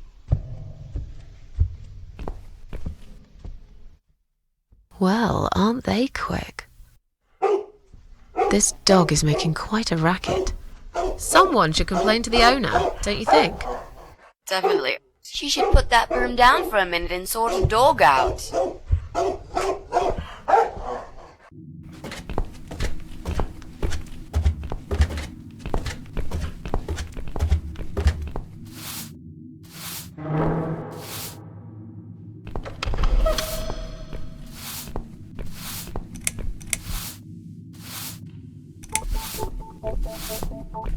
Your dog is making horrible noise.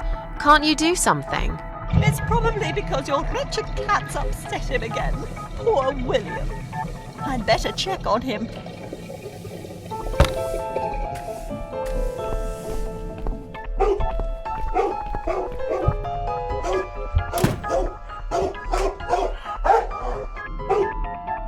William! Come back, my little prince!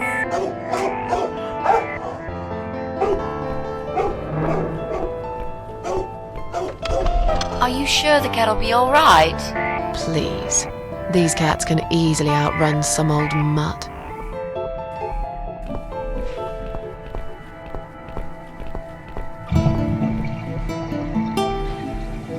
Do you think you can unlock this mailbox? I think I can most certainly unlock this mailbox. Then do it quickly. Someone can come in any minute. A little room for the master locksmith. Really? Could you step away towards the stairs and turn around? Please?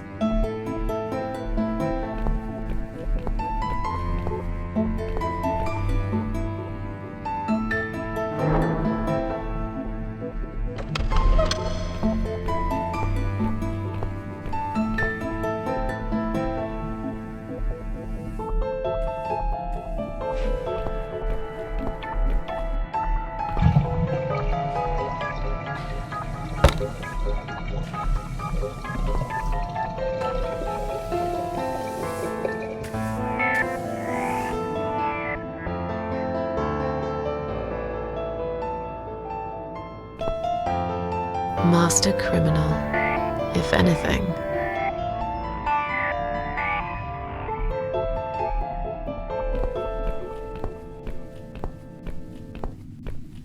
Done. Here's all the mail. Hide it in your pockets and let's get out of here. It was mostly junk mail and leaflets. I threw those away.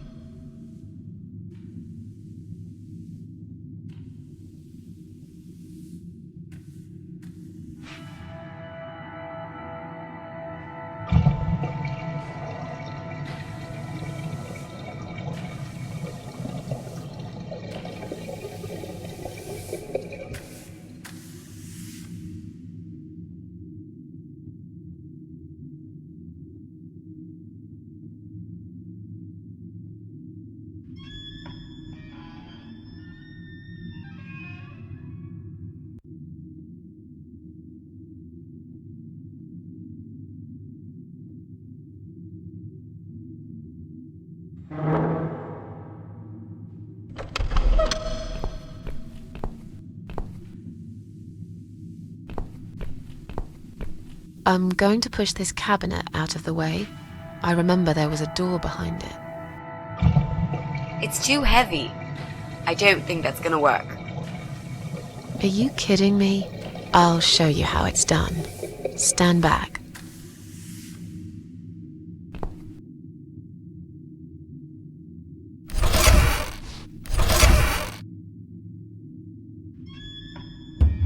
There. The door everyone's forgotten about. Wow. You're stronger than you look, Mrs. A. Yeah, perhaps I am.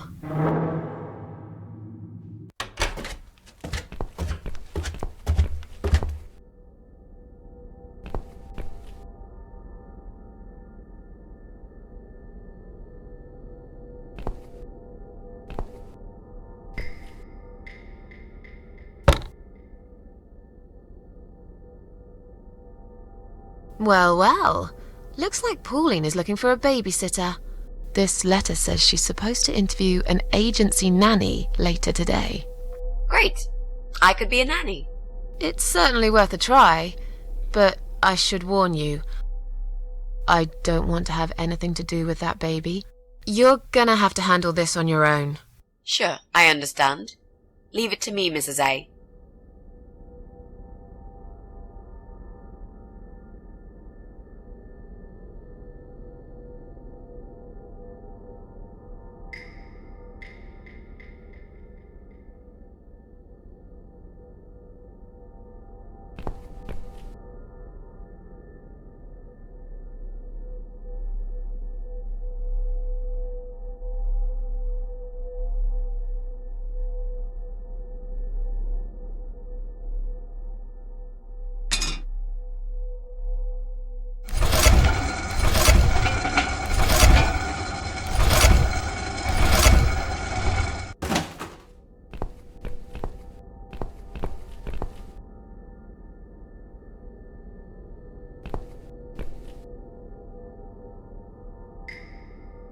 So, what next? Maybe it's time to visit Pauline and her baby in flat 8?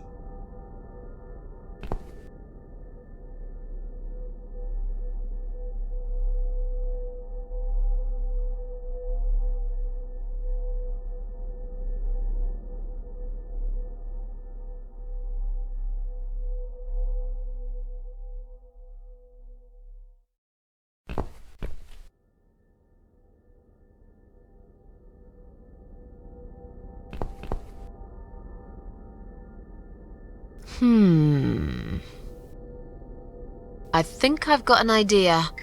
I know how I could pay Brian back for all that he's done to me and the cats. Brian. The guy from flat 6, right? Yes, Brian, that nasty piece of shit. He deserves to be punished, you know, and this wedding dress will be perfect for this. You ever heard the legend of the cat widow? The cat widow? No, I can't say I have. Well, you're not from around here, but I'm sure Brian knows it. He grew up in this city, just like me. So, what's it about? It's an old story about a ghost cat who takes a human form to haunt her killer. Wow, that's pretty crazy, Mrs. A. Do you really think we can pull it off? Yes. Yes, of course. We just need to prepare. A good costume will do the job. This dress, we can alter it. We'll need some red paint, too. Are you sure about that? I promise this will work. And it will give us a chance to check his computer. If he's got one. Okay. So what do we need? Well, basically, we need 3 things. Red paint. There's a tin here. We could use that. The dress will make a great costume. We just need it in black. Also, it should look damaged. That's important. Cat Widow is a ghost after all. I'll need some scissors for that. We need some kind of mask. I don't want him to recognize me, obviously.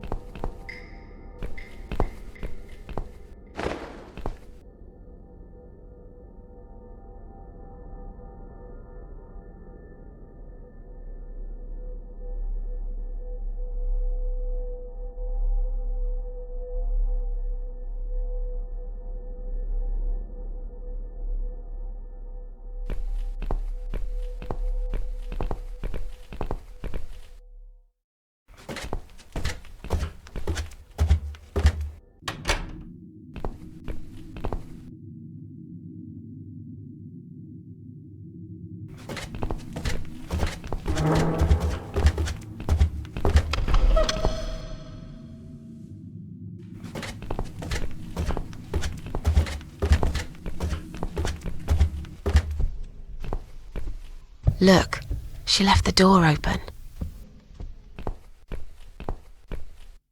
Do you want to check her flat? I'll stay here and keep watch. Good idea. I'll be as quick as I can.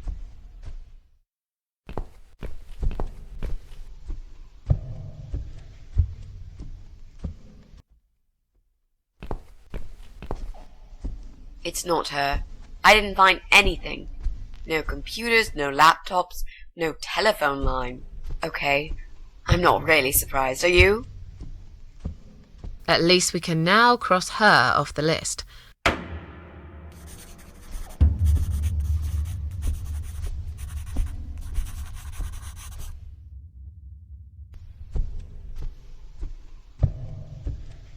Let's go.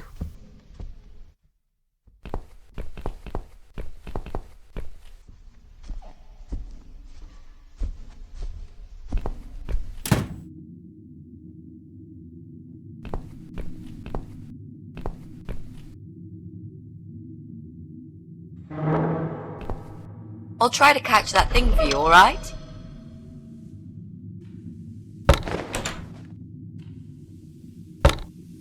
It's a statue of a cat. How nice. So there's another wacko obsessed with cats in this house. Lovely.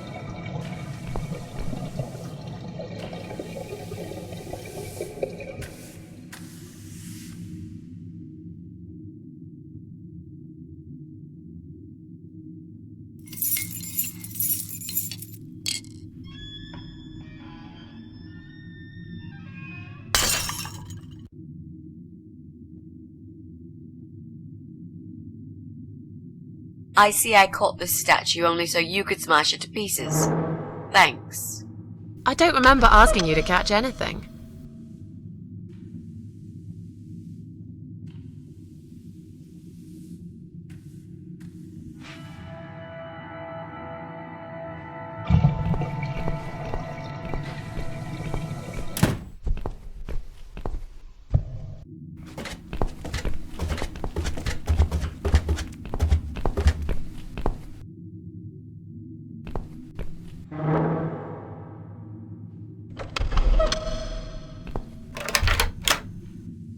Do you want to go in first?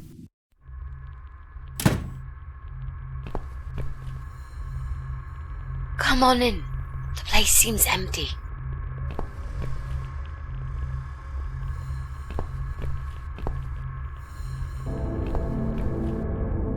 Watch out, Mrs. A. There's a massive hole in the floor. Just step around it. I'm not blind. Besides, I know it's there. We saw it from the floor below. Let's have a look around. There's got to be a computer here somewhere. I really don't like this place. Yeah, it's rather creepy.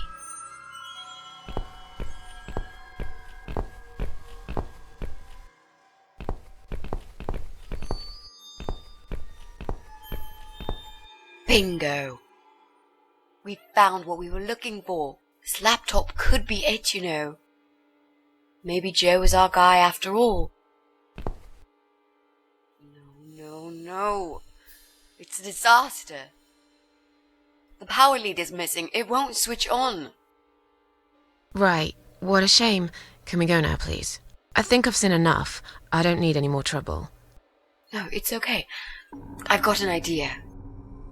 It seems it's a similar model to mine. I'll just go back to the flat and bring my power lead. I don't know. You sure this is gonna work? I think so. At least we'll give it a shot. Just stay here and I'll be back in a second.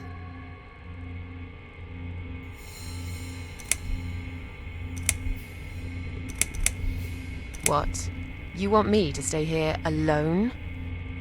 Did you, by any chance, miss the door over there with 3 6s written all over it in blood? Well, no, I saw it. It's not blood, it's just paint. Did you forget the hole in the middle of the room? The rotten food on the table? You said you haven't seen this guy for ages. He probably doesn't even live here anymore. Relax. Nothing's gonna happen. I'll be back before you know it.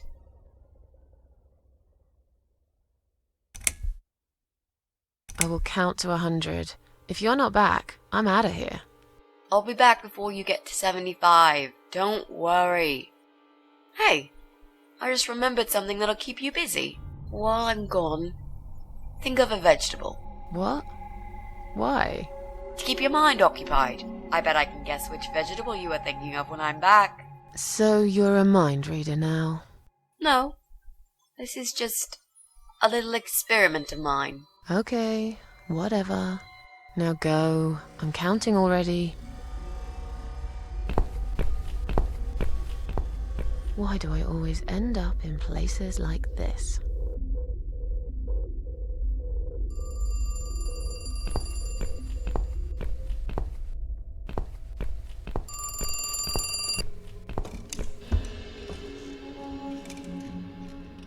That damn hole.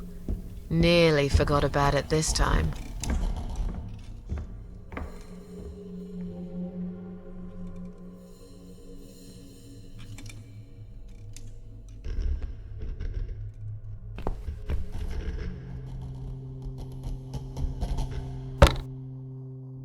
Damn, the door handle just came off in my hand.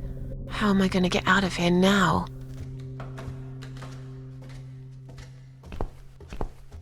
Mitzi? Mitzi, are you there? Shit.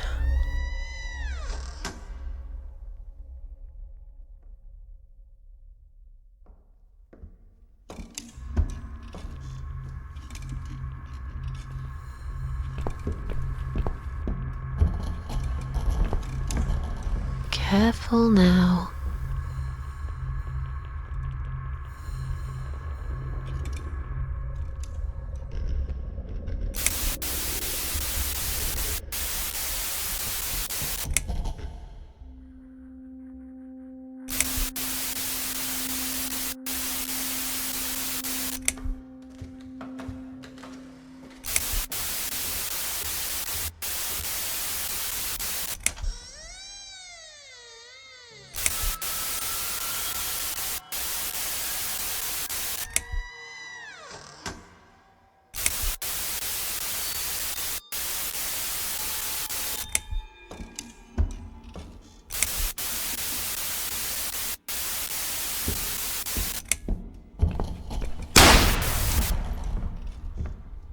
Jesus.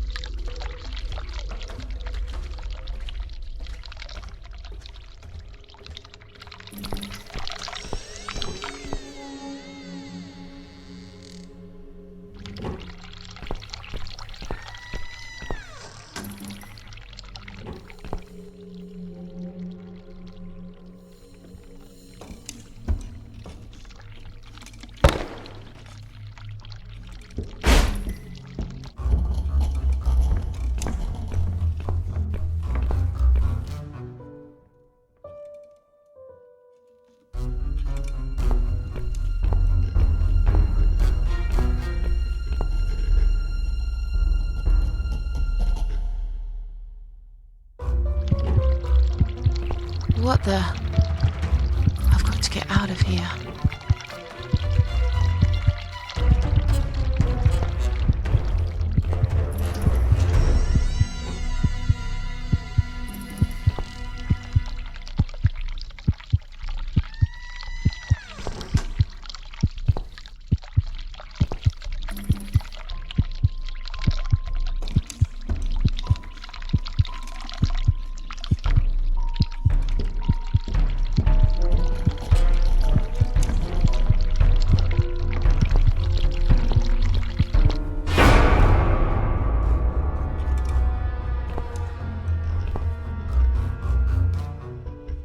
What?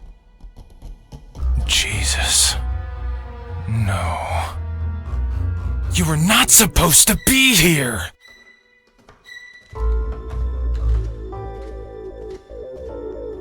Why did you have to ruin everything? What have you done, you stupid, evil bitch? Who are you?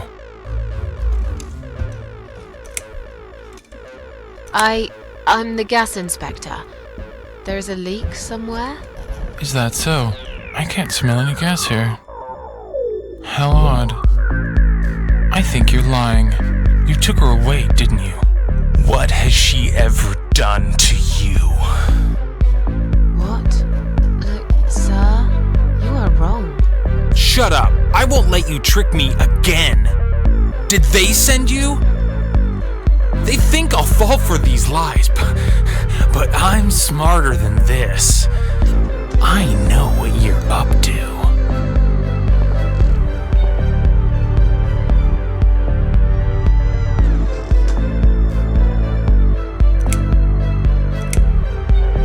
My friend knows that I'm here, and she will call the police. And I've got a gun. I can shoot you right there in your heart. It's not worth it, Joe. I've done you no harm. Of course, you haven't got a heart. Isn't that right? I have no idea what you're talking about. I'll just leave. Very slowly. I won't cause you any trouble at all, okay?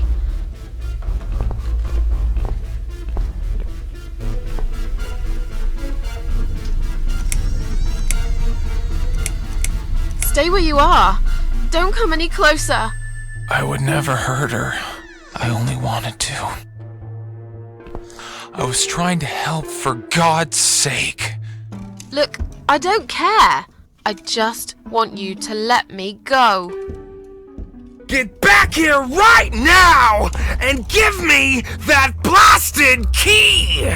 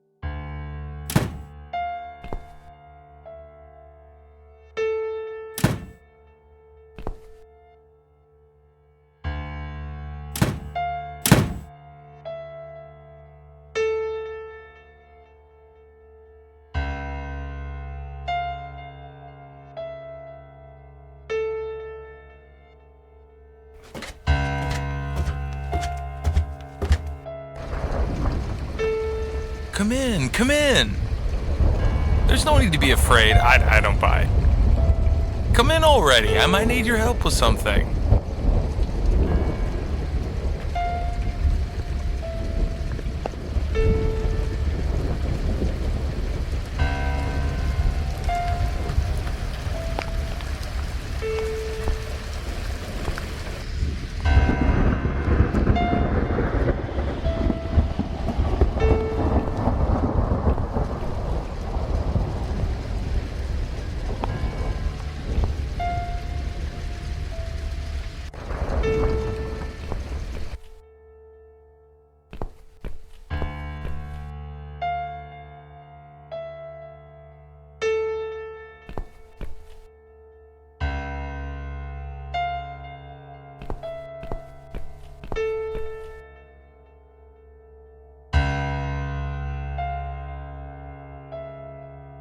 Hello?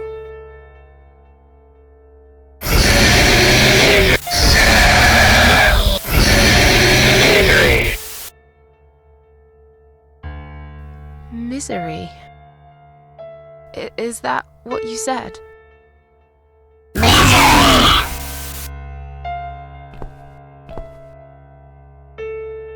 Hello?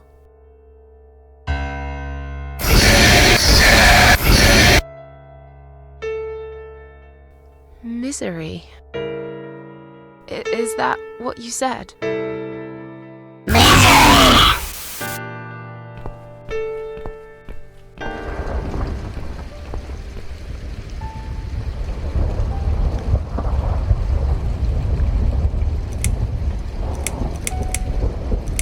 Where are we? I really can't remember the name of this town, but I'm pretty sure the hotel is called Quiet Haven.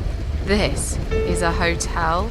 I know, it's a joke. They shouldn't charge half the price for this dump if you ask me.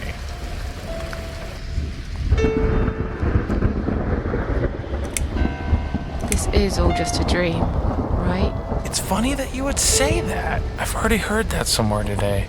But if this is a dream, I've been asleep for a very long time. You need my help. I thought you wanted to kill me. Why would I want to kill you?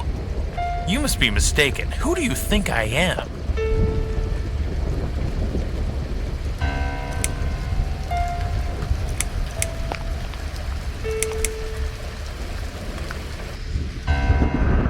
A self-obsessed, schizophrenic wife killer. What? You thought I... No. No. No! I never hurt my wife. All this time I've been trying to save her. Well, fine. Let's say I believe you. Why wouldn't you? Look around you. This is not normal, okay? If you don't mind, I'll only trust myself for now. As a matter of fact, I'm not sure if I can trust even myself. I'm sorry. I just want to leave.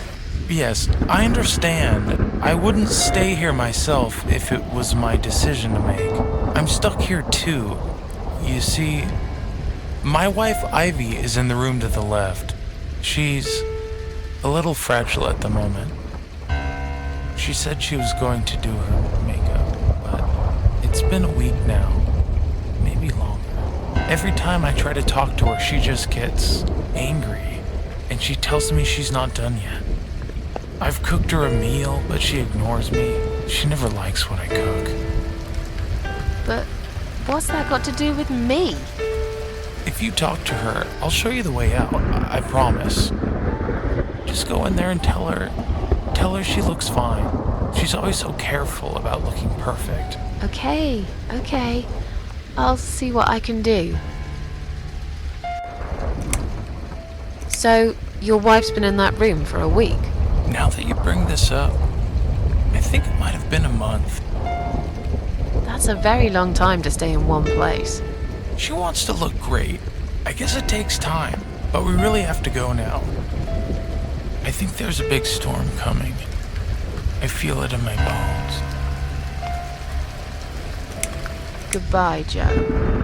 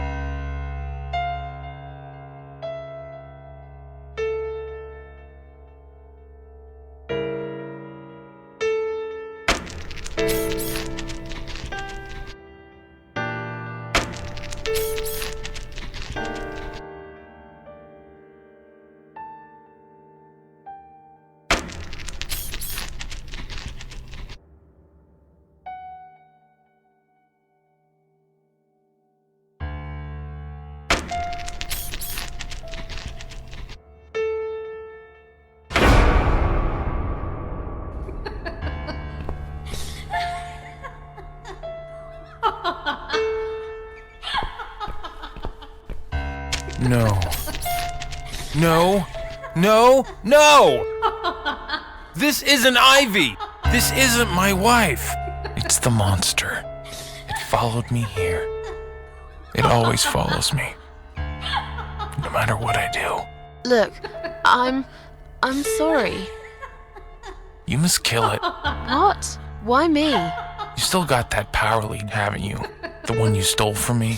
How do you even know about it? You must use it to kill her.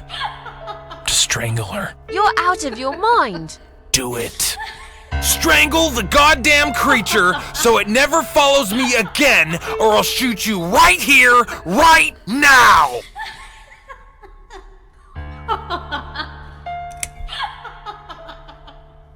Kill me if you want, but I won't do that. You're with her? I should have guessed. I can't trust you. You're better off dead. Are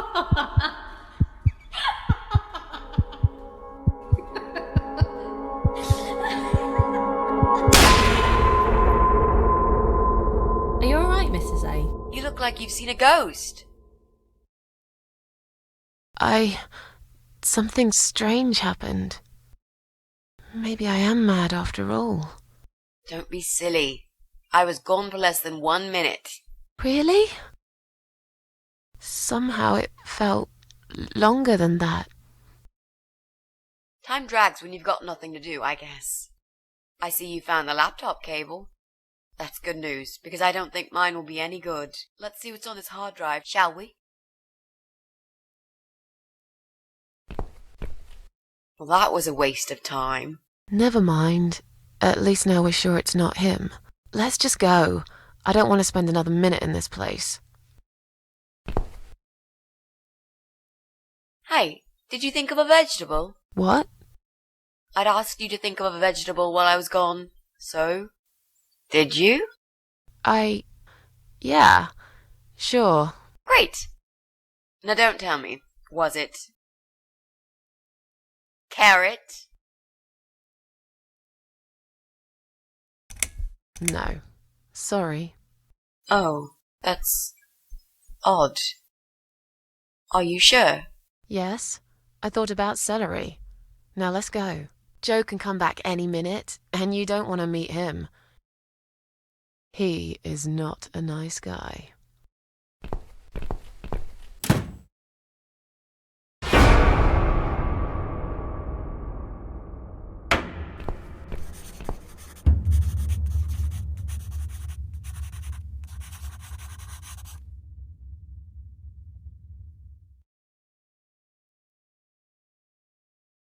So, what next? Maybe it's time to visit Pauline and her baby in flat 8?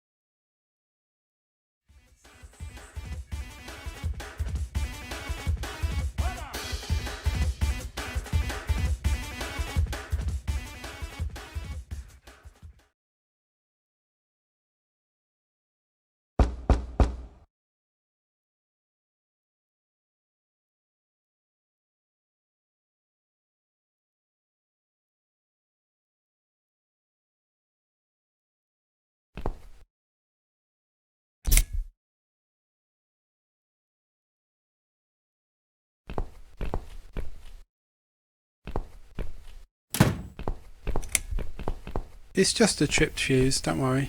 I'll just flip this switch, and we're back on. Jesse, can we talk to you for a second? Sure, but not right now. I'm right in the middle of something.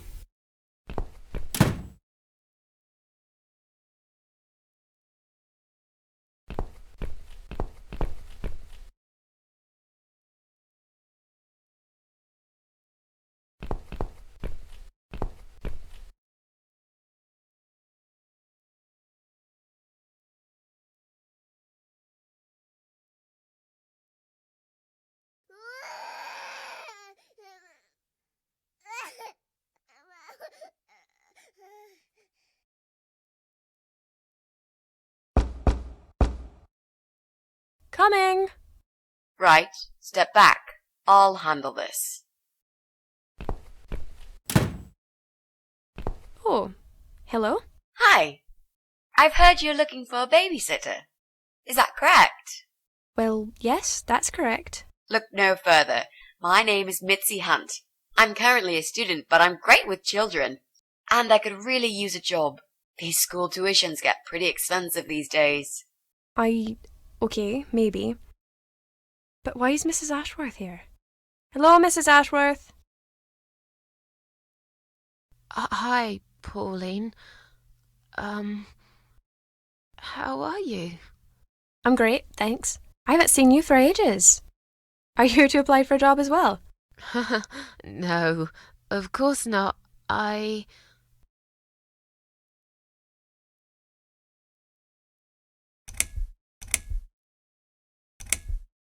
Mrs. A works for the agency. She's here to assess me. Oh, so you're from the agency, are you? I was expecting you a bit later, but that's fine. I'm free now anyway. So... Is this the little angel I'll be taking care of? Isn't he gorgeous? How old is he? She is nearly 6 months.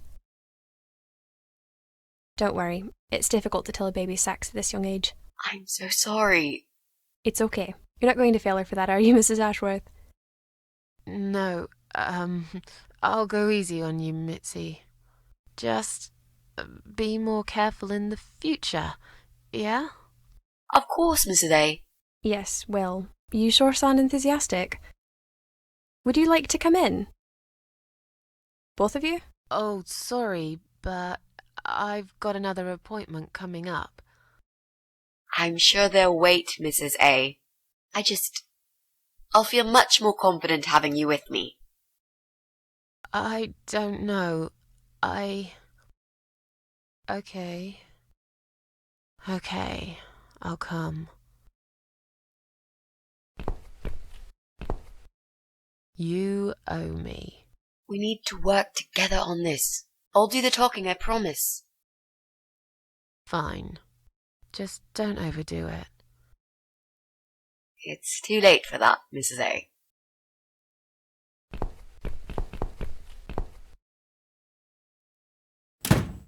What a nice flat! I love the wallpaper. Very retro. Thanks. I decorated it myself just before Alyssa was born. Please follow me. We can talk in the living room. I'll need you to drag her away. How the hell am I supposed to do that? I don't know. I'm sure you can think of something. Why don't you think of something? I told you I don't do babies. I feel so uncomfortable here. I gladly blend with this cheesy wallpaper that you like so much and disappear. I know. So do I. Do you think I know anything about babies? No. But I'm trying to fake it, and so far she's buying it. Look, I need you to stay cool and come up with something that'll make her leave the room. Got it? But that's where the problem is. I can't think of anything. Just play it by ear, yeah?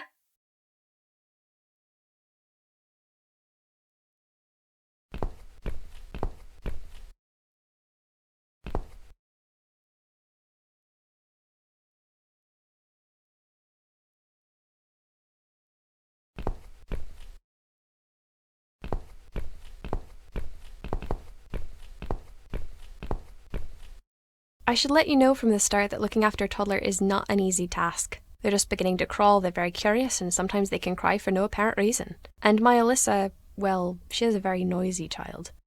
Do you have any previous experience with children? Not really, but I'm a fast learner. Oh. I'm not gonna lie to you. That's not great. I don't really have time to teach you. I'm already so busy.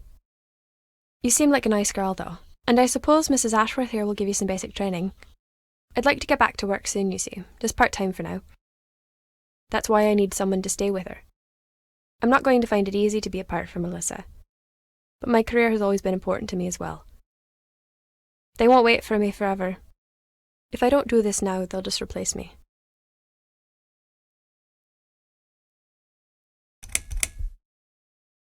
Where's Alyssa's dad? Do you mind me asking? I'd rather not talk about it. It's personal.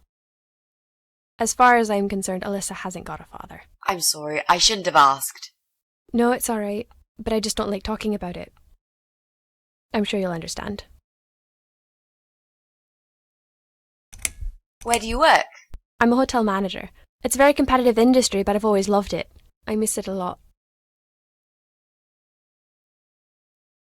There just isn't enough support for working parents. Tell me about it. If I don't get back to work in 2 weeks' time, they will cut my maternity pay in half. So I haven't really got a choice. It's either this or Alyssa and me will face the life in poverty. I have a great connection with kids. I'm sure I can manage with Alyssa. Okay, I don't doubt that. How about, would you like to hold Alyssa for a minute? We should probably see if she likes you first. Yes, definitely. But I ought to wash my hands first. Your hands? My hands. I must have touched a million things on my way here. As much as I want to hold her, I just don't think it's safe, you know? Really? What have you been touching? Oh, you know, just ordinary things, this and that. You look pretty clean. I'm sure it'll be okay. Well, if you must know, I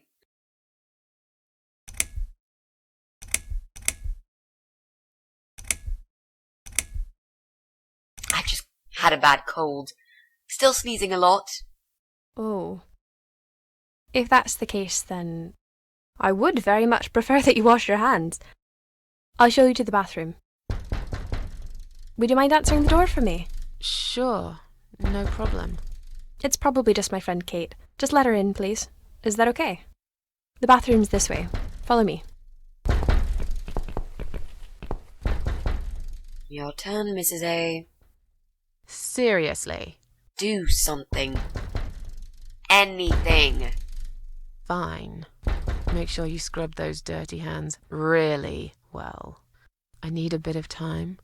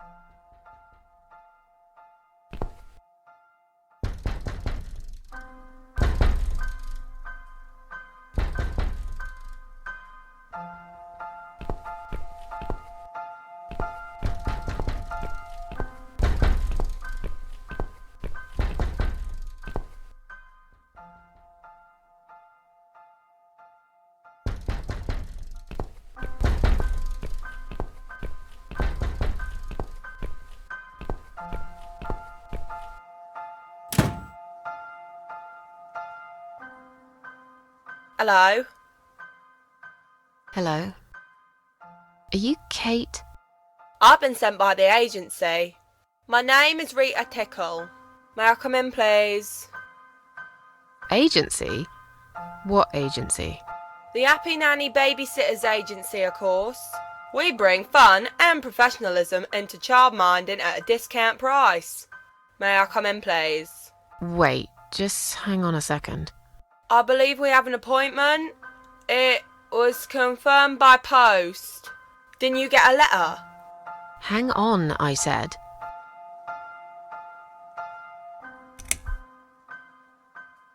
Wrong address. Beat it, Four Eyes. I'm sorry, is this flat number 8? No, it's number 18. Now go away, or I'm calling the cops. So, you're not looking to employ a childminder? How do I say it so you would get it? No. The sign says number 8. It can't be wrong. When I said beat it, which part did you not understand? There must have been some kind of mix-up.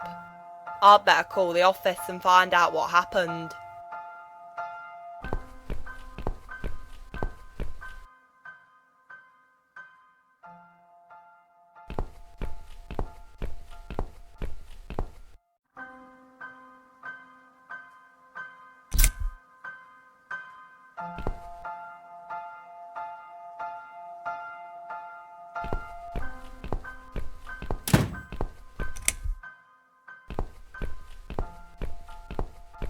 Damn fuse, just keeps tripping. It's like we're living in the Stone Age here. Jesse, can we talk to you, please? Later, mate, later. I'm really, really busy right now.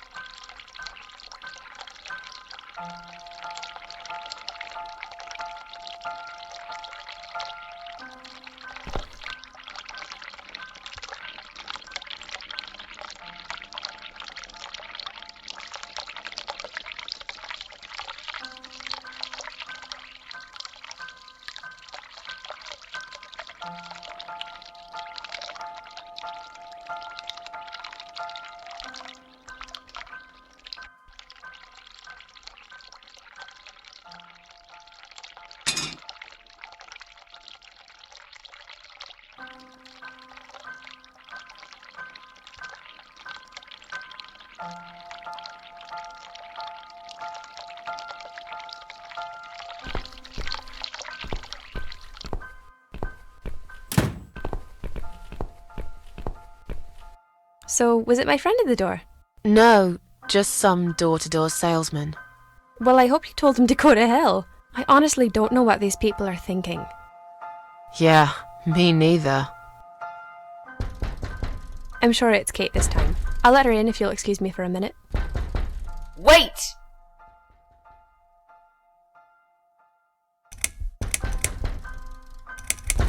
I think I forgot to turn the tap off in the bathroom. Oh, that's okay, don't worry. Would you mind going back to the bathroom and turning it off while I answer the door?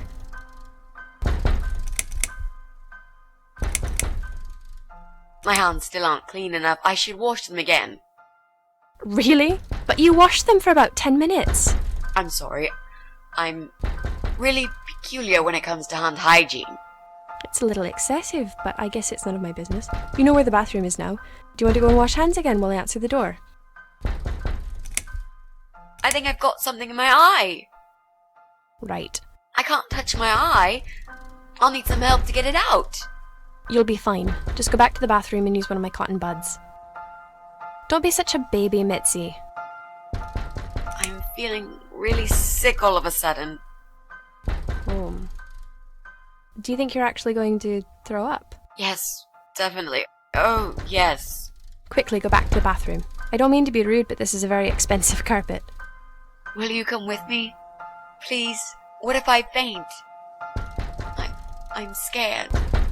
Everything's just spinning around. Can Mrs. Ashworth go with you for a change? It's okay. I'll answer the door and let your friend in, yeah? Well... Fine. I'll put Alyssa in her bed for a minute and I'll come with you.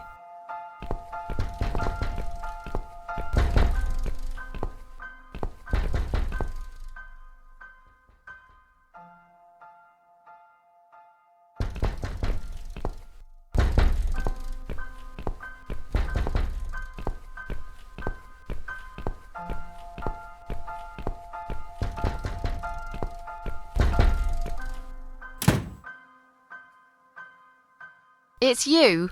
Again? Hello. Is this flat number 8? My name is Rita Tickle, from the Happy Nanny Agency. May I come in, please?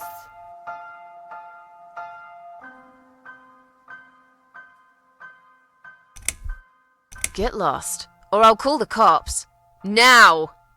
You are looking for a nanny, yeah? I have 10 years experience and training in child discipline techniques and behavioural psychology. Also, I am known for good personal hygiene, strong work ethics, and I only take one break every 5 hours. Just to use the restroom. Wow, I really didn't want to know that. Now, leave me alone and piss off. I'm busy. You don't need a nanny. For 100th time, no. I don't need you. No babies here. I ate them all. What? Wow, now you're listening. You're an evil person. You'll go to hell for doing that to your baby. Oh, well, at least I won't meet you there. That's something.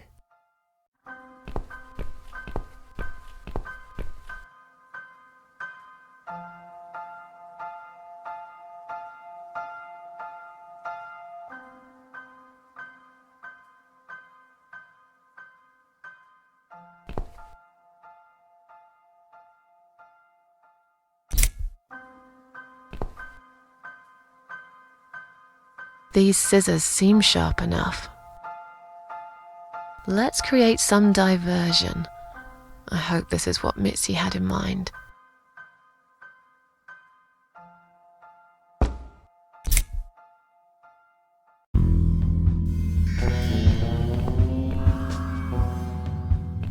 Oh, not that again. What happened to the lights? I'm terrified of the dark. I can't move. Oh God, can't breathe. Calm down, it's alright. Probably just that stupid meter. It must have run out of money again. It's not even that dark. Please, you got to do something about it. I think I'm going to faint. Fine, just stay in my bedroom. There'll still be plenty of sunlight there at this time of the day. I'll go outside and put some money on the meter. It'll only take a minute.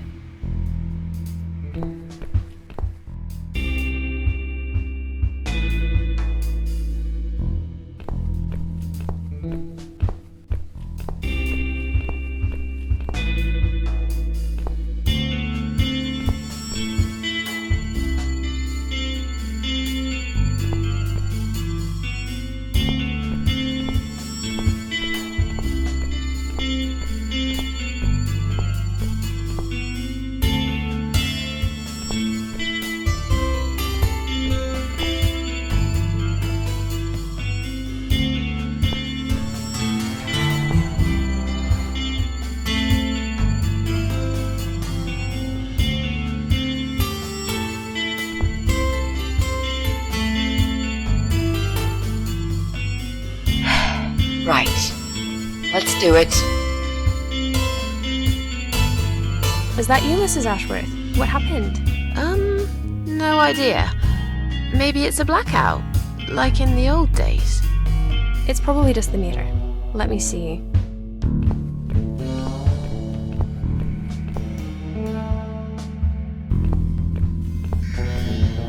So it's not her either. What a waste of time. It's time to leave. This interview is over.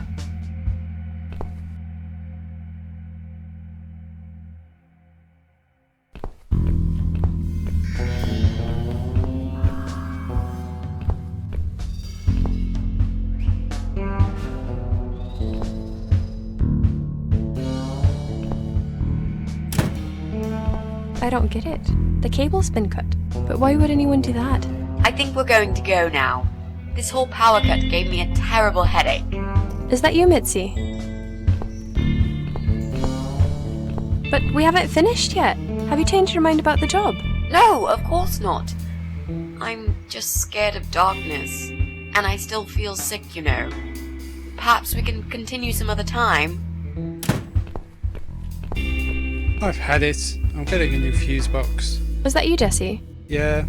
How are you doing, Pauline? Well, we need the power back. Can you do something? Yeah, I can easily fix that. There's an electrical store that's open till late. I'll get some stuff and I'll be back before you know it. Bear in mind it's not just the fuse box, it's the cable this time. I'll get a new cable too, don't worry. But in the meantime, go home, find some candles and chill, yeah? Thanks, Jesse. That's awfully nice of you. Well, it was great seeing you, but we're going to leave now. Hello. Who's that? My name is Rita Tickle. Rita who? What the hell is going on here? Do you know this woman, Mrs. Ashworth? I've never seen her before in all my life.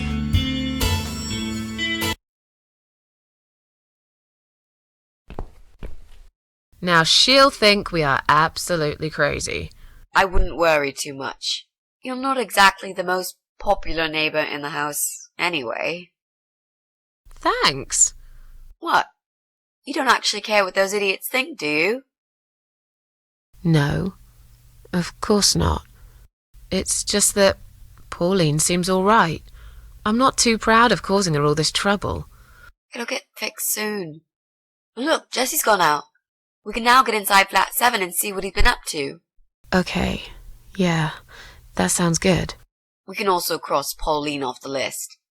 I've searched through her internet history, and needless to say, there's nothing exciting there.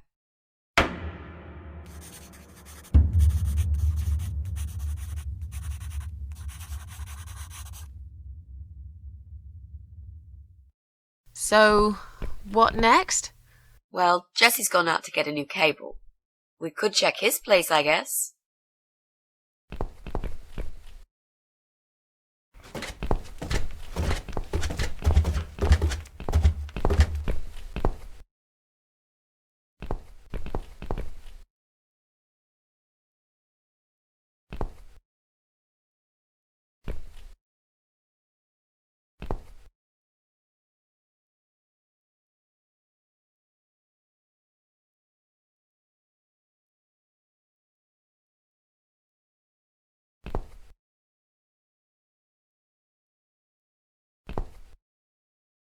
Now that he's gone, we can get inside? Yes, let's do that. I'll close my eyes and you pick that lock, Mitzi. Okay, but no peeking. I'd never. You've really hurt my feelings now. Yeah. Now close them. There, job done. Jesus, are these... Relax, Mrs. A. They're just Halloween masks. Oh, good. That's good. Because I swear, if I see another bloody head...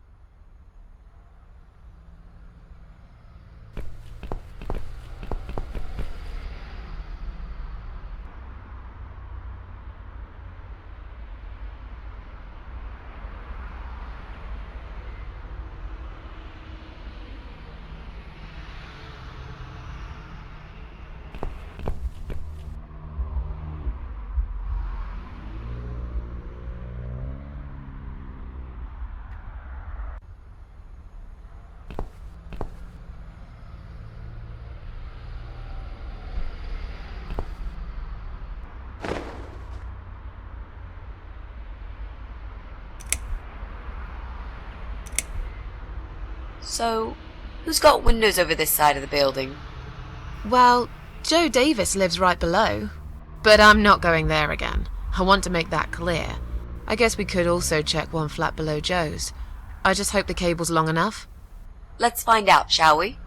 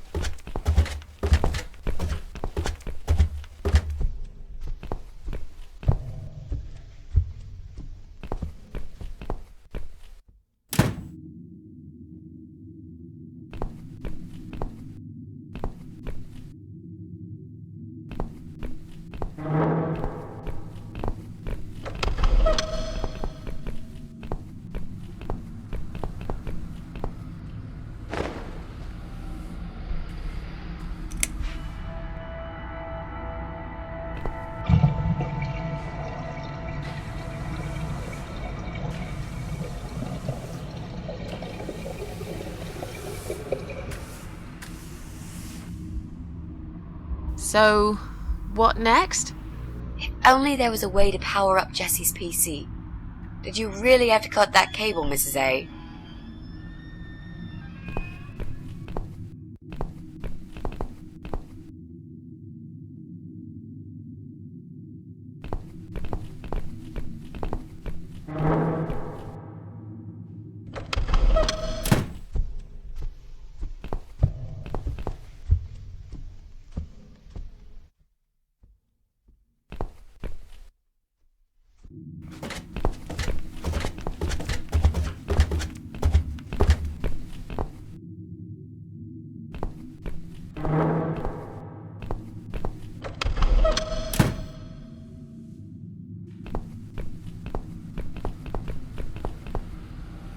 Right. I should be able to use that computer now. Could you give me 5 minutes, Mrs. A? Sure. Why not? I'll keep an eye on the door.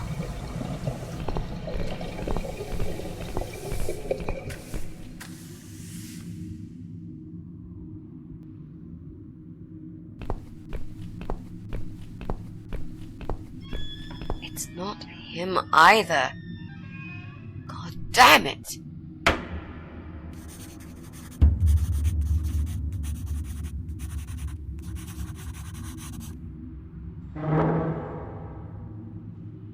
So, what next?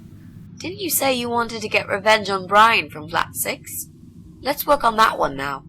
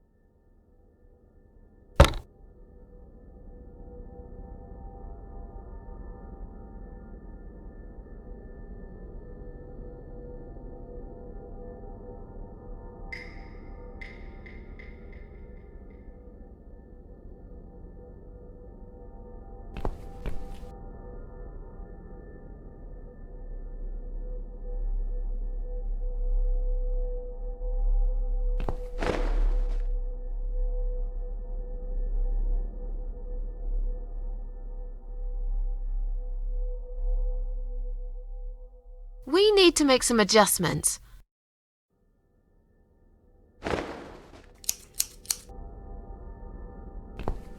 Now this is a dress worthy of the cat widow.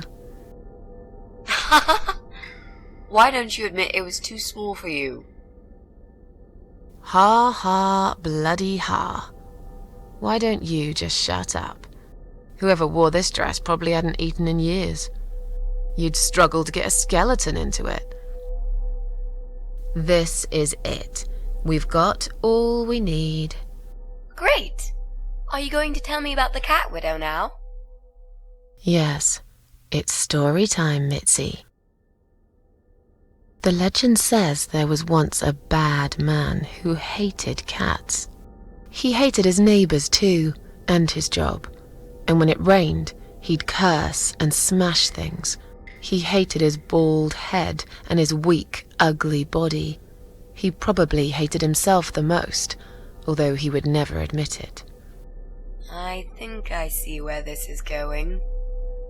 One day, out of pure hatred for the whole world and everything that lives, he captured a family of cats and drowned them all in the river. That day, the sun turned black and all the birds went silent as the 6 kittens struggled for life. But trapped in a strong canvas bag, they never had a chance. They all died that day. All but one. The mother cat, in a desperate fight to set herself free, by pure luck clawed her way out of the bag and swam to the shore. She lost everything that day, her beautiful children and her proud husband. Her heart crashed into pieces as she watched their limp dead bodies stolen by the current. Running after them, she followed them for days, for as long as she could. Then, eventually, she lost sight of them. She stayed on the bank of the river for a while. The world stopped turning for her, her eyes empty and blind. And then, one day, she slowly slid down the bank and into the cold, dark water. She gave in to it. She let the river take her away too, cover her mouth, her ears, her eyes. But as the water filled her lungs, and she started slipping into darkness, there was another strange feeling that burst in her mind like a ball of flames. Anger, rage even. Her last craving, before she drowned, was for revenge, for blood. And so she returned, reborn and changed, a cat widow, veiled in black, mistress of the cats. Her body of a young woman, but her eyes of a cat, and her face, white, rotten, face of a corpse. Those who saw it rarely lived to tell the tale. She would get her revenge on all cat killers and cat torturers. But there was someone she had to see first, someone special, someone she really hated the most. As the evening came, it was strangely quiet in the man's flat. As he lived alone, he usually liked to fill the silence with the sound of radio or TV shows. But that night, he switched them all off, feeling anxious and tired after work.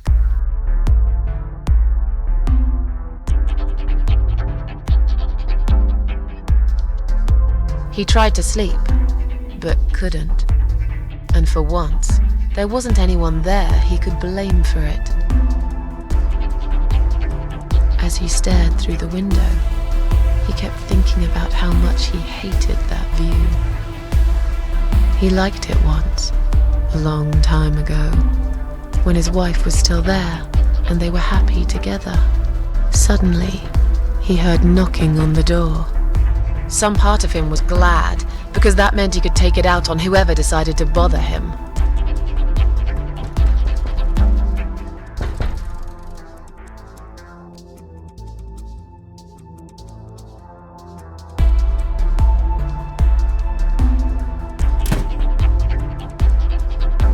There was nobody there. He almost felt disappointed, but before he turned to walk away, he suddenly noticed something down the hall.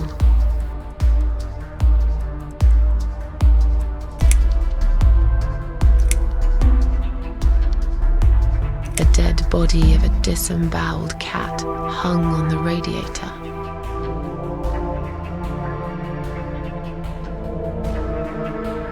Are you kidding me? Where would we get a dead cat from? I think that would be taking it a step too far. I'm sure you'll agree. Okay, fair point. So, right, that didn't actually happen.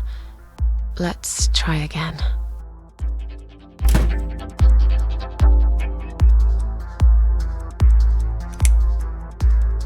On a nearby wall, there was a giant shadow of a cat.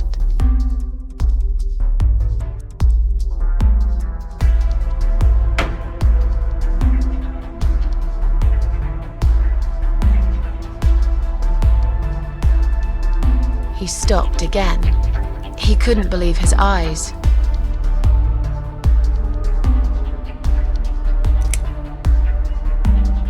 There was a cat's skull stuck on the seat of his bike.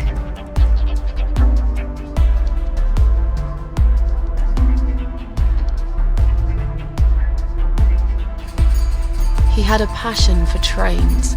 Although he hated being a train driver, he had always enjoyed watching them move. But now, his train model was moving all on its own. He was absolutely certain he'd left it switched off.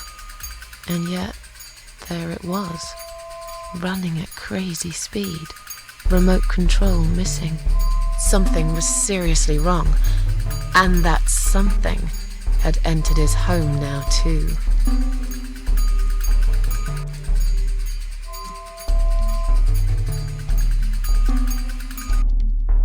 He hoped he was just imagining things, tired as he was. But there was another surprise waiting for him in his bedroom.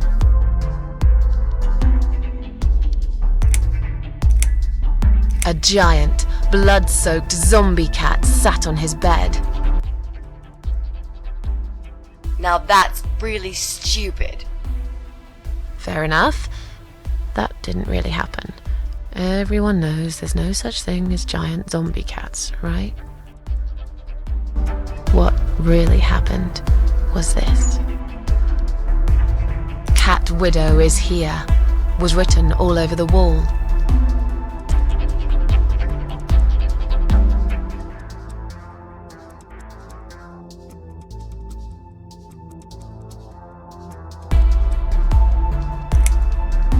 Getting really scared now, he decided to call the police.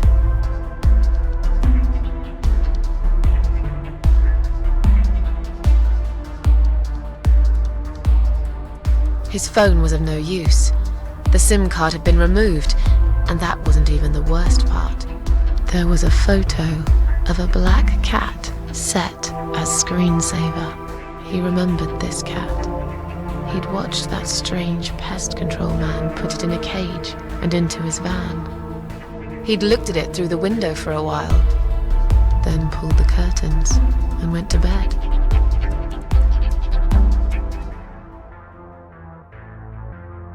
As in a dream, he went to the kitchen to get a drink.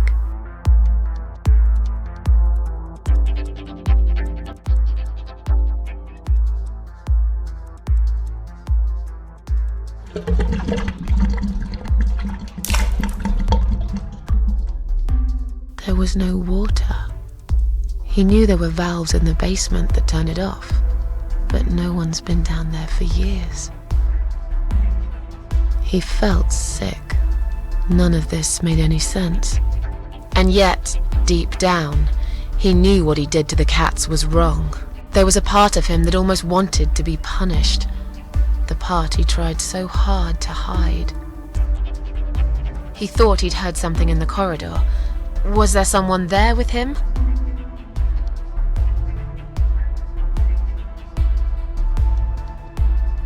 His head was spinning. He felt ambushed, trapped, like an animal. He had to get out of there. He stopped, paralyzed. He'd heard something right in front of him. A whisper. More like a purr.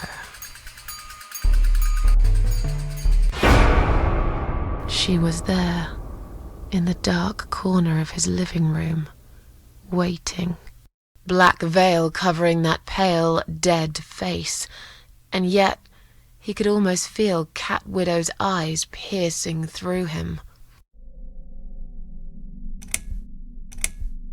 Cat Widow aimed a shotgun at his chest and fired.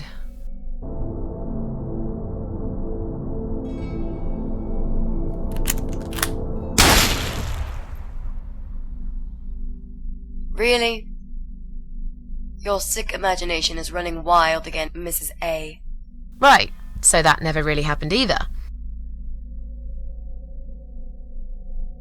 She came closer, like a ghost, and swiftly removed the veil.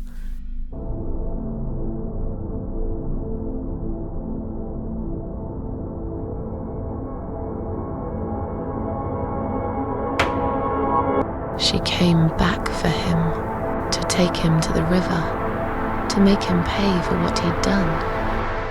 As he looked into her eyes, he could feel the world spinning around him, his knees go weak, his pants suddenly wet around his crotch.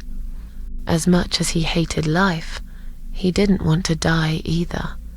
Inside, he was just a big, stinking coward. And then he fainted.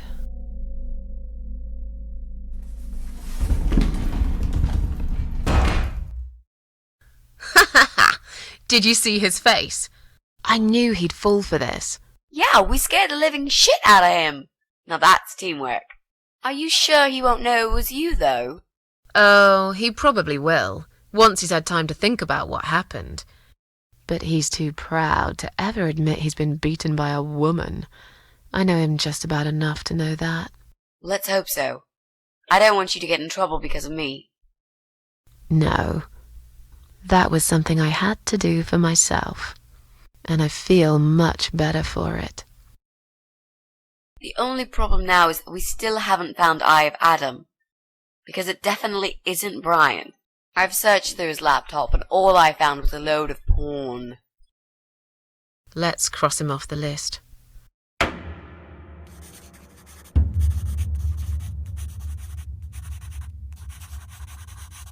Well, that means we've checked everyone.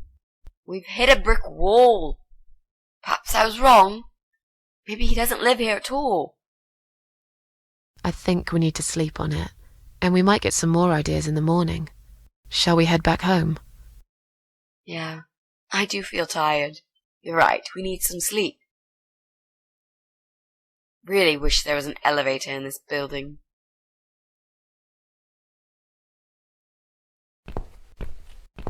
What's that? A note?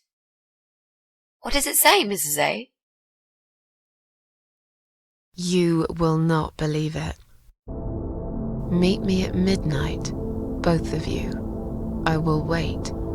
Flat 5. Door will be open. Do not fear. Eye of Adam. Flat 5? That's the old guy. Can't be. It can't be him. I guess we'll find out. At midnight. We've got a few hours until then. Let's get some coffee.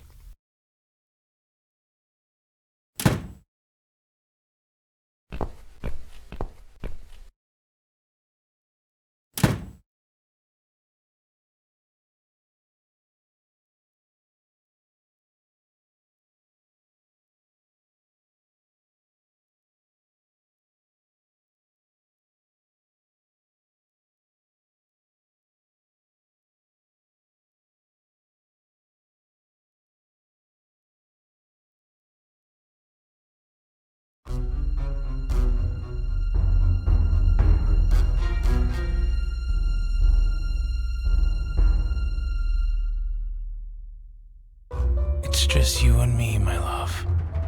No one will find us here.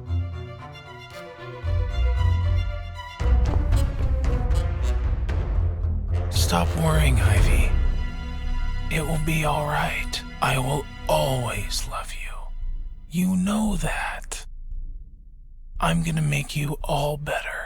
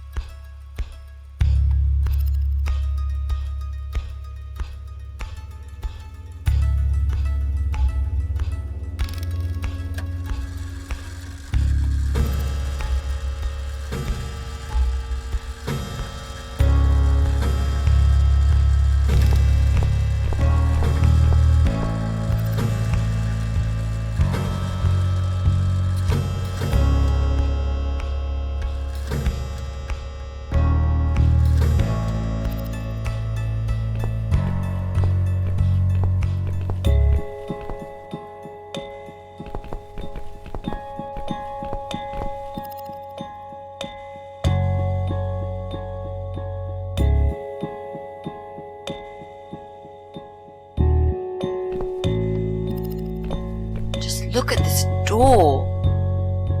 Crazy son of a bitch. That's not gonna stop us. I think there's someone in the kitchen.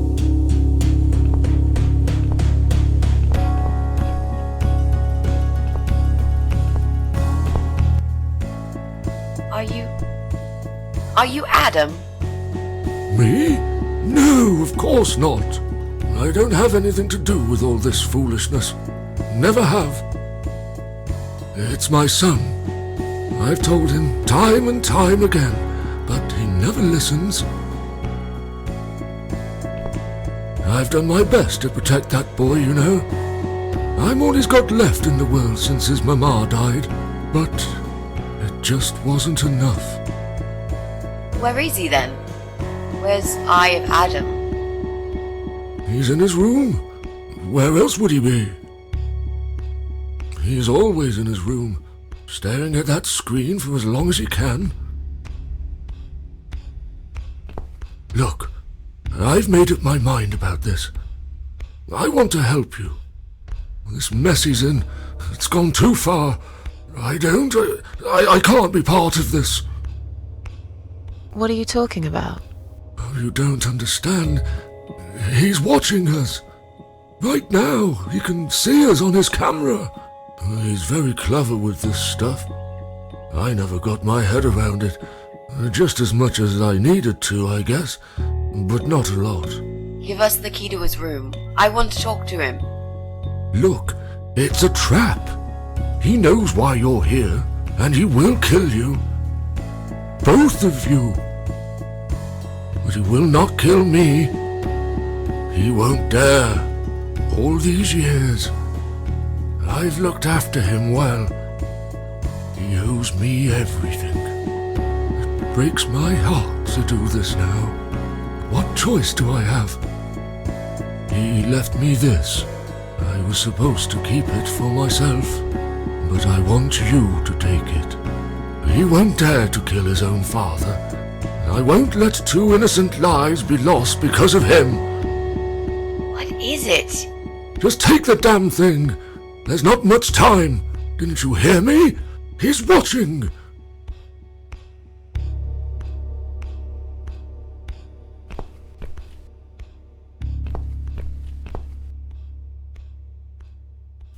What is it, Mrs. A? It's a shoebox. Take it away. Get rid of it. He must see that I don't have it anymore.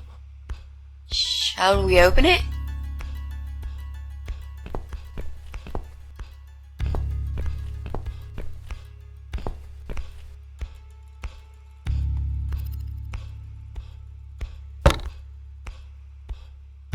Oh God. Mitzi, We have to get out of here. Quickly. It's a gas mask. He's going to poison us.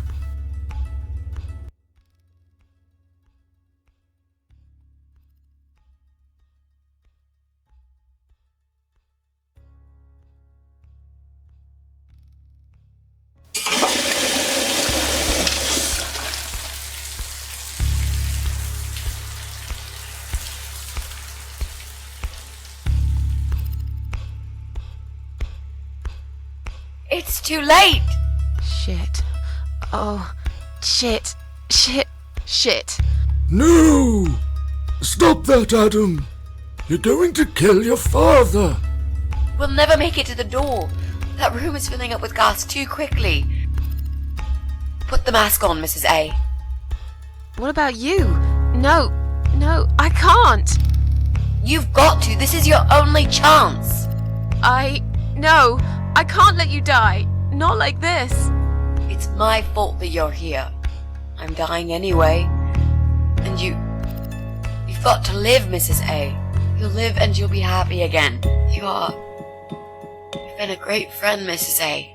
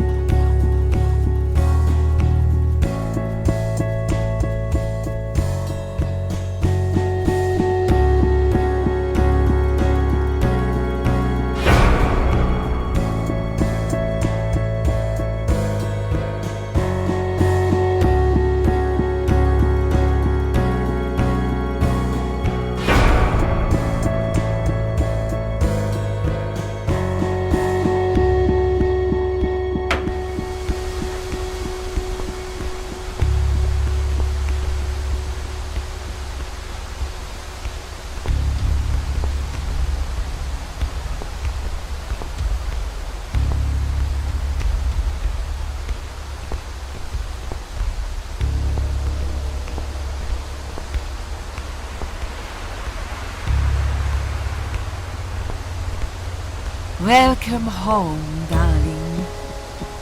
I've been waiting for you. What took you so long? Say what you've got to say and let's finish this. I'm tired of you. Tired of all this madness. I just need to get back. Very well. I'm not planning to keep you long. Let's go inside. I have one last job for you. There are still 2 candles left, Susan. You know how this works. A soul for a soul. And that's it. I blow out the last candle, and I'll never have to see you again. Only if you blow out the right one. I'll never bother you again. Isn't that what you want?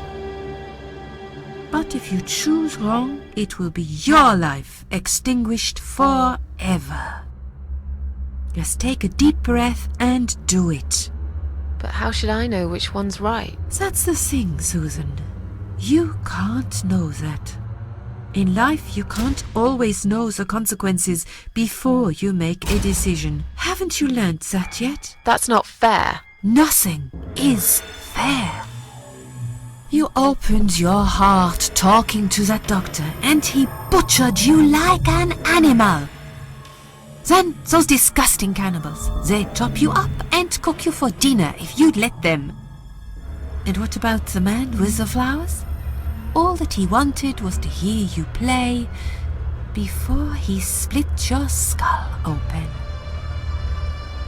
The way your husband treated you, the way your neighbors laughed at you for years, just for being different. You did not deserve all that, and yet it happened. Am I forgetting something? Ah, yes, of course. Most of all, was it fair that... Shut up! Just shut up, you ugly bitch! Now I know who you really are. All those feelings I had in me for years. That bitter guilt and self-pity. That hatred for myself and everyone else. You are that miserable illness that's consumed my heart all these years. You, always there, always. Every day I looked at you in the mirror, like a dark cloud I couldn't see through. I let you take control of my life. I believed it was right to feel like this. But not any longer. This ends here. Then blow out the candle. No, I won't. I'm done playing your stupid little games. You won't tell me what to do anymore. I am stronger than you. I can close my eyes and you'll be gone. Blow out the candle. It's time to say goodbye, sister. I'm not gonna miss you. You will never leave this place without me. You need me. We are one. No.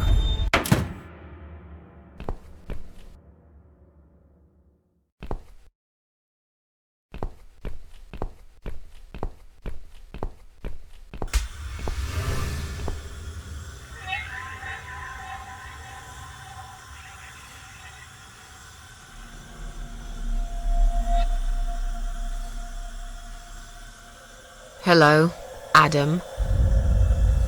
Mitzi is dead. Are you happy now? You don't have to answer.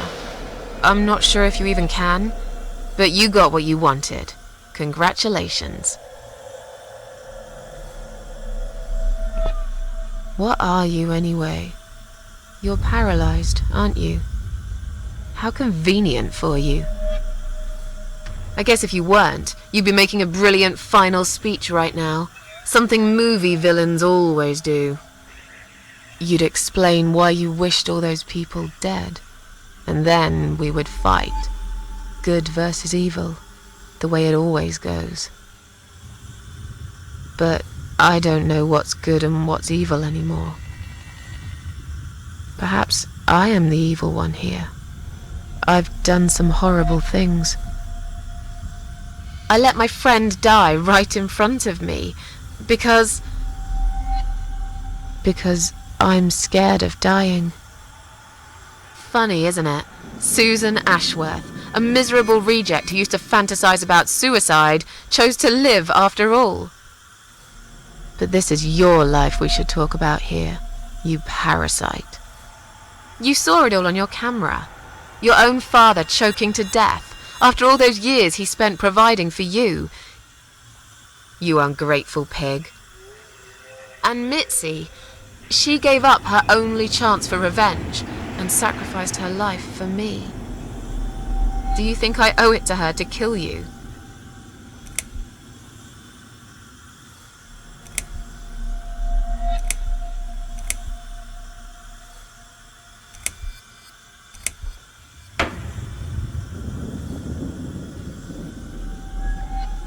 How clever.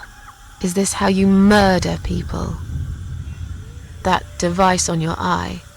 It's a controller, isn't it? I can see why you're known as the Eye of Adam now.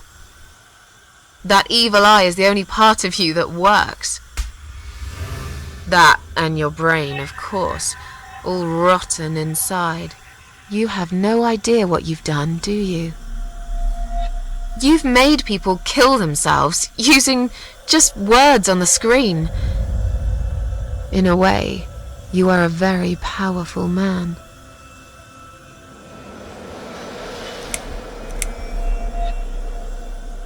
Your wish shall be granted.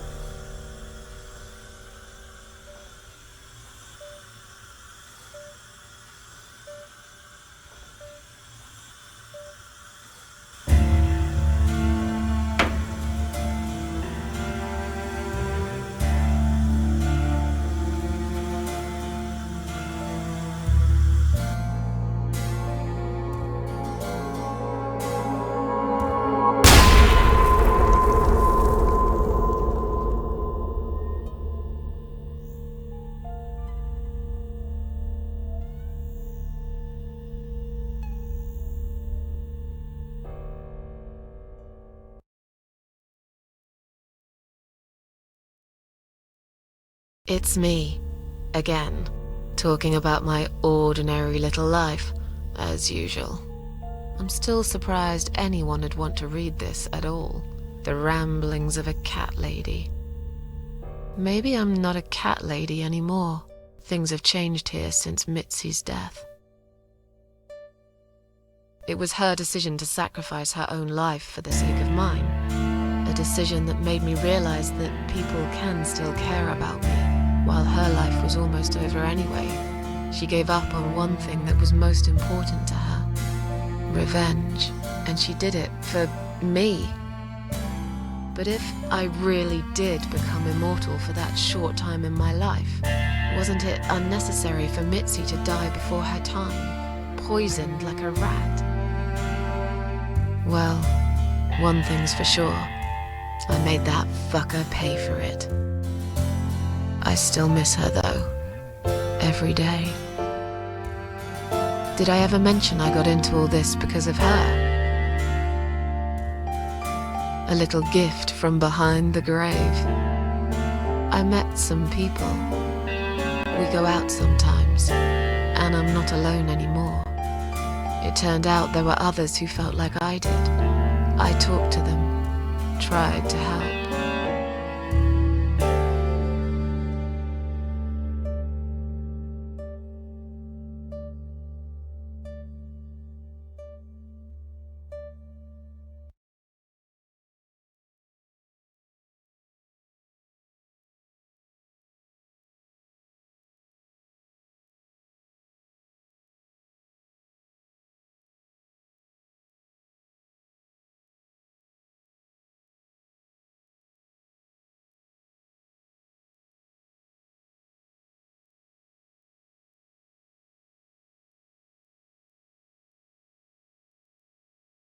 And now, I'm writing this blog. I must confess, yesterday was bad. It was one of those days when you feel like you're back in the past, and all the good stuff that happened was just a dream.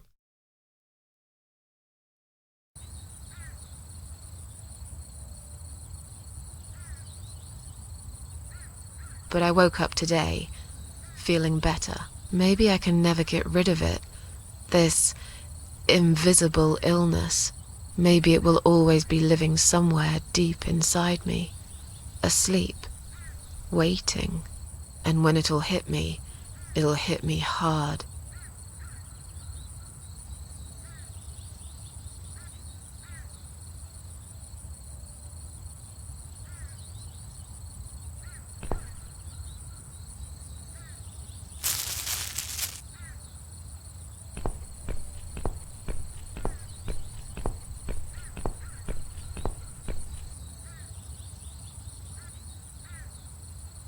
But if there's one thing Mitzi taught me, it's that you have to pick yourself up and carry on.